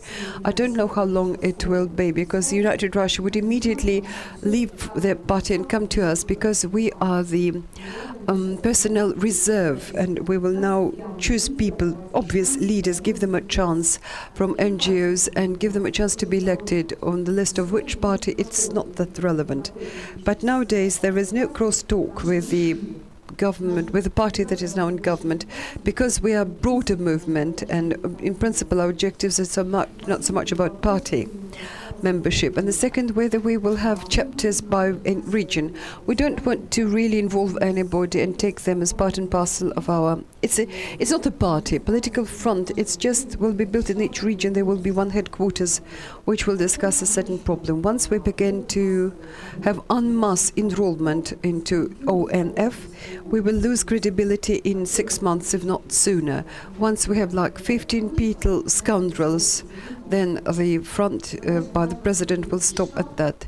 In each constituent entity there is a headquarters where every NGO is represented, as well as non-government mass media, because mass media never show how governors embezzle money from the budget. That's why we're now supporting non-government owned mass media.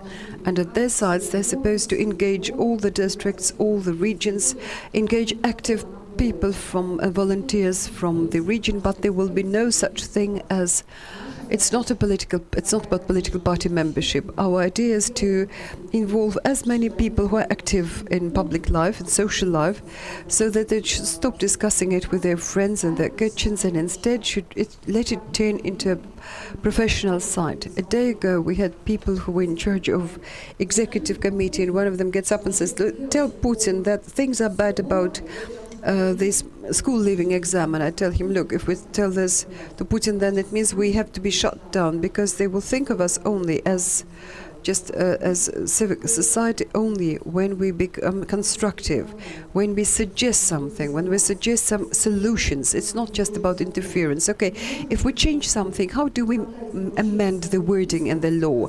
We say, please tell your minister. No, it will never change any situation. No, we have to come up with ready-made solutions. Just as example, those of you who do go fishing, for example, angling.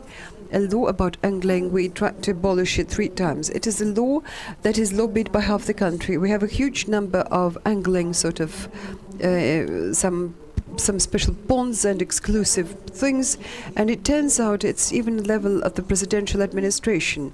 So many people who lobby for it, I never realized that angling can make all the country split into just camps. The thing is that the government took endorsements from everybody, with those who do angling, to organizers who are just like do fish farming or whatever, but they never cared to ask about anglers, NGOs, who say if you adopt this law, we won't have any more anglers or any fish left. So example is that it's not so much about building our just constitution and build organization. It's not about it at all.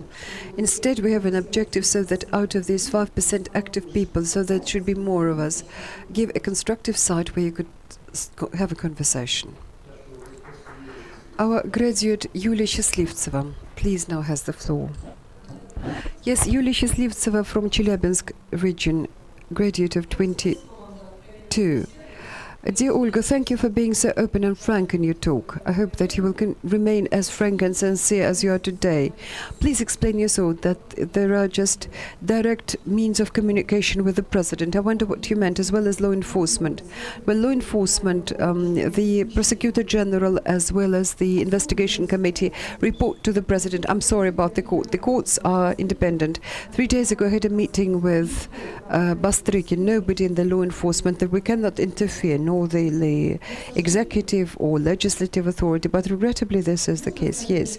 But Madam, can I tell you something about Chelyabinsk? Governor in Chelyabinsk is now really under pressure, about 100 million, I suppose, for the environment protection. Yes, 100 million for his security guard. Divided by 12 months, it means 8 million rubles. Why are we what sort of security services? Well, I wouldn't misinterpret his resignation as simple as that. Well, students, please, college students. Milady, please, anybody. Thank you. Pigaleva Daria from Nizhny Novgorod region. Well, you were saying that we need to set all the public and NGOs, public organizations, to make them sit at one desk and discuss all the burning issues. The question which is burning for me about not so much the status of public organizations as well as about human rights activist organizations. There are examples of countries where human rights activists and their voice matter, because this is where they can identify system-wide problems in our legislation and in case of violation of human rights. What we see in Russia today, we are all keeping an eye on the court's cases on foreign agents, and a recent case with Human Rights Center Memorial. What I can say, because I have pertinence here, that human rights activists nowadays do not feel very comfortable. Most of them are getting ready for some just way for retreat. For they do not feel that they are well protected in Russia. Not longer do they hear that somebody cares to hear what they have to say. What is your view on this? Do you think it's relevant at all? And do you think it could be resolved? Thank you. Well, it's not my topic quite, but may I share with you my personal understanding. It's so much about the NGOs, public organizations, and human rights. The more we interfere, the more influence we make, then the more they will make of us. And But you should understand that everybody and every situation where we interfere, it's not that it is a sort of has some bias from somewhere. No, it is a real situation that requires our interference. If we have to defend a mother with children, with many children, where they want to take away her children, but if they're scoundrels, but we as human rights activists have to defend some scoundrels, then it's a very different story. If today you interfere with situations where just you need to protect common people, journalists, where indeed systemic protection is needed. Yes, today we have common understanding that nobody, be it NGO members or law enforcement, nobody really takes into account their opinion. This is the understanding we have today, but probably we ourselves give every reason to treat us this way, because just to sit at one desk, it's impossible to make them all sit at one desk. For example, the social tax that was input, and we put 5 organization aboard at the PP. Have you ever talked? You say, no, sorry, we don't talk. When we become strong, there's just one example. When we become strong and when we really begin to protect those who need our protection and advocate the interests, protect here in the sense of advocacy. Alivik Markarian from St. Petersburg. Olga, in your presentation you told me that intensification of ONF that will become ever stronger after the election in September, since before that you didn't want to change the balance of force as is today. This is where I have question and some just wish. Question, could it be related to your not being keen, this reluctance to oppose the United Russia, and as my wish, desire, could it be more feasible and more constructive to work with potential candidates that would be elected? Well, All Russian Popular Fund does not have any leadership, as you know.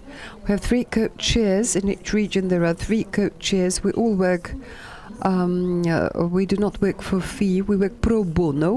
We have only one leader, President of Russia, Putin. We can agree or disagree with him, we can give him hints, we can give some gaps maybe, and try to correct it. This is what we were made for. But the people whom he suggests at the election, they are also his people, and that's why today we do not interfere into the social and political balance, but everybody who is now elected as governor, they are told that you're not just simply you will exhale. No. As of September, you will be held accountable for every kopic. Nowadays, this is done so that we should not play some games of chance, maybe games where we would like to win But you know, the time is that there is no time for us to get in depth understanding of any problem in 1 minute, but there is little time left. But as you know, in the coming elections, it will be the communists will take part in Oriol region. They have the governor from Communist Party, but nowadays artificial situation, because we do not want to violate this balance, because the candidates were proposed by the President of Russia. And yes, thank you. Anna Tsiganova from Leningrad region. Well, they asked you this question, but in my view, I wanted you to speak about it again. My question is to understand the logic. You are saying that there are citizens, they have this feeling of civic feeling, but you realize that this is something that initiative should come up from the grassroots level. And a situation when just 5 grannies protest, it doesn't really work. It's not okay. Okay, there exist non-for-profits, and for some reason they do not communicate. The approach that you propose is like new corporate approach. There is some additional structure cooperation which would serve as a certain filter to pre-select organizations with whom the government will be in communication, like we are electing some kinds of 5 grannies with whom we will communicate, just most active. But what follows is pluralism, actually, what we should want to see. In democracies, you do not need any structures that will create this dialogue, that will serve the purposes of this dialogue. Why do you think we need to posit this unnecessary entities? Why don't we want to let them go? Why don't you want them do it? Why do you think this is something that should help NGOs not minimize just the costs? May I, Oля, tell me please, what's your take on our students? In point of fact, there is a style of conversation. If you are elected, I want you to please simplify your speech, because 90% of our public will not understand what you are talking about. Just for your better understanding. Thank you very much for raising these very deep questions. Nobody ever would pre-select anybody. 1 million NGOs are around. Please continue. Do what your projects. Carry out your projects. Nowadays, one said, please take organization on board. Give us money for this. We don't give anybody any money, and this is something we do not do. Again, I personally today am representing a communication by the president, which he suggests. There are problems in healthcare, education, in gaps, legal gaps in laws, but for the society to stop discussing it in the kitchen and in some organizations, now we suggest realistic things. Please sit down. These NGOs, organizations, discuss this issue, come with a common position. We have direct communication to take this message across to the president, and we will. Social tax, whatever you might slide, that is why it was cancelled at a meeting of the All Russian Popular Front, and a huge number of, they told Putin at the media forum that Russian Post now charges so much more for subscription and to deliver it. Now it was immediate order from the president to freeze prices as is. So it's not so much about pre-selecting organization. I think the more areas of work or sort of discussion we should have, questions to discuss, the better. But we don't want one organization alone to discuss some topic or other. Dozens of organizations that have interest in it, and we're ready to come forward with your... He's ready, he's showing direct communication. And in point of fact, let me tell you again, when we speak, give him real examples in a number of regions, it's not so much to remove from office these governors or mayors, no. It's just to give the message across to the country, no. This doesn't work this way. So we're not really pre-selecting anybody. In our headquarters, we have people coming from 30 NGOs in Russia, main NGOs that exist today and who work for a number of causes, and just active people such as Valentina Koreshkova, first woman in space. Some of them are experts in their field, and we select leaders who are recognized as leaders in their area, and we come up with solutions. And I want our organization to be as numerous as they can and to involve as many organizations as we can, because the more and more actively they work, the better.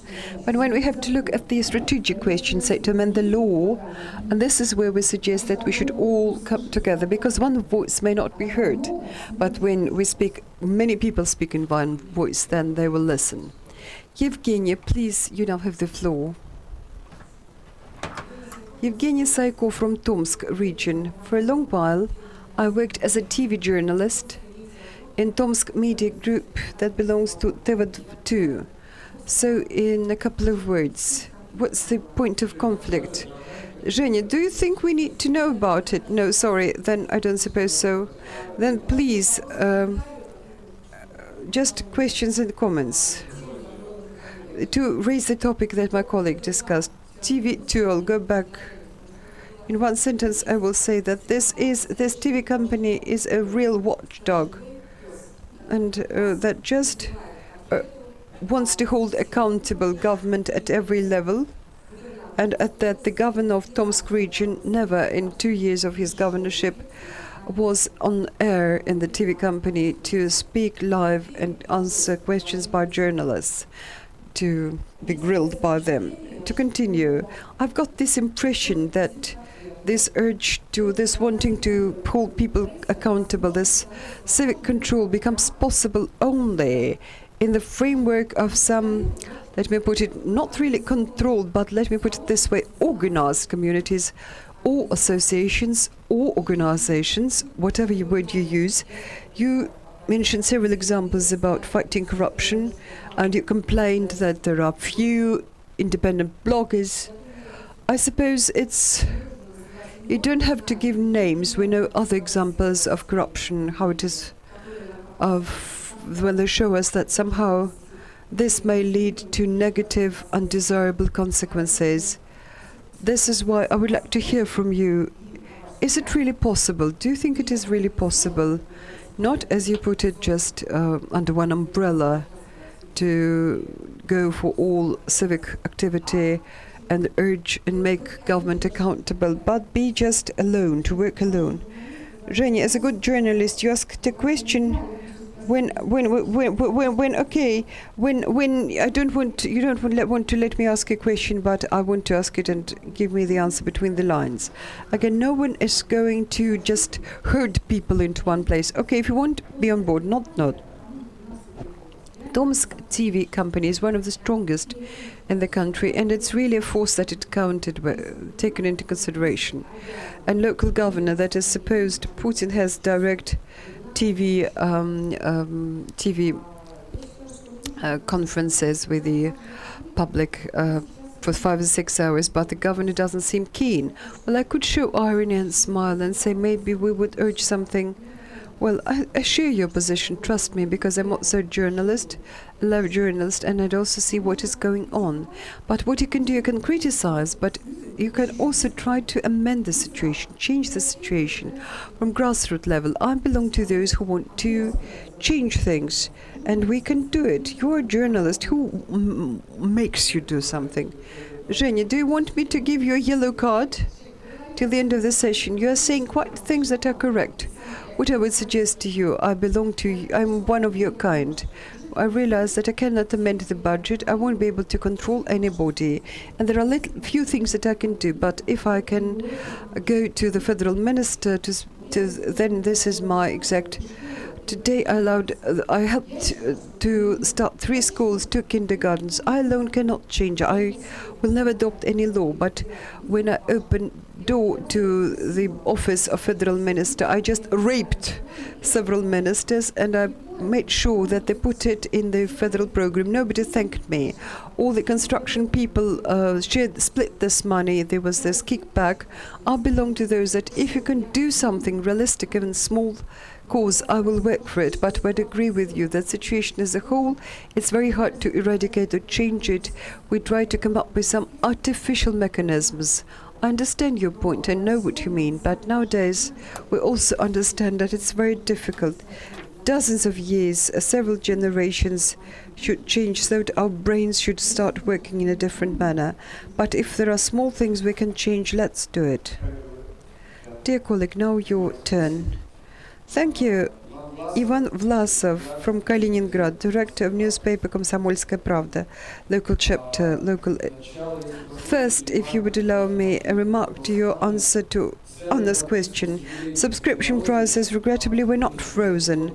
As compared last year, it grew by 40% on average, subscription price. And the question is as follows. In 1996, Kaliningrad region was given just like a hook, a law on a special economic zone. During this time, the business grew in our region, good, furniture, car making and food. In 2016, they want to abolish this and give us some fish. Well, this well-known metaphor. And our 5 grannies, as you call it, in point of fact, they're not 5 grannies, but representatives of Kaliningrad business. They didn't go out. They went to appointment to the senator and to the plenipotentiary representative of the president, to the governor, with a very simple request. Guys, don't take away the hook and line. We will be more efficient. We will be more angling rod. Don't take away our angling rod with the hook and line. We want to continue fishing on our own. We don't want you to give us any fish. We will work more efficiently. This is what they said. When they speak about somewhat higher level and more sophisticated questions, how can you address these questions?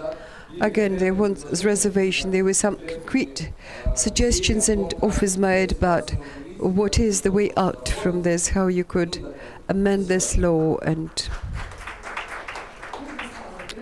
well, Putin's instruction, and nowadays to look at the question, what do you do about regional? Because regional press is really losing its subscribers. Do you belong to federal or regional? We're regional, we just our franchise. 40% is the price to publish what I do. This is live figure. We have a holding. Okay, look. No, it's not so much. I'm ready to take you on board because indeed It is direct instruction to freeze the price for 2 years only for regional press, for local, regional and district newspapers. Because regrettably today you work for the Federal Publishing House. Another point, how do you want to make yourself heard? Several people went to the appointment by the senator. Was he appointed? Was he elected? Senators were elected by the Obelduma. And that means he reports to the Obelduma what we think. May I just want you to give the answer to the question you raised?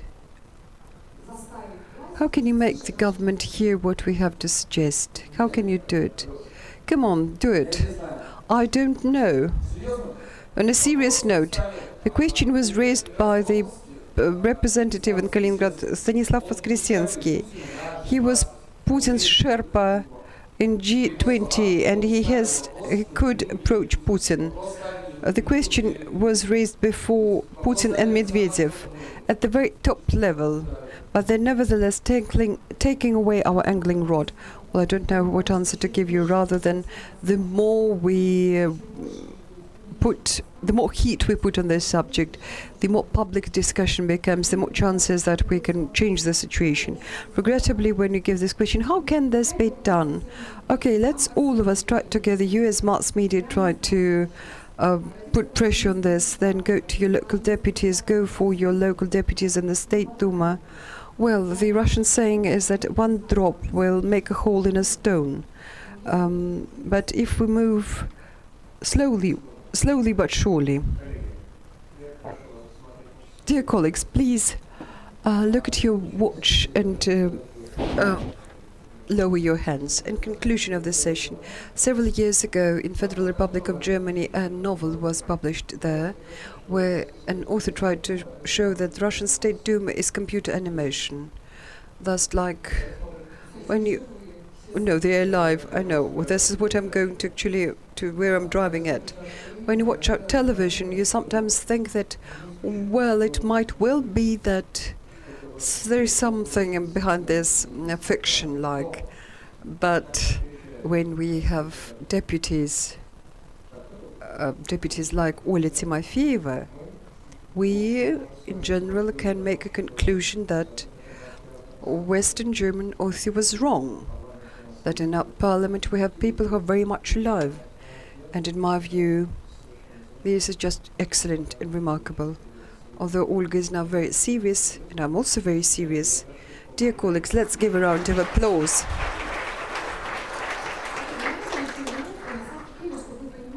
Dear colleagues, just a moment. 2 years ago, I couldn't even dream, in my wildest dreams, that I will be in the State Duma of the Russian Federation. I just didn't share with you this story. Our list was headed by Igor Ivanovich Sechin. At that time were most of the influential people. He was a very close person to Putin, now in charge of Rosneft. And when he was in charge of this list, he did just an elementary thing. He didn't select most influential people in the region. He just sent a sociological group. And 5 people from there. I'm a journalist and a local deputy, hero of Russia, who together with us was elected. One of the good economists, a young girl who was in charge of the... we got there without any, without anybody clout, without influence and money. I'm not really joking or saying when I'm really not, couldn't use it in my wildest dreams. I don't know, but this is something I understand very much like you. I'm learning, but nowadays we can change the situation step by step, and if you get this opportunity, then this needs to be done, because we're doing it for our own purposes. We're not just flying to the moon or whatever. And if we speak about the State Duma, yes, there are many people in old age, many people who forgot how to speak to people. When we nowadays say that the Duma will be elected, you can count how many people could be sent to an audience with 500 people and try to explain to them what did you do in the State Duma, what laws you adopted and why you are there. But actually each of you, I suppose, has a chance. But I'm here a very good example. You need carry on working and do your work properly and never be shy to go against the current, go against the will of your boss, because sometimes things you say against can play into your own hands. When I met Sechin first, I told him, what is your rating of the United Russia? He says 52. I say, well, I just was elected and my data is 17%. I don't want to take part in it. And I remained on the list. I was given carte blanche. So I was like each of you to come up with a story like this, but you need to work hard on this. Thank you very much. Well, actually, Ola, we're very thankful to you for coming here, and although Lena never gave me this authority, but nevertheless, I will take the courage. We want you to come again and again and talk here, talk with our school. Dear colleagues, then, with those who agreed to exchange our contact information, please let's do it. Thank you very much. Dear colleagues, thank you.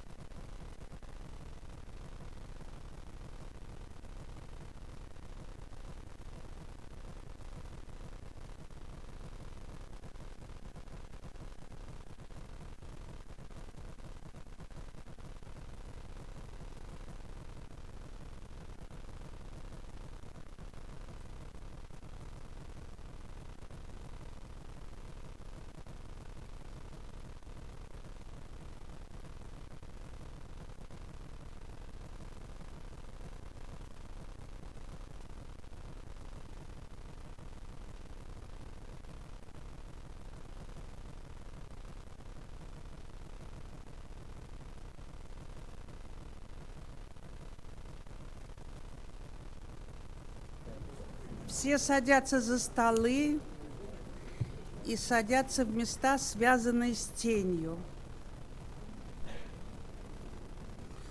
Я, конечно, прекрасно понимаю, что такое работать в такую жару здесь, когда сидит 130-140 человек.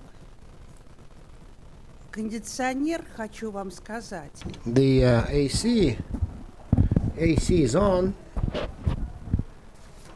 and when Iralai, when she was at school, so she said it's too hot, impossible. She was sitting here, and then she got a businessman and said, "Look at this," and so they just set up this AC, fixed it. No one cleaned it, so we paid for the door, and we paid for the air conditioner, and so I'd like to thank Irina again. But this air conditioner does not provide enough cold. Yeah, so then the rest of the cold is in the legislation. So one air conditioner is not enough. And many who want to learn more and to see beyond the news. I remember someone asked me recently, a foreigner, I think. There was an interview that I was giving an interview, and someone asked me, so what means of information you treat seriously? And I said, in all sincerity, for me, the most interesting source of information is thoughts and ideas about information. Because I'm a Soviet, I'm a Russian person, and I do not understand much. I don't know much about information, but I know a lot about rumors and opinions about information. And I read a lot about a lot of rumors. And then yesterday I said that to him. I said, and then later just I spoke to Mr. Gutkov, and then I was listening to what he had to say and concerning rumors and ideas, opinions, and then so what he is telling me becomes my personal ideas, because I realized that what he was telling me is right, and I think that I'm alone in this, because I really want to congratulate him, because Lev Dmitrievich Gutkov a month ago got an award of Politprosvet, and so one of the most prestigious awards, because the jury, professional, expert jury, so they understand very well what the text is all about and what the idea is all about, and the jury knows how the text should be written.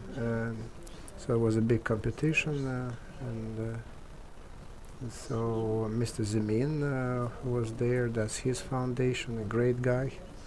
And since this foundation is independent, that's why so the awards are independent and unbiased. And I'd like to give you my congratulations from the bottom of my heart, absolutely sincerely. And now just we'll listen to his presentation. Thank you, Lena.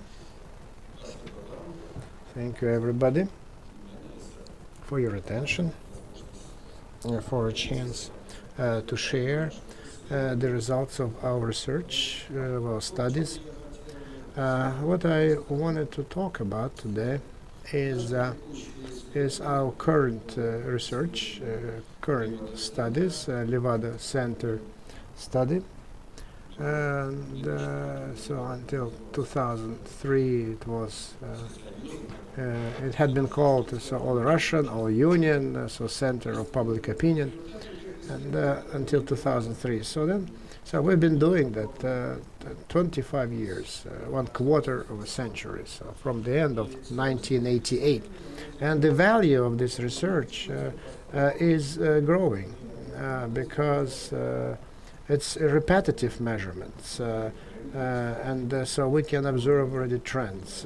It's a barometer, it's a thermometer, temperature, it's a meteorological monitoring so over the condition of the Russian society. Most certainly it's Russian society, but not only the Russian society.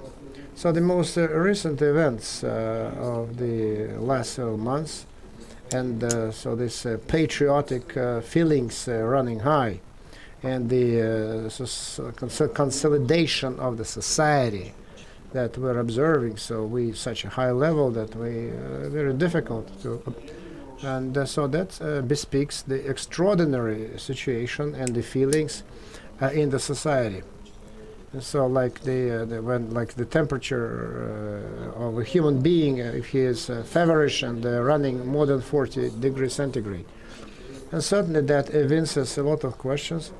And but from the political viewpoint, I think that the implications will be quite dramatic. The aftermath will not be immediate and obvious, but they will be dire. So many say that after this kind of consolidation and patriotic feelings, national feelings that people are living through right now, so then it means that the Russian society migrated from the phase of confusion to a new status, to the status of consolidation, the state of consolidation, and as a result, so then lots of reasons for official optimism and so hoping for the best, and I don't think this is true. And let me try to give you my idea of about those events, so the way I see them from the public studies. And so this is all Russian representative polls, so it's not only Moscow and large cities, but in general. So we canvass the entire territory of Russia, so polling all of them. So let's look at the longest trend that goes back many years. So the condition of mass perception. And so how people evaluate the status quo.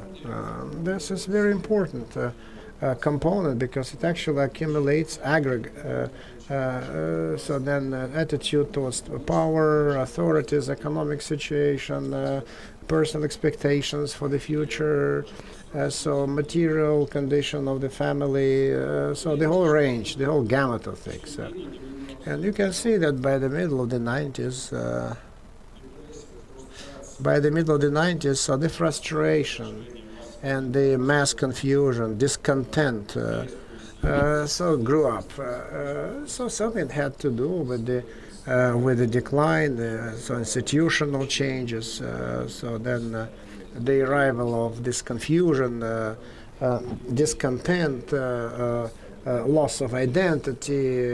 People did not know where the country was going, was coming to, and at the same time, so the very sharp decline of material conditions of people. So the living standards declined very sharp, and so it only just leveled off only at the beginning of the year of 2000. So the crisis was very deep,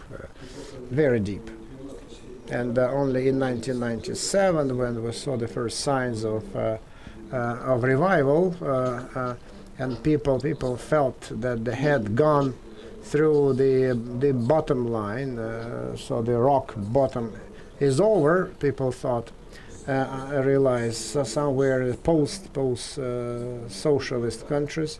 So this is the U curve. So then the rock bottom went. Then they felt that they had already reached, and a certain recovery and a certain rise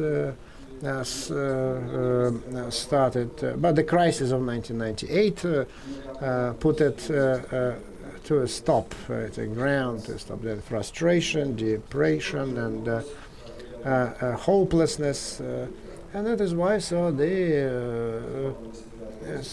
That's why the guy with authority, one man leader, a strong leader came immediately, and you can see that this curve. So one strong man leadership, and it immediately raised all expectations,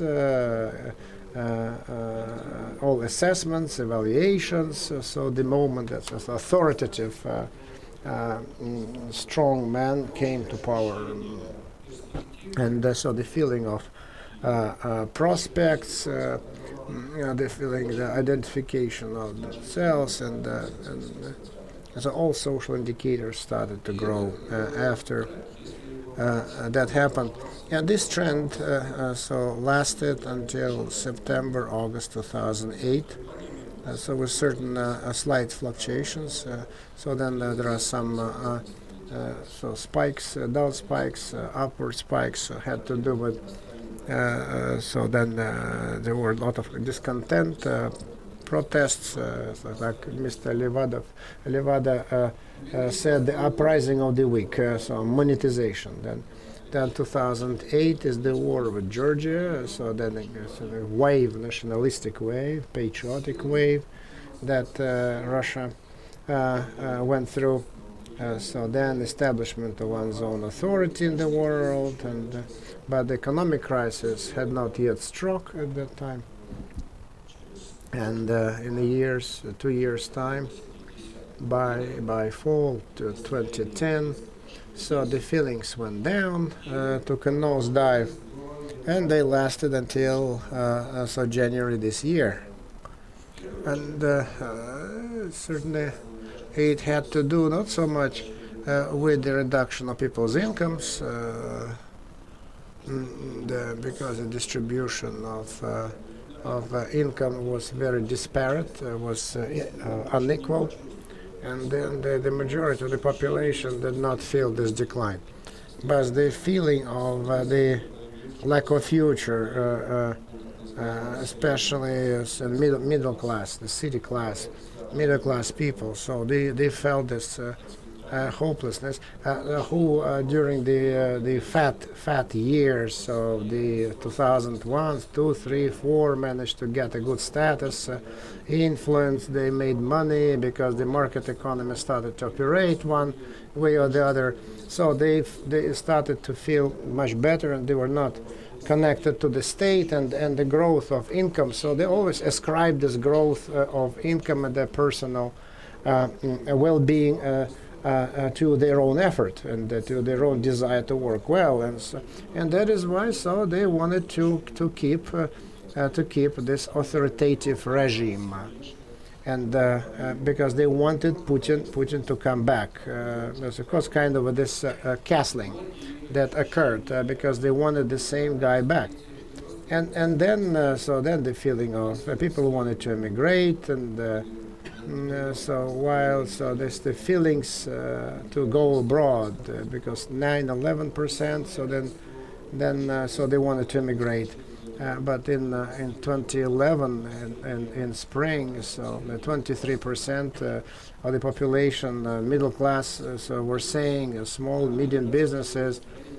So they were even as high as 50%. So they were ready to emigrate. So this feelings, desire to immigrate, 23% general and 50% among middle class.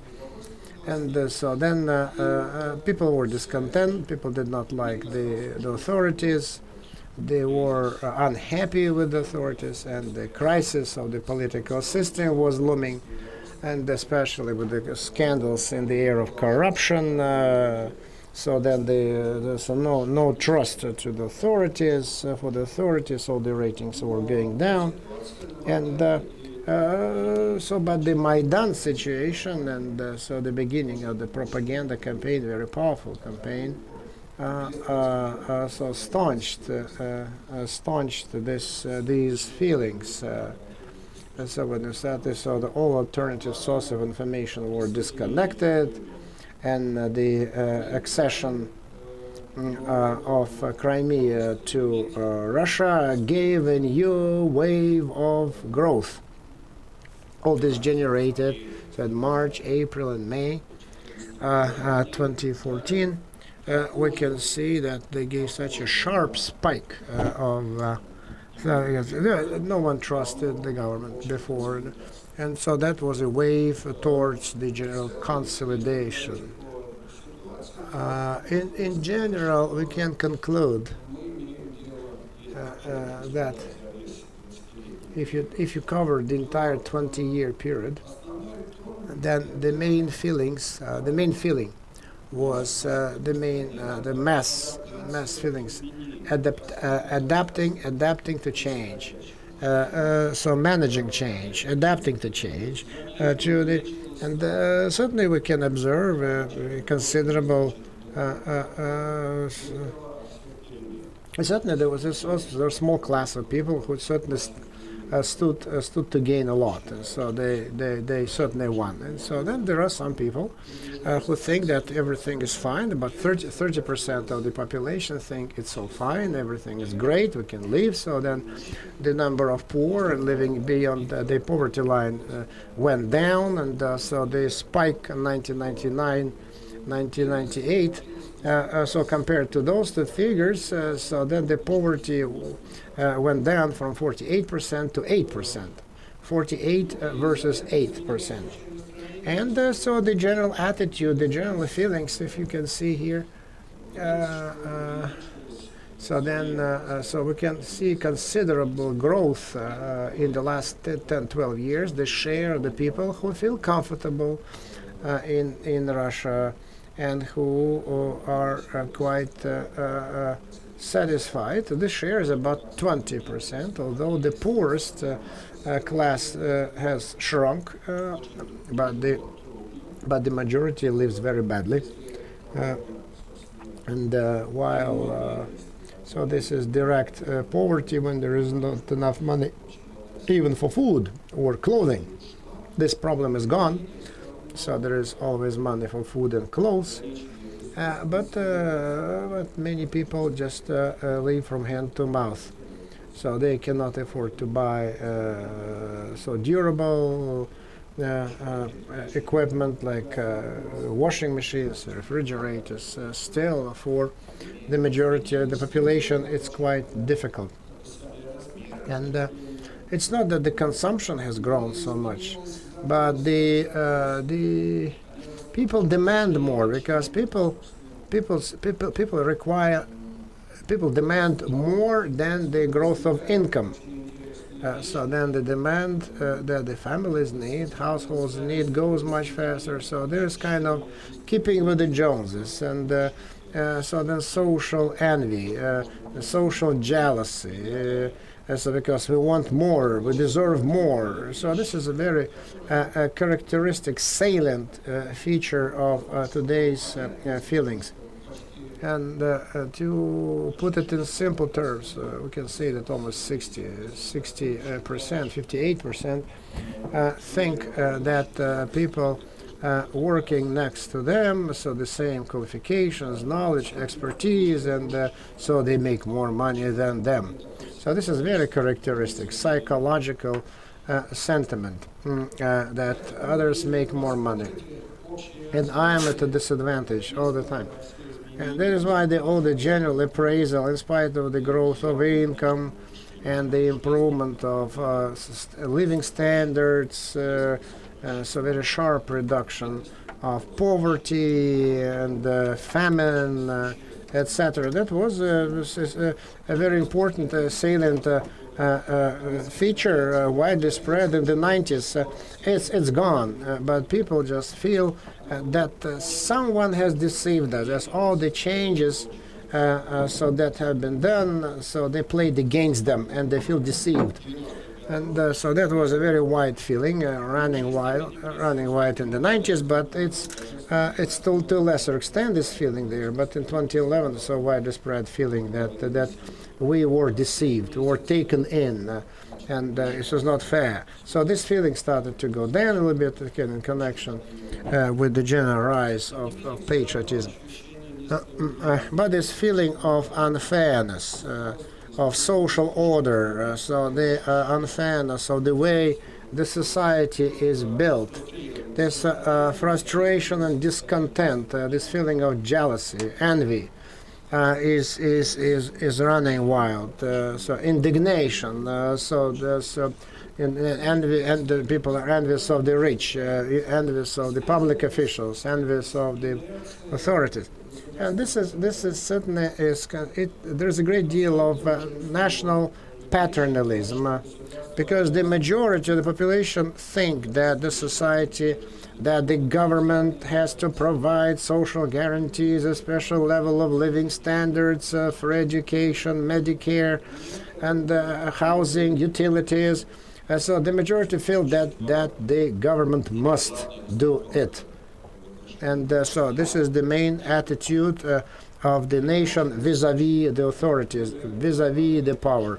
And it's very sustainable, so it even sweeps away the more educated strata of the population, so who have a certain, who pursue wide. So this inertia, so there's this legacy of the Soviet system of distribution is still there. It lingers. And then certainly people are waiting from the state to control, to monitor, to love, to protect. But at the same time, so they understand that the authorities cannot do that, and they won't do that, and will deceive them again. So this is that's why this kind of a double attitude to it. So they expect from the authorities help, support, money, and at the same time fully realizing that the people who are in power right now, so they take care only of maintaining their power, egotistic attitude, and they think of nothing but keep themselves in power. This is it. They fully realize that, and these feelings are on the rise, and against all the changes that have been occurring recently. So look at these two tables. So they're very telling. So this kind of double attitude, on the one expectation and dependence, lack of respect and discontent, so at the same time this impacts the corruption scandals going on. So they certainly add fuels to the flames, and so that the public opinion interpret them not as specific singled out cases, but bespeak the destruction and rotting of the state system. That's what in people's minds. So this is the when people want to do not confer the legitimate status to the power, to the authorities. So that is certainly it impacts the approval of Putin and Medvedev. So they were protected from those reproaches because they said that Putin is trying to do his best to fight corruption and bureaucracy, and that was a public opinion, common opinion, but cannot do everything. Unfortunately, his authority goes only so far. So this feeling dominated the landscape until 2012, 2013, until the mass discontent broke out. But in 2014, so that's against the background of Ukrainian events, this feeling goes up again. So the approval index is the difference between the positive and negative evaluation of someone. And you can see that from since 2008, we saw a stable process of decreasing trust in authorities. The Olympic Games didn't help much in this sense. It's just halted for some time, that decrease. And the events in Ukraine and the Crimea changed the situation radically. We saw a radical change in people's attitudes to the power. That discontent and displeasure with power that was concentrating before gave way to some new trends. And the demonstration of force, of power, the demonstration of the imperial role on the part of the leadership of the country resulted in not only the rise of approval, but it also resulted in total approval of powers action. And the reduction of trust in the first top officials was not only halted, it really stopped. I'm going to show you some slides on that, looking ahead. So it was not only halted, it began growing.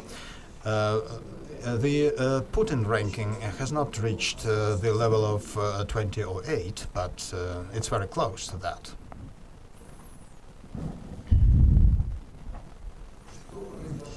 So what really happened? The tension and discontent of the people with power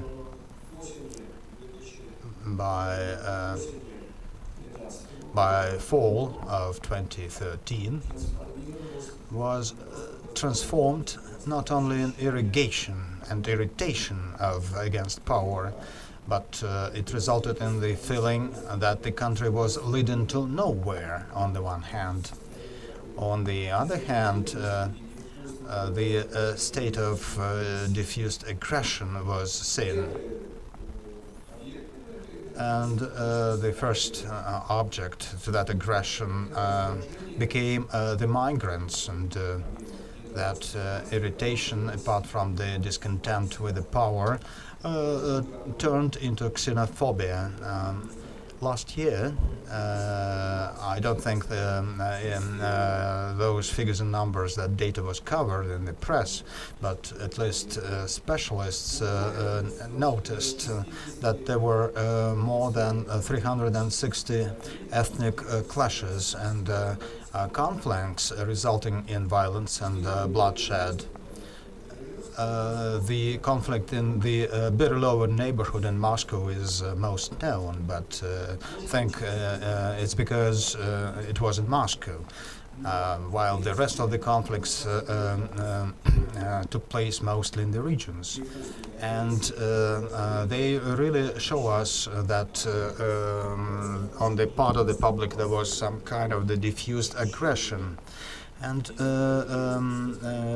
it resulted from the social injustice feelings, and it evolves as some displaced aggression forms.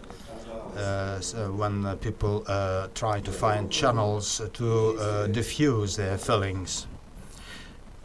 Here,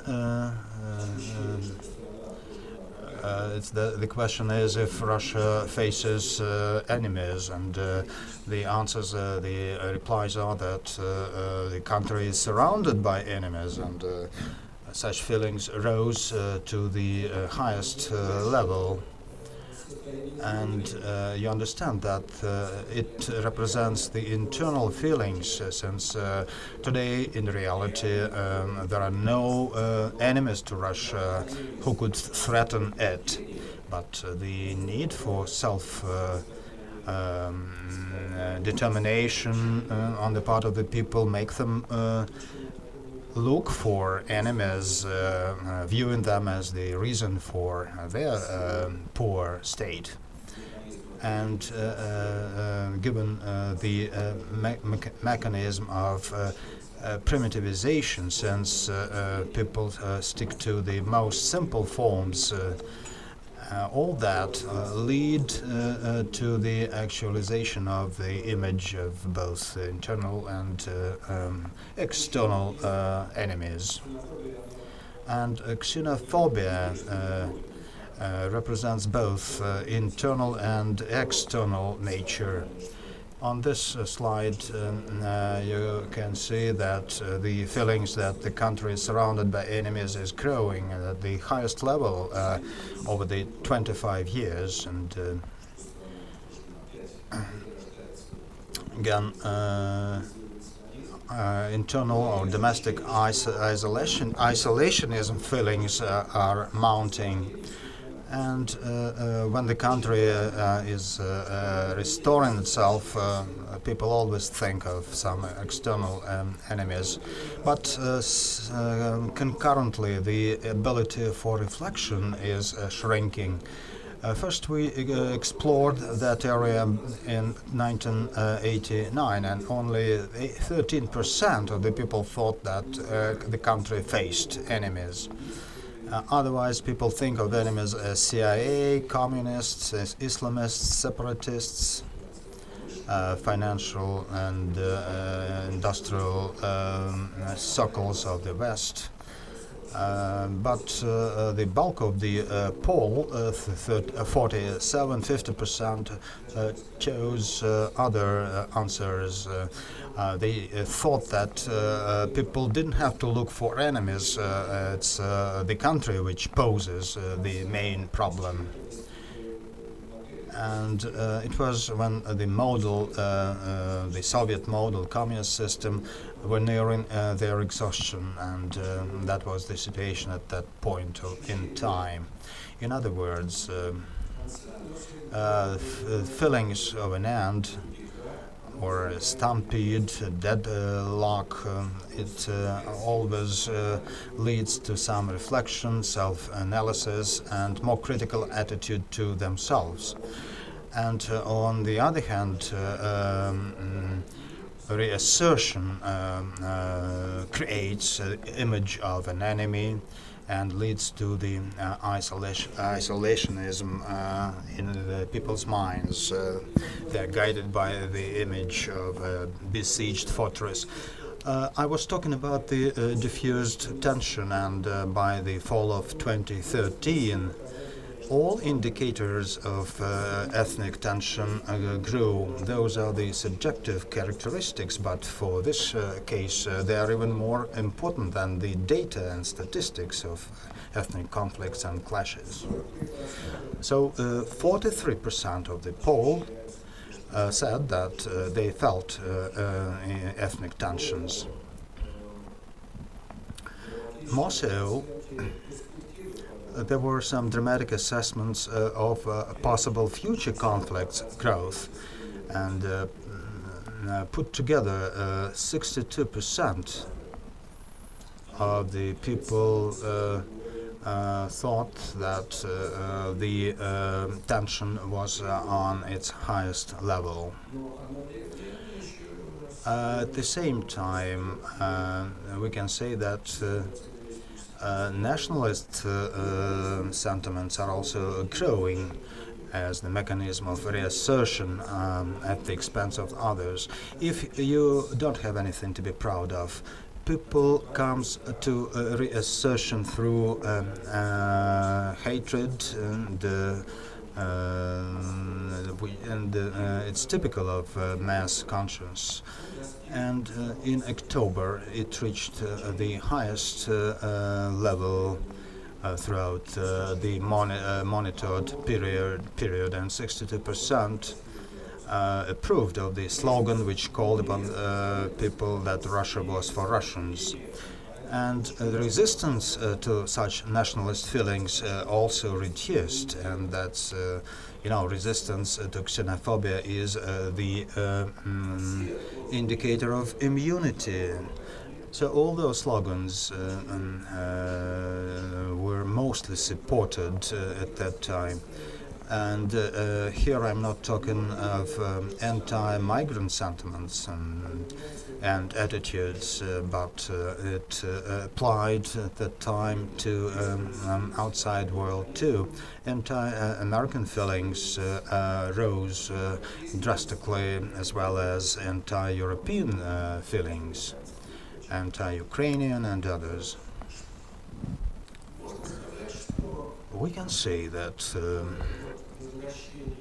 the revisit of the idea of imperial role, and that was demonstrated in the policy towards Ukraine, really interest that internal diffused aggression and tension. You can understand that the annexation of the Crimea was approved by nearly 3/4 of the population.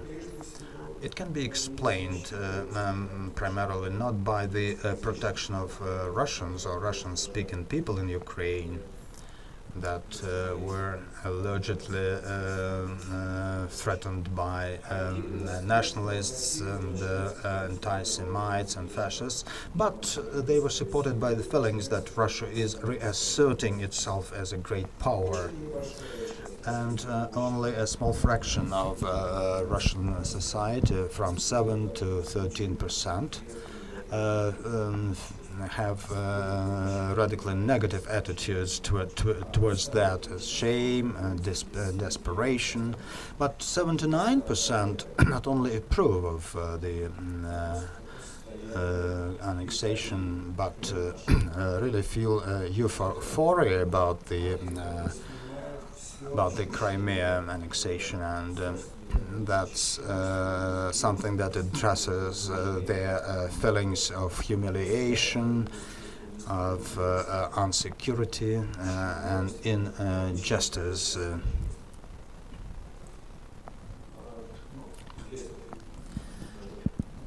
Here, it's hard to comment on that graph. The general rise in relations is quite important, and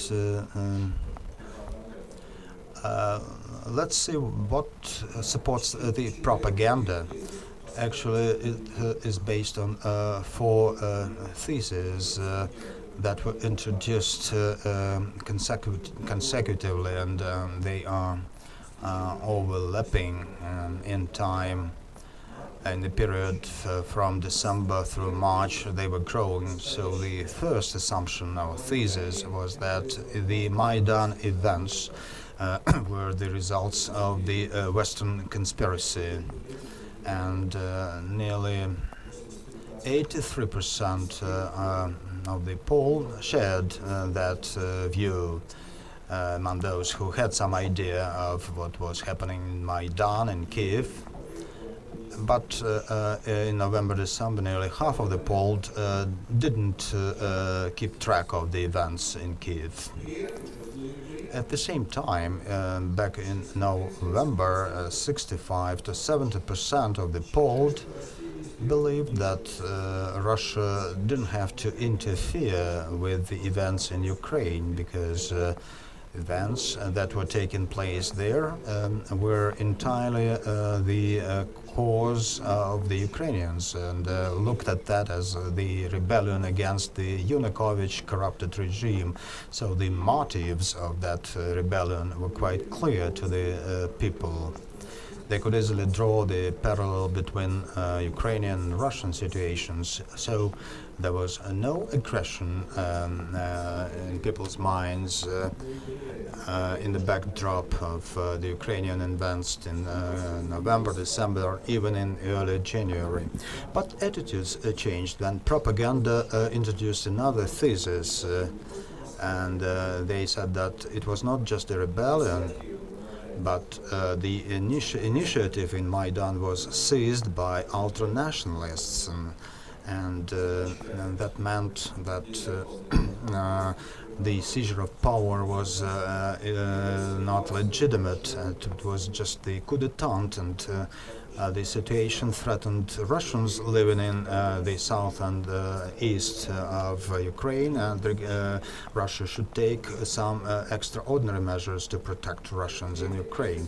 That was the third thesis. And the fourth thesis, which you can see here, reads that Russia does not only protect Russians, but it's bringing back territories that once belonged to Russia, and it was not only the Crimea, but the southeastern territories of Ukraine. So that feeling of confrontation against the West gave some compensationary rise to the feelings, which we saw at that time.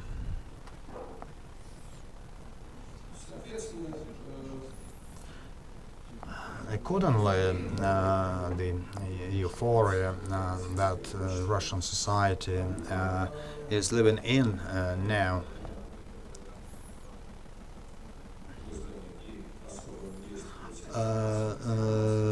results from mass media efforts, but I don't think that the euphoria will stay long, and implications will be hard for the country. As any propaganda campaign, it's normally supported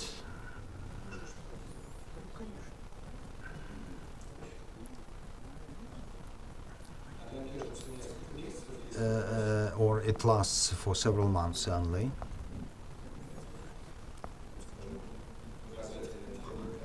Here are the indicators of entire American feelings, and you can see the ups, the four ups and the four peaks. First spring 1999, attacks by NATO against Serbia. Second spring of 2003, invasion of Iraq. Third peak was observed in 2008, war between Russia and Georgia, and propaganda and mass consciousness interpreted that event a little bit differently.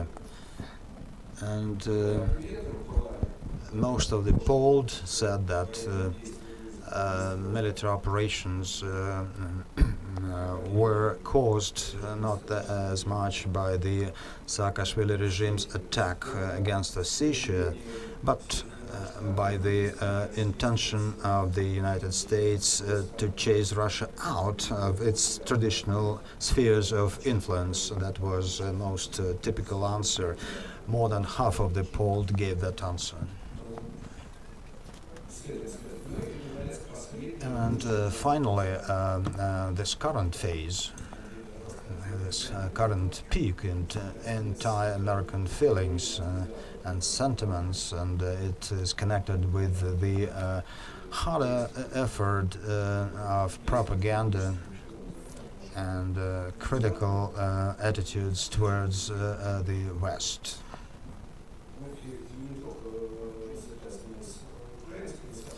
And it is connected not only with the Ukrainian situation, but it results from stronger politics, stronger policies pursued in the past 2 years, because those protests are explained as the conspiracy by the West with the help of their own agent, NGOs, and other things, and it was supported by the amendments to our current legislation and the adoption of new legislations, the Dima Yakovlev law, the high treason law. It was passed, but so far it's not in effect yet. So the confrontation with the West attitudes as a safeguarding reflex of the power is very important for understanding how people think and feel.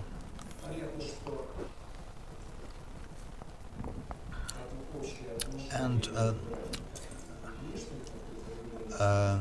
the external manifests of xenophobia show us that the deadliest enemies to the Russians are believed to be Baltic states and the United States too. The countries that try to get rid of Russia's influence and be integrated into the Western institutions. On the table you can see the data for the last 2 years, but if we extend the period to longer years, we can see that along with United States that traditionally tops the list, there are some other countries which are believed to be puppets of the West. Number 2, number 3, always some former Soviet republics. Could be Latvia, Lithuania, or Estonia. At some point it was Georgia. Now, based on the latest poll conducted in May, the list is as follows. Again, United States tops the list, 69%. Just mind you how strong that opinion is, and so 69% believe that this country is an enemy or unfriendly country. Ukraine is the second, and the third comes Lithuania, Latvia, and Estonia, followed by Georgia. It's 19% of the poll. That's a much lesser number. Then comes United Kingdom and Germany, which is very interesting. For the first time, it rose in the rating. Among the friendly countries, first comes Belarus, which is stronger now. Then China, you can understand why. Next comes Kazakhstan. But you can see Armenia, India and Cuba on the same list in the 10 top. So the number of the friendly countries was shrinking quite fast, while the number of rival countries was growing, and it was used to mobilize negative feelings towards those countries. And my final remarks before we switch to Q&A. I'd like to comment on the changes in the groups of xenophobia carriers. In 1990s, the xenophobia and nationalist feelings were the lowest in Russia as compared with the former Soviet republics, because the latter saw the periods of consolidation and reorganization. But in Russia, by the end of 1980s and early 1990s, xenophobia was on the lowest level. It was 2 times less than European average, less than in Hungary or Poland, which normally pose a high level of xenophobia. Now, same indicators are 2.5 times higher than European average. I'm talking about some proven, commonly used xenophobia indicators that are based on a number of topical questions, such as do you want people of other ethnicity or nationalities live in your city, be your neighbors, work with you, marry your daughters or sons. And if you compare those indicators in average or in aggregate, in Russia, they are 2 and 2.5 times higher than European average. So the consolidation which we see now, based on the appeals to the traditional values, appeals to the values of the past, not of the future. And that means that the political space of maneuver is reducing. So that meaning that there is little ability to launch new strategies. So if you cannot see a future, you feel like being locked, and gives rise to some very dark nationalist feelings.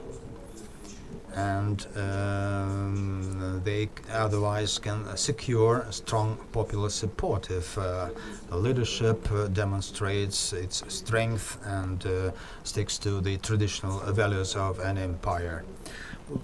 That concludes my presentation, and open for your questions.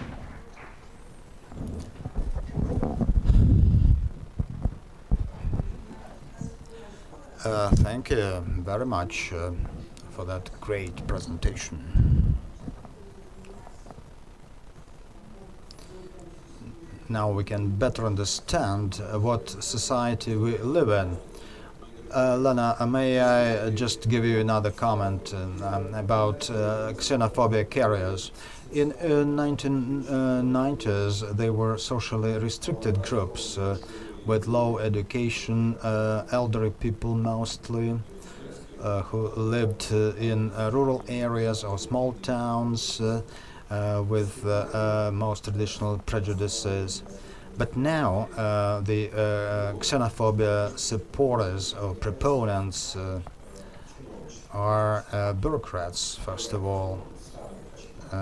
Most educated groups, people with higher education, people who live in big cities, in Moscow, most of all, and that is the change of principle compared with 1990s. So it explains that why they can have a greater influence on mass media. So, you, dear colleagues, who is there at the window? Please. I cannot see. Lev Dmitrovich, I'm Nikita Malchukov from Moscow. Thank you very much for your lecture. I have several questions. First, you used a very good term, ressentiments. You can see that it's everywhere in the relations between people, in relations between subjects of politics, in our attitudes to foreign countries, to some decisions such as privatization. And the term belongs to Mark Scheller. So resentment, is it a norm of morale of the society? And the question arises, how long can this society last whose morale is based on that principle? Perhaps you did some research and can confirm or reject our pessimistic forecast. My next question is about the indices of trust to authorities. So on the one hand, the index of trust is growing, but on the other hand, the legitimacy of the entire system is shrinking, so the system is destroying itself. And Svetlana Ledenova in her book wrote that the president was hostage to the system.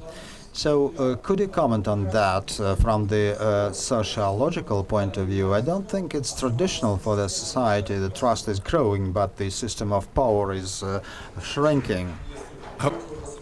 Several questions in a row. I shall try to take these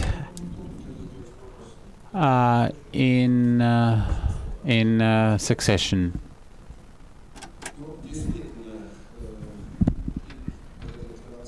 Indeed, the concept of resentment in the overall system of morality, or morale for that matter, harkens back to Nietzsche or Scheller, but it does not embrace everything, and it cannot serve a universal explanation. It does explain certain things and may do so with a certain modicum of success, but resentment originates as a reaction to the voiding of politics, and when people see that they have no means or ways of political participation, and either they consciously abolish their own ways, and so the compensatory mechanism fills in. You're right insofar as let me try to find this slide.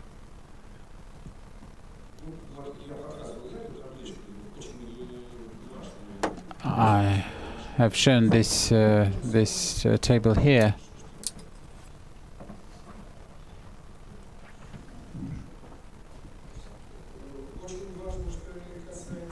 It is important that this concerns the senior echelon of the government. We are dealing with a somewhat difficult complex of attitudes. If you see the attitudes towards Mr. Putin, you'll see a high positive attitude goes up and reaches the maximum by 2007 and 2008, when almost half of the respondents have a positive opinion, and the downturn in the ratings goes down up until it goes back to its peak values at the beginning of this year. There's a share of some negative responses in a symmetrical way, but the most important construct of the attitude towards the government and Mr. Putin is a neutral or somewhat indifferent, which is indeed the one can say the most important characteristic of the acting political system. As Hannah Arendt said, that the passivity and indifference in the totalitarian, or for that matter authoritarian regimes, is indeed the synonym of loyalty. One cannot say that the government is so well respected or loved, but in the absence of any alternative, the skills of survival inherent in the humans, the lowering adaptation, the strategy of lowered adaptation when people, while they understand that they cannot change the situation, they get together and they try to indeed abdicate their ways or their intent to influence the political situation. If you look at this table, I think this is quite characteristic. Can you see it from behind? Do you need to comment? You can see that a small portion of the respondents, especially against the background of the protests, believed that Mr. Putin was guilty in the abuse of power, as he was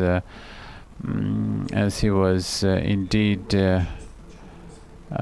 criticized by the opposition. Most of the bureaucrats, against the background of the huge corruption scandals, the general view about the corruption in the government is all pervasive, and such accusations did not touch the figure of Mr. Putin himself, and the good old system of a good Tsar and the wicked boyars was transposed into the Russian reality of today. So Mr. Putin was ascribed with all the good things that had happened, including the increase in the pensions and the salaries, whereas all the negative things were ascribed to either the regional bureaucracy or the government, but not Mr. Putin himself. However, from 2012, starting from the protests, moods going up, that indeed. But The most important thing is that he's still perceived as a president under whom the country started to live better. And indeed, the latest polls has shown that morality is not to be considered, and the universalist approaches are not being applied, so that the generalized opinions and the generalized evaluations would not hold true. Statistically speaking, this distribution tells us that whatever we say, whatever people say, I do not believe that Mr. Putin ever abused power, which is, I quote, one of the statements that people favor for, which does not, which says that people are not in a position to make a considered, to express a considered opinion. This position or situation of immorality or inability to voice opinions, render unto Caesar what is Caesar's and we shall live our lives, tells us that the situation is stable. This is a mechanism of stability which is without the alternatives.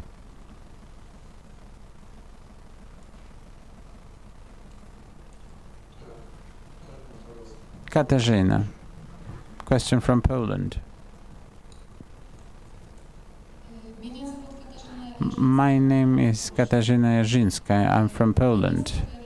You have said several times, you have spoken about this propaganda, and over the past time I have had some opportunity to watch the Russian TV, and indeed I could see what I had read before, when there's a substitution of terms in the parlance of the Russian TV, whereby the words of morality and the traditional values come up and spring up for the purposes of justifying some of the repressive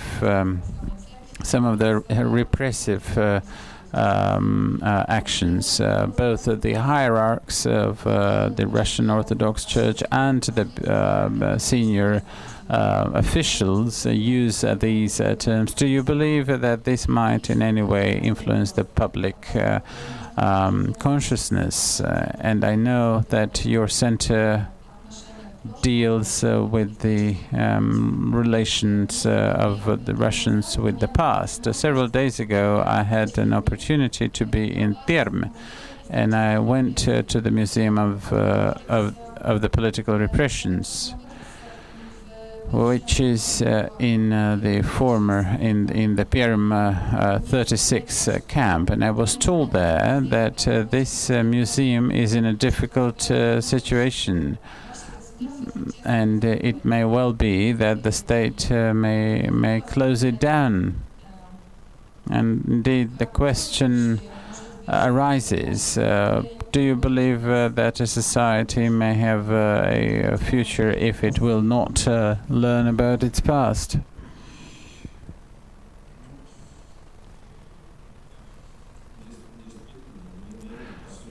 Indeed, over the past 10 to 12 years, we have seen the very conscious attempts to substitute, to curb the past, partially determined by the immorality of the society, and partially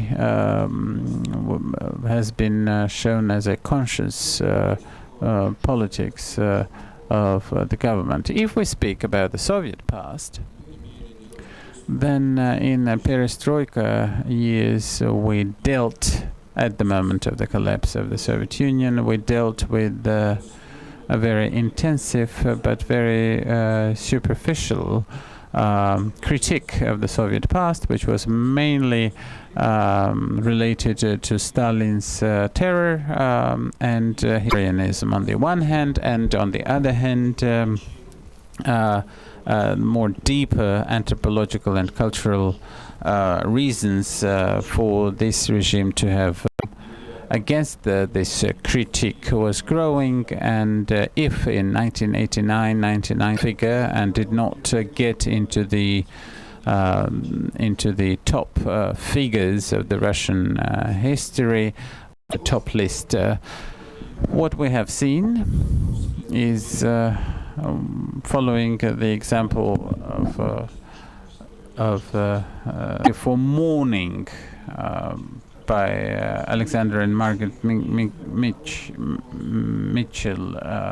something that was seen as the resistance on the part of the German society to rationalize the Nazi past. We're talking not only about the conscious politics resisting this, and when we speak and when we ask persons and people about the past, there is no doubt that Stalin is to blame for these indeed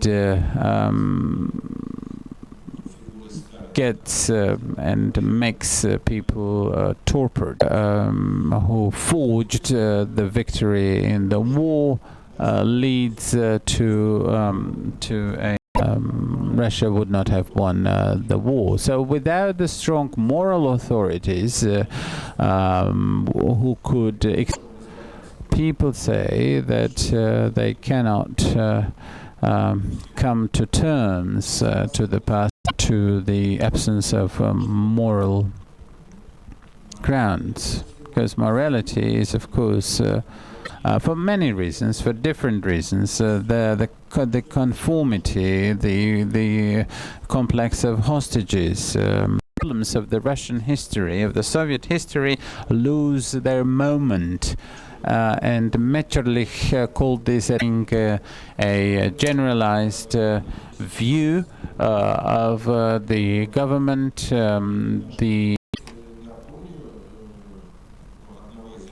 in the public discourse believes that the target of and the objective of teaching history is trauma of the past, liberating the young people from the terrors of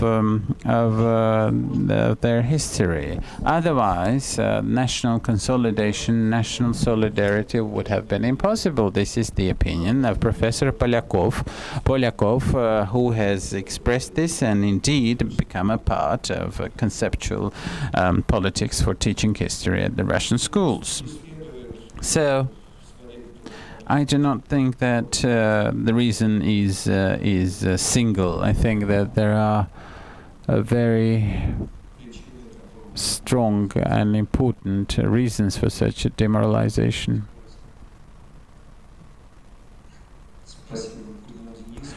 Denis Kurinov from Krasnodar, alumnus of the school of 2011.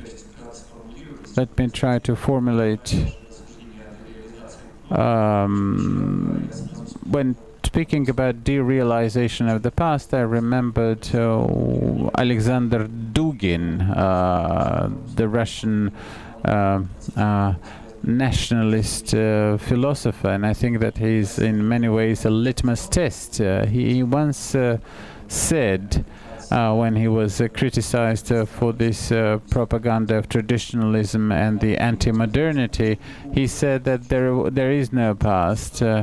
There is no past, he said, there is no present, and there is no future. There are just the great Russian dreams, and we shall make the whole world to watch them. And when we speak about the Russian dreams, I think that we are expanding these sociological problems. So this is a psychoanalytic category, and these Russian dreams, which are even the little Russians made to believe. On June the 1st, My neighbor went for an exam for social science, and we went to a school theater, and this Little Red Riding Hood fairy tale was an interpretation of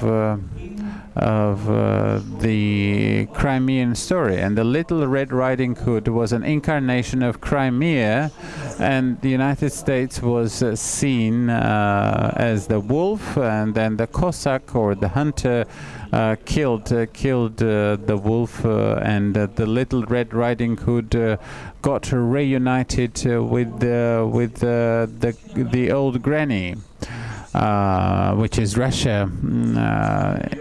I think that you may also know a story about Good Night, the Little Darlings, when Oksana Fyodorova tells the dog and the piggy that it is not good to start to the streets. Do you not believe that sociological instruments should be expanded? And when we speak about the compensatory mechanisms,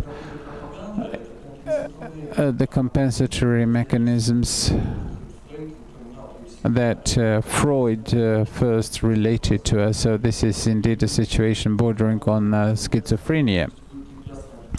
And while you know, and when you can speak about the historical memory, there is this very good TV broadcast, the Court of History. So Joseph Stalin is either good or bad. We cannot and must not try and understand the totalitarian society. We should only and we're leaving this schizophrenic interpretation. We prefer the bliss of oblivion. But do you not think that but on your graphs you could see that there is this very deep moment of sleep, and then you can't sleep forever, and so some people wake up. Don't you think that until and unless we solve this problem of the Soviet identity, this problem of trauma, we will not depart from this? And how would you propose to solve this problem? Well, I just think that when we speak about the Russian nationalism, I think we should speak about the problem of the Russian memory, the Russian story.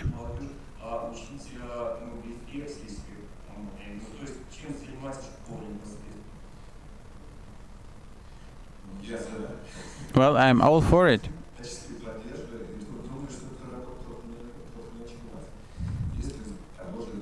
If you take Mr. Dugin or the Archimandrite Tikhon or Father Vigiliansky, or if you take other ideologues, and if you look at their history, their personal history, their biographies, you will see very interesting moments. Most of them were hippies and went through this search of new things. But apparently we're not able to cope with this because there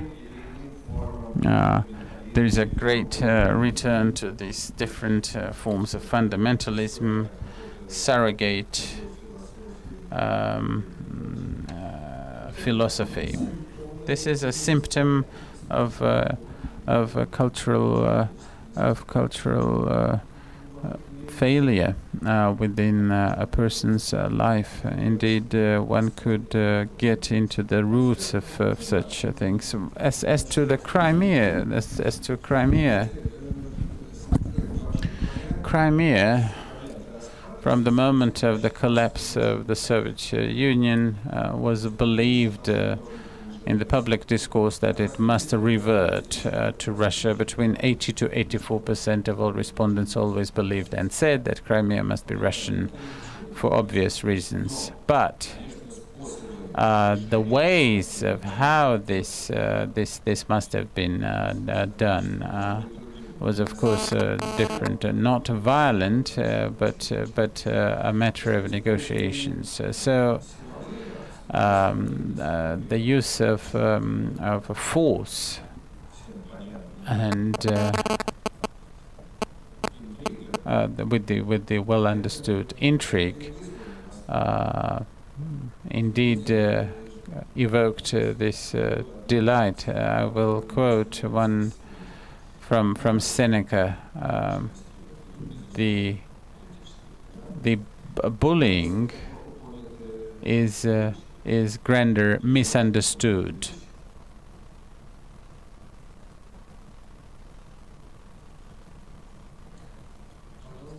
Yes, you're welcome. I have long waited for your contribution.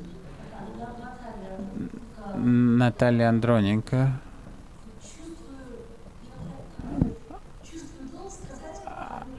I feel that you have spoken about the history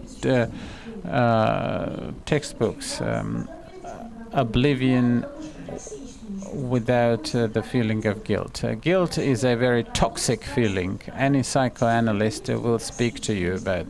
Guilt is a toxic thing. If you have long felt guilt, you start to hate those or what caused you to feel guilt. And in my opinion, in my view, I do not think that a unified. I would not want to express an opinion about the concept of the history textbooks. I do not believe that history should be taught as something rosy.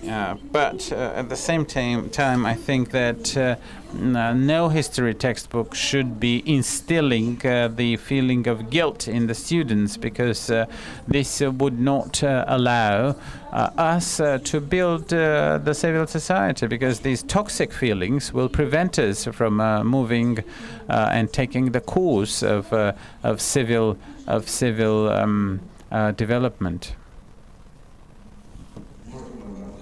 May I ask a question?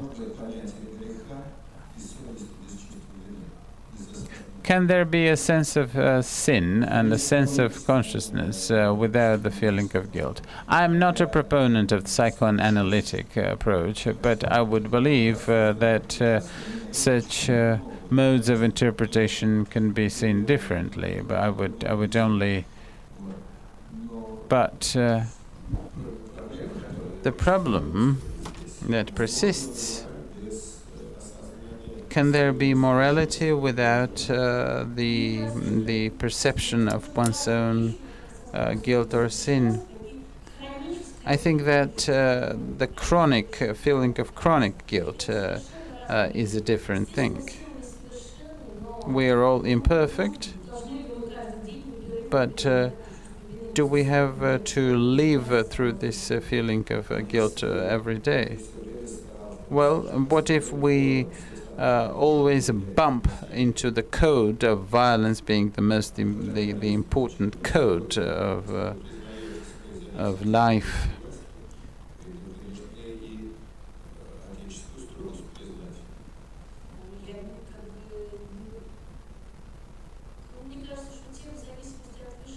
I think that this is a somewhat different topic. I don't think that we should be dealing with this.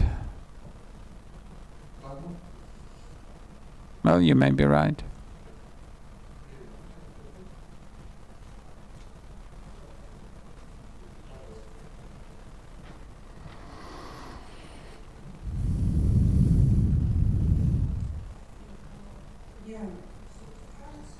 I think I do not want to criticize or injure your feelings, but I believe that you have to call things their names.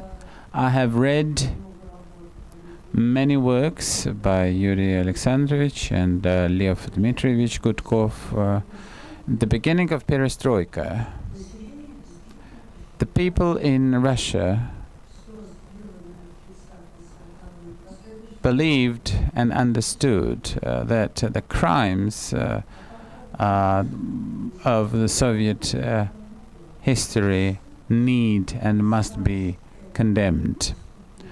The people, however, might not have had enough will to call this the crimes by the state and enter these words into the history textbooks, which is not to say that we have to go through this personal tragedy, every one of us, but all of us may have the feeling and understanding that the perception of our biography and of this part of their country's history is classified as such.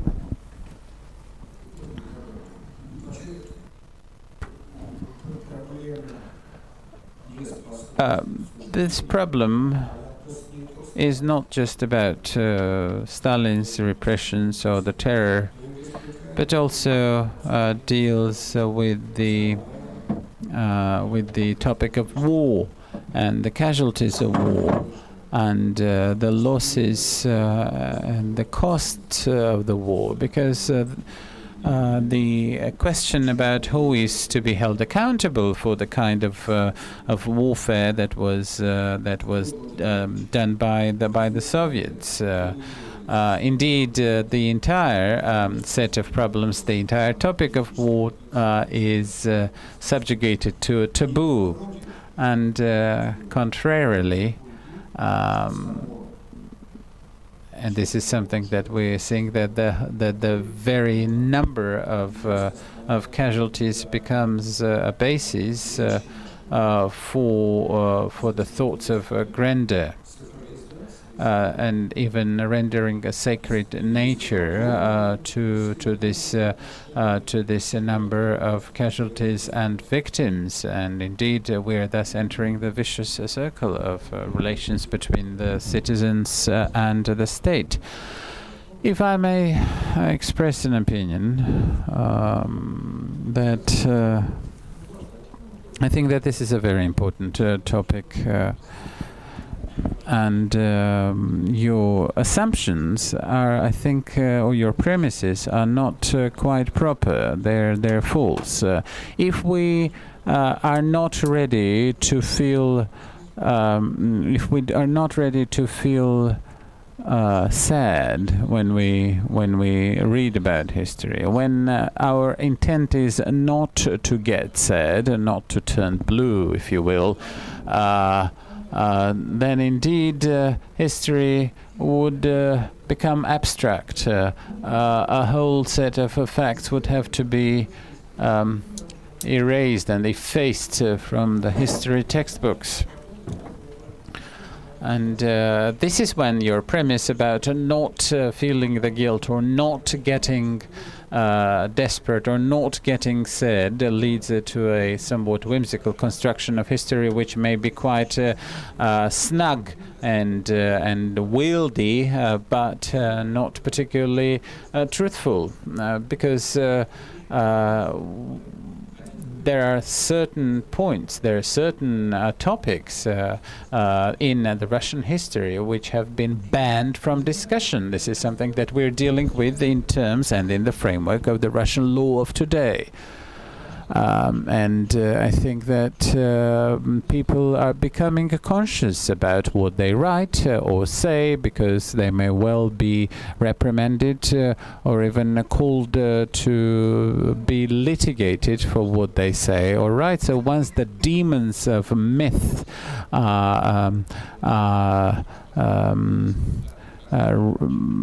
no longer at bay, then we find ourselves in a precarious position. Now, can you really? I don't think you should enter this discussion from this point forward. You know? This is not being democratic, so just I badmouthed her and I don't give her a chance to speak. But she'll be with us for a week, and she will always get a chance to speak out of turn. So then 1801, and I wanted to ask you to give a round of applause to recognize our expert and applaud him. Because Leo Dmitryevich brings so much important information. So these figures, they don't need to be commented upon. They're so engrossing, so interesting. They speak for themselves. And Leo Dmitryevich is doing it year in, year out. Every year he participates in our seminars, and this is great that he does that. And I'd like to apologize if anyone thought that I did something wrong to Natalia, because I love her, and so please don't get me wrong.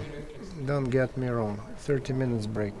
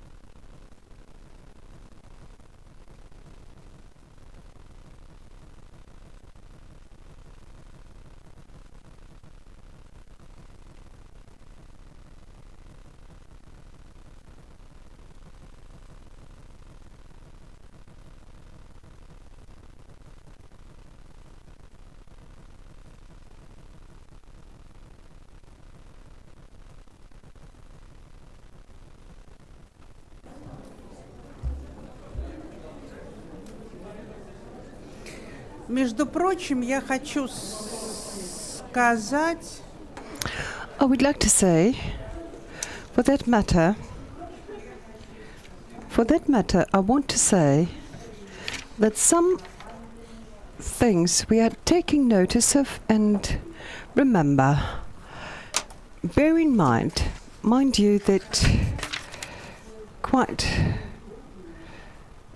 something that is this talking as you turn your back on the audience and you have a very long talk. It's not really anything that is welcome in this audience. Secondly, second part of this story so far, it still exists on day one. You should all come at least 75-80% sooner, should be in before the expert is in the room. And thirdly, and it's only thirdly, quality of questions. And I want to say that for this matter, in my deliberation, you exceed our expectations. But other things, I suppose, we'll have to take into consideration for the... Yes, and firstly, when we arrange these seminars, I don't know where Ina is, but you will later meet her. When we are preparing this seminar, we look very carefully at direction, without trying to diminish your dignity.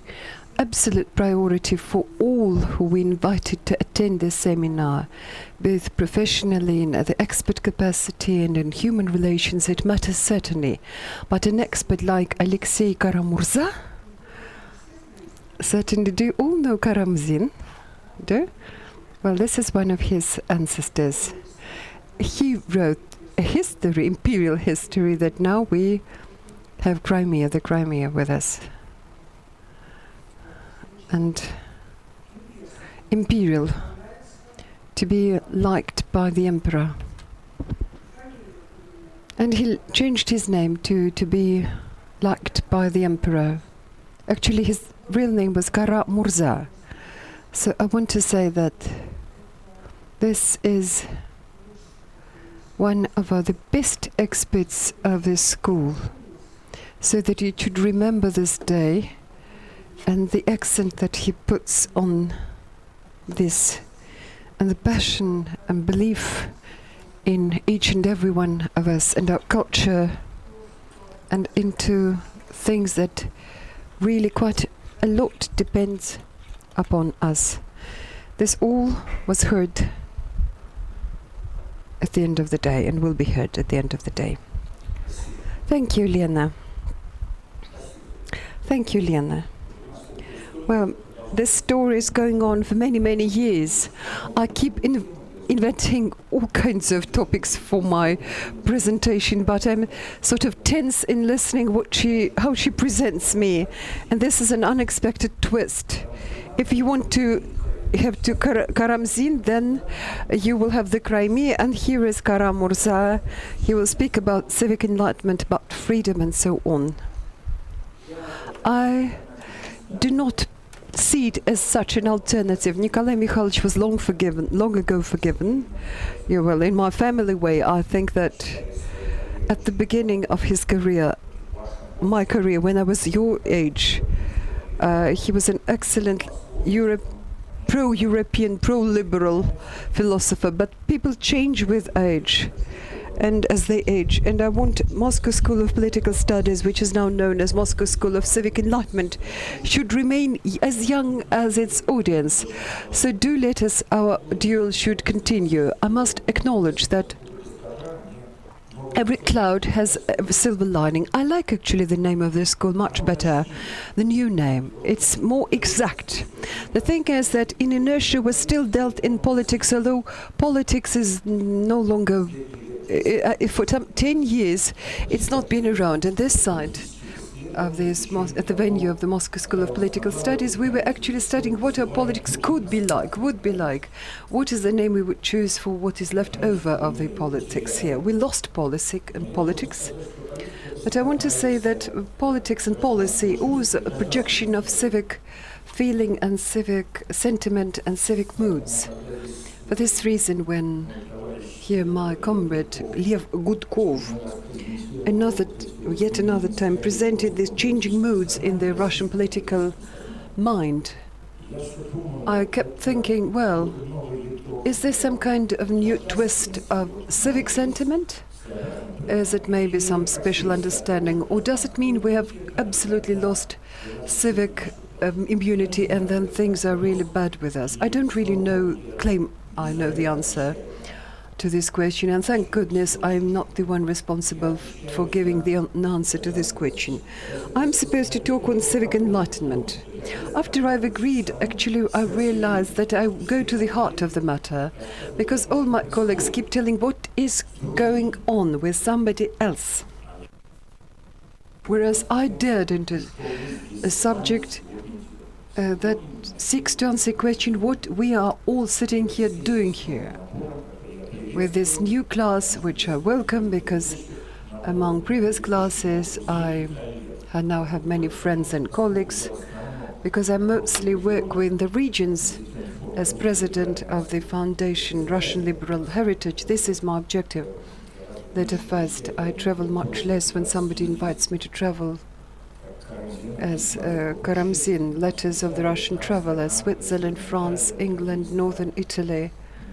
I want to travel this path, and I won't travel about Russia, about Russian province, where indeed this is actually where they will actually take the decision whether civic culture and civic enlightenment will it stay or not. In this sense, Moscow is my own hometown.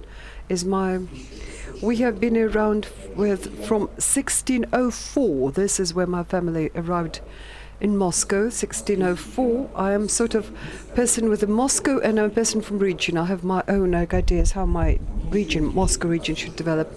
But I'm more interested in listening to what you have to say about how your regions develop.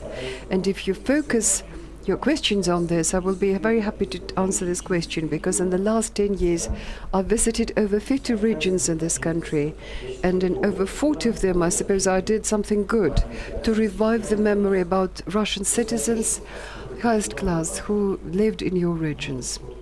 And maybe some of you may remember me, although I do not very much hope for this, because generations certainly change, and the apogee of our activity was some 10 years ago. That was the height of our activity. But we may be passing by those sites, by those places where these memorials of belonging to people of the alternative culture, of civic culture. Sometimes they mix up, as Saltykov-Shchedrin used to say, for some reason, Russian citizens call patriots people who love not their country but love their bosses, their leaders. But the citizen should at all times have to justify whereas if he's a patriot or not. So civic and patriotic culture, this is what interests me, and this is what I'm doing. Since my background, my PhD is in history, my main specialty is then I'm a philosopher, and I'm a philosopher, political philosopher first and foremost. And I'm in charge of the Department of Institute of Philosophy in the Russian Academy of Sciences. But to a certain degree I think I'm a political scientist, because I'm in charge of the Department of Applied Political Science in Moscow Academic Institute of Humanities. This is under academic institutes, this is what we used to be called the Russian Academy of Education. The institutes are there, but the academy is gone.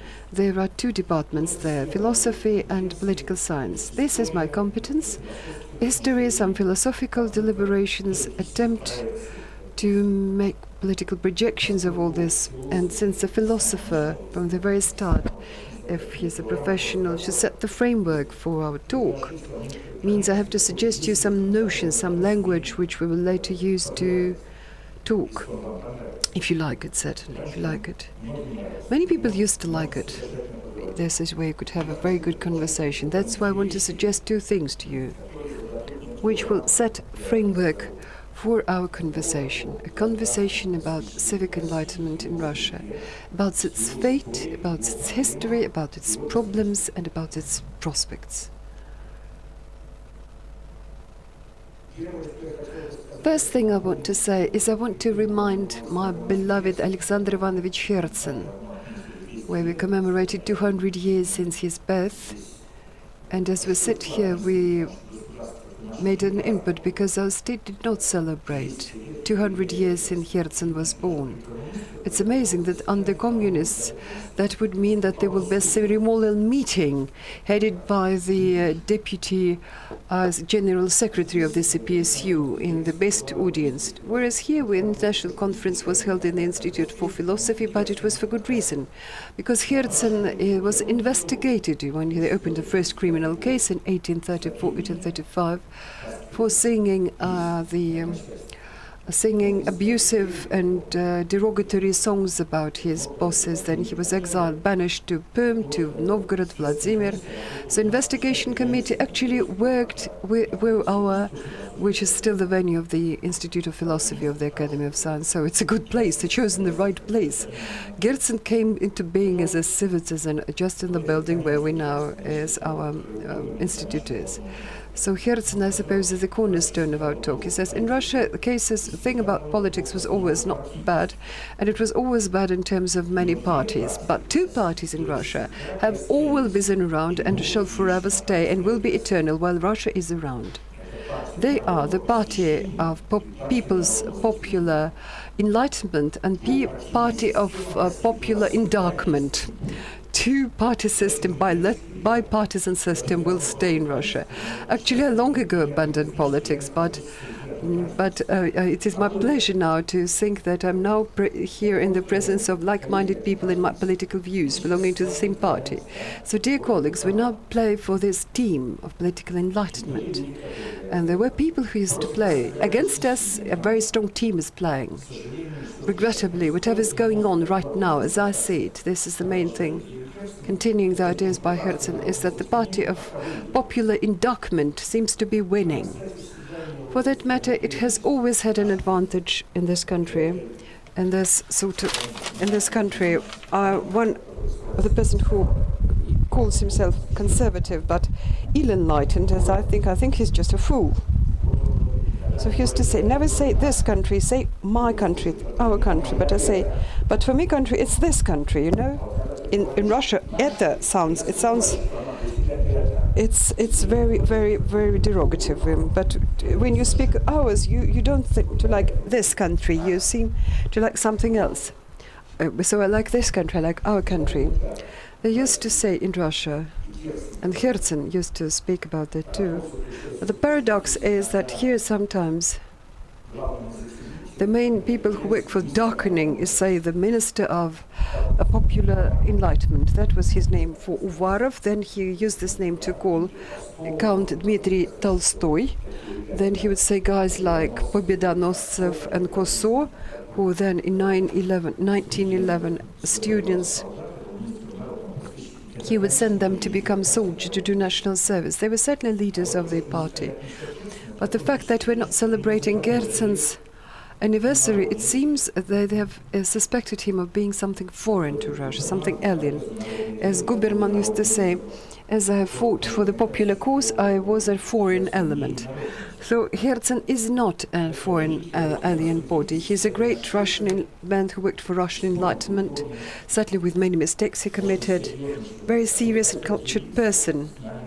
Wanted to share his knowledge with somebody else. For him, there was nothing higher than debate and discussion. There was no greater value in life. This is the first thing for him. So people for the Enlightenment against people for endarkment.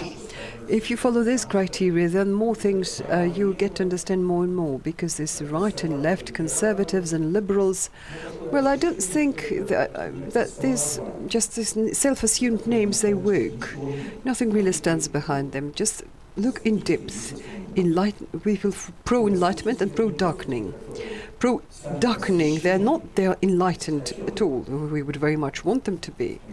But they want to enlighten others, because in Russia we do have these snobs who are satisfied with their own enlightenment and are quite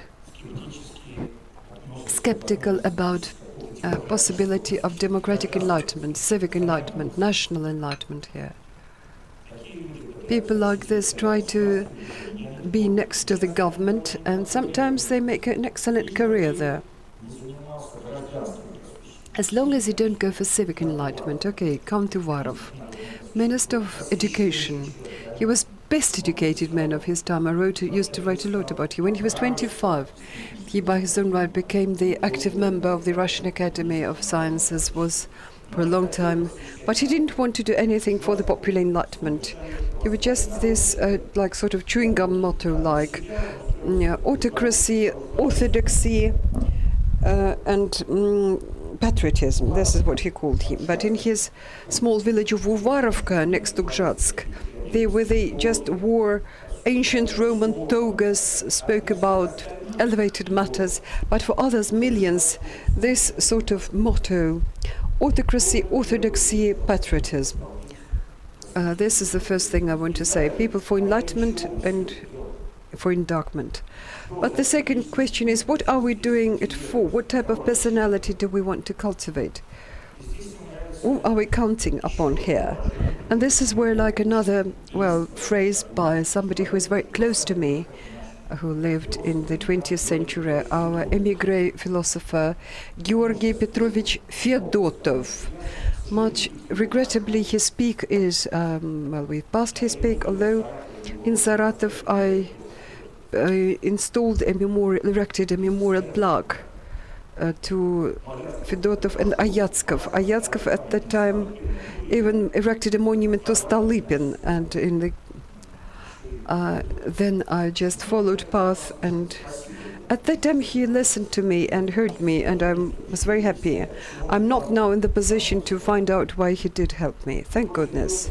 So Fedotov said one thing, although he was a professional historian, it's not because he didn't understand anything, for good reason, quite the opposite. He knew many things that, people like common people do not know. He says, epochs in global history, what makes them different is not just these isms like feudalism, socialism, communism, or some of these economic theories. It's all certainly matters, and matters a lot. But the fundamental division in human history is about what type of personality. It's not that it is in government that dominates. What who feels comfortable here? He identified only 3 types of personality in history, and it has nothing to do with, say, elites alone. This is very much an in-depth, fundamental, anthropological human type, and you will now see that it applies to basically all of us, not only those who are at the top, but those who are near us. Well, in the Russian manner, the first category, he called them Держи морда, that is the Russian character, means police, very tough and rigid people who are conservative, hardliners. Because when you say conservative, it sounds very proud. In many cases, I'm also liberal conservative too, or rather conservative liberal, if you will. But those who are just watchdogs, those who are like, I know how difficult it must be in the international audience to translate. It is indeed. Those who are listening to what I'm saying, Держи морда, try to hold my, it's not even the face, they use a very rude word. It's in the line of Saltykov and Chekhov. This is very, very much part and parcel. It means not to allow something to happen, yes, to drag them away, to hold, to bar them, and to just, I wouldn't even start this conversation if I didn't know that we have brilliant interpreters. Thank you. Unfortunately, the interpreters cannot always keep up with this sort of. So those who are hardliners, hardcore hardliners, who just stick to their butt, stick to the position they hold with their butt, and this is seen in every sort of level of social ladder. You want to look up immediately. No, it's very far from this. Fedotov used to say those who can would stay where they are. They are pushing people away, they don't allow them in, and they're dragging people. The very last small character of the Russian literature, Akakiy Akakiyevich, who is the last person, but at home, before his wife, he might act very much like a goon, this would be the word, a goon. another second human, or rather second human type. This is a revolutionary, this is a radical, a demagogue. Though that one is long live, this one says down with, down with. He's never happy, he never works, but he speaks a lot. He's always speaking. This person is ready to do a lot to be heard. He mostly is not appeals to the ratio. He rather speaks in a very loud voice, and this tone has many decibels. And this sort of personality is very popular in Russia because people listen to him carefully. Our people love decibels, means very loud voice. If he says, it means that there is something behind it. If he shouts out loud, it means that he knows something. But since there is nothing you can hear in what he says, then there is no way you can check it, because those demagogues, these noisy, loud radicals, they often come to rule in the government. And what, as Fedotov says, they immediately turns into goons, into those hardcore hardliners. Just say no way, people. And the only way they can govern and manage is using this old grip of just not.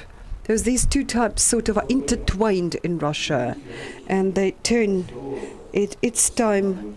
Semyon Yulievich Frank. Today I heard that he was mentioned at one of the first sittings as I was watching you online on my computer. I suppose Sasha Zakharov mentioned him for some reason.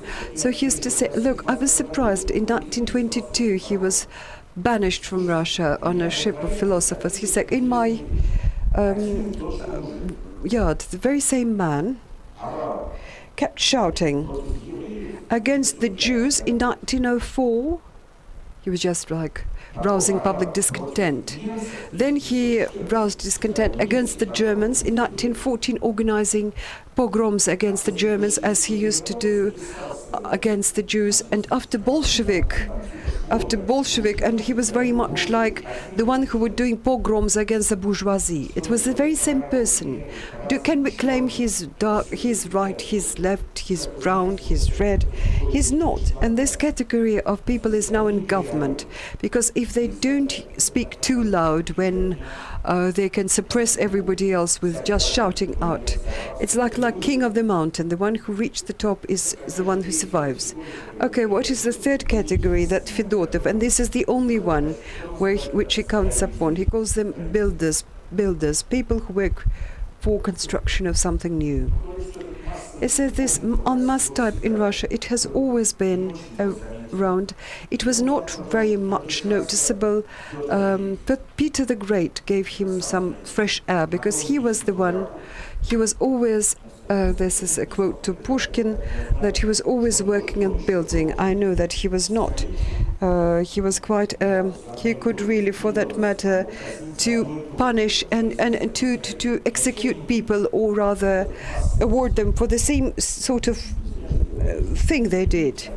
That is what Russia responded with Lomonosov and Pushkin. That was Russia's response to Peter I. He was a true creative class, not the one, this office plankton that some people think, oh, here they are, creative class. Well, you can see that they are not really into anything constructive. They are not into building something new. They are conformist, for that matter. They have very little, if at all, civic education, though I'm not prepared to write them off. In the 20th century, we lived through a huge anthropologic disaster. Pizzerim Sorokin, he was a secretary in Kerensky's government. He was also banished in 1922. He didn't go on a ship, he went on a train, a philosopher's train. And this is where he became an outstanding sociologist, a chairman of American sociology and then Global Congress. So he said, look, yes, we used to have statehood, which was not the best, but society, okay, it was not probably the best, but when it broke down, could you really create anything better than what was there of the best, when the best on the both sides were destroyed on both sides. Some people were banished. About 4 million best educated people in Russia were exiled. Were banished and exiled. Some immediately died. So what do you do with this anthropological material? Do you think you can come up with something better than what was the case before? And there is a grain of truth, and it shouldn't really upset any of us, because we're all rising from this black soil, from our forefathers who survived by resisting. There's discussion about very smart and clever questions that you asked Gutkov, and I hope you will also have asked questions in me, and I very strongly hope. And when they said, do we need to put the blame? Well, there's self-criticism and there is self-debasement. But some people begin to just debase themselves, and this is something that I don't think is right. There's self-humiliation. This is not exaggerated self-humiliation, but this is not about this. Yes, we all are products of that epoch. And honestly speaking, I think that the overwhelming majority of our co-citizens, very much like their forefathers, for this matter, they don't need to cover their hair with ash.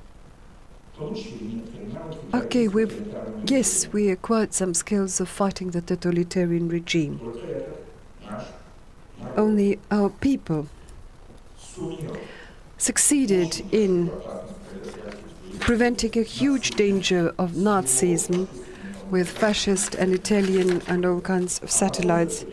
But then they knew how to deal with our own totalitarianism. Maybe not fully, not in the best sense. Yes. But still, apart from the guild, we have huge reasons to be proud of. I'm saying that society as a whole, SOSEM as a whole, not somebody in person, you know. Well, so these builders, or people who can build something new, only a state and only a society can flourish and prosper where these people who are third type builders dominate everywhere, in economy, in politics, in spirituality, in culture. They're creative everywhere. They're always building in something new. They find themselves in a very difficult situation if they are into going against these goons, these hardliners, and against radicals, demagogue radicals. But where they can get some ground, this is where they first of all ensure self-survival and for the society to flourish, maybe fragmentary, maybe not irrevocable, but when we see just what it takes for other countries to flourish, Japan and China, so they're flourishing. So what did they do? How they do that? In all the national specifics. So just look, if they succeeded. It's always just the domineering factor. It's the person who's a creator, the builder. And so once we understand that, when we understand this slogan, this maxim, so this assumption, so because we are designing our own myths, the myths that destroy us, so we need to fight them because the way Russia was conquered can be likened to the way the United States was conquered. So because they went from the west to the east, and Americans from the same kind of process. It was kind of simultaneous. So they made it into a myth. So Americans made it into a myth. So then a free person in a free land. That's a myth, wonderful myth. So suddenly there was bloodshed. So they tortured Indians and they killed them, murder, blood. And so then they're fighting for the equality of rights and rules. And but they managed just, so they just put it as foundation. So the common denominator is the free person in free land. And so we are a huge country, and so we decided. So the emperor sent us, and we went. Although we know that actually, so the free people conquered the east of Russia, and not anyone just who. It was not the emperor who gave the order just to conquer the east. It is the people, free people, courageous, industrious, adventurers out there. So they went there for themselves, free people. And that's a myth that the emperor sent us there to conquer. And they're quite different. And the foundation is different. And so what we can So we don't take anything on trust. Don't believe. Don't take on trust any political slogans. So because Russia, unfortunately, bought into this. Because the irony of the situation is that in any project, however good it started, eventually the builders suffered from what they did. And that's our revolution during the Tsarist times. They wanted to free, but then for some reason, so the intelligentsia and the engineers were all slaughtered. So when so remember the boat. So in the 20s, who would just put the philosophers, historians, or put on board of that boat and sent to Europe. And the philosophers' boat. So the majority, doctors, teachers, philosophers were only about 30 guys. And so the most creative, the best. So the builders in a wide sense of the word, the creators. So they were put on board of that boat and sent away. And that's we have a dearth of those people right now. And so then big transformations during the 20th century. So the irony is that the class of creators rotted away. So everyone flourished, but the builders, the creators. So during the heady 90s, so most of them became petty merchants, and the majority went abroad, emigrated. That's exactly what happened. So 50% of creative class wanted to go abroad. So what's the point of having such a country if 50% of the most creative, it's not your country anymore? So then people went to extremes. So they realized that this is the dead end. So there is not much else they can do. So they had to go. So what the country had to do with those people just to make them think about immigration, and because some people speak about. So don't be afraid of the word property. Property is okay. Property is fine, because this is the classicism of liberalism. It's property. So we have the right to our own life and to where we live. So we can own our lives, and we can own the place where we live. So don't get bought into ideological names, false names. So remember Kazma Protkov. If you see an elephant and it says, and the plaque says the bull, so don't trust your eyes. And Leo Tolstoy. So a young Bunin just came to visit. Tolstoy just shortly before Tolstoy's death came to visit, a young guy, and so they talked. So one very old, one very young. Although he was Pushkin's award, so the young rising star Bunin was, and so we can quote him. So they talked to each other, and eventually Tolstoy said, the 9/10 of all the problems in the world are because of human folly, stupidity. So the rest can be checked, can be refurbished, can be improved. So because ignorant and unenlightened are two different things. So, but they certainly coincide. And Leo Tolstoy to Bunin said the following story, told him the following story. We had a team of young writers of your age. When I was young, he was saying to Bunin. And then there was one guy who joined us. It's very poor. Very poor. And then all of a sudden, so his bottom penny, so his last ruble he bought, so when Skolazov called himself a philosopher, and it's a psychoanalytical replacement. So there was this Addis guy, horrible, Moscow governor, general governor Anton Zakrevsky was a very bad personality. So then Zakrevsky, so that's someone that Pushkin hated his guts. And then the general governor after Nicholas I, so was afraid of the European revolutions. Yes, but then he did something wrong to the Minister of Interior. So he was the one who oppressed Lermontov and Gogol. So that's a disgusting guy. And so Skalazub mated with Famusov, so would be someone like that general governor, bad guy. So like Hebels of the 18th century. I don't know who's worse than him.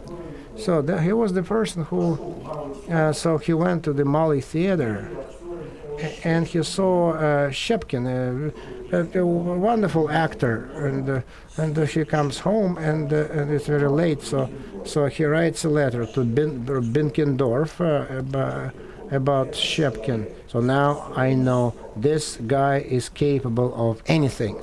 So he's an actor, so talented, very talented actor, and he is writing a letter so to Binkendorf. This guy is capable of anything. For 12 years he held the post of general governor. So Alexander II relieved him of his.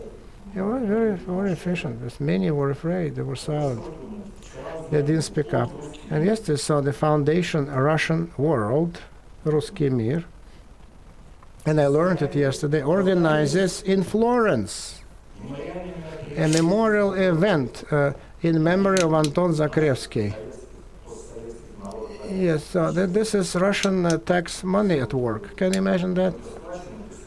Because yes, we're pooling our resources, but there are guys who take money from the budget.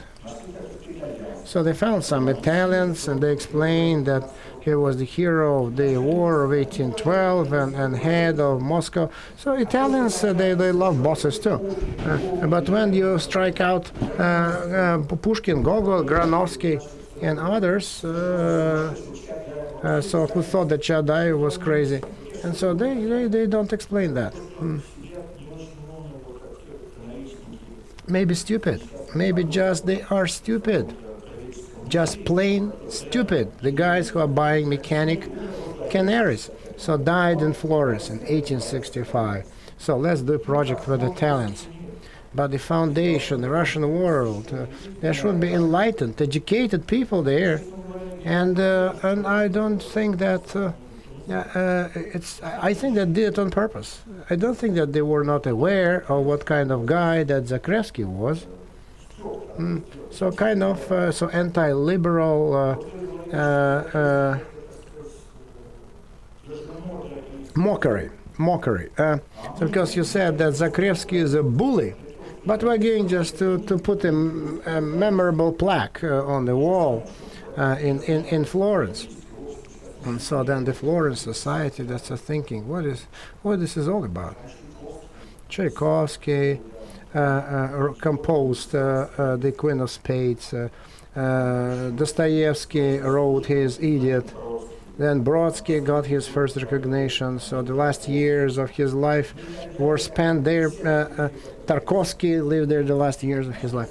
And so then, and our Russia, they went never, the Russians never helped to memorize someone's memory. So we never did that, to immortalize someone's memory. So Berdyaev, for example, he lived in Florence the last years of his life. So Italians are ready, Russians are not ready.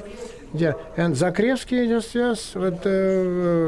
with flying colors immediately, goes for an award. And so this is going to happen in March, and so it's not yet there, but the celebration may be coming up. So the game is going on, and so it's not the national enlightenment, it's national endarkment. Because I'm not dealing with pure problems, because some people like to speak in general, but I like to speak specifically in a more concrete fashion. Yeah, because I want it to be down to earth. I want to stand on the ground, and so to see how it evolved in a person, how he got to be what he got to be, and to give some examples. So let's say more than 40 projects in 10 years. The foundation of Russian liberal legacy organized them, and so now I would like just to have a nice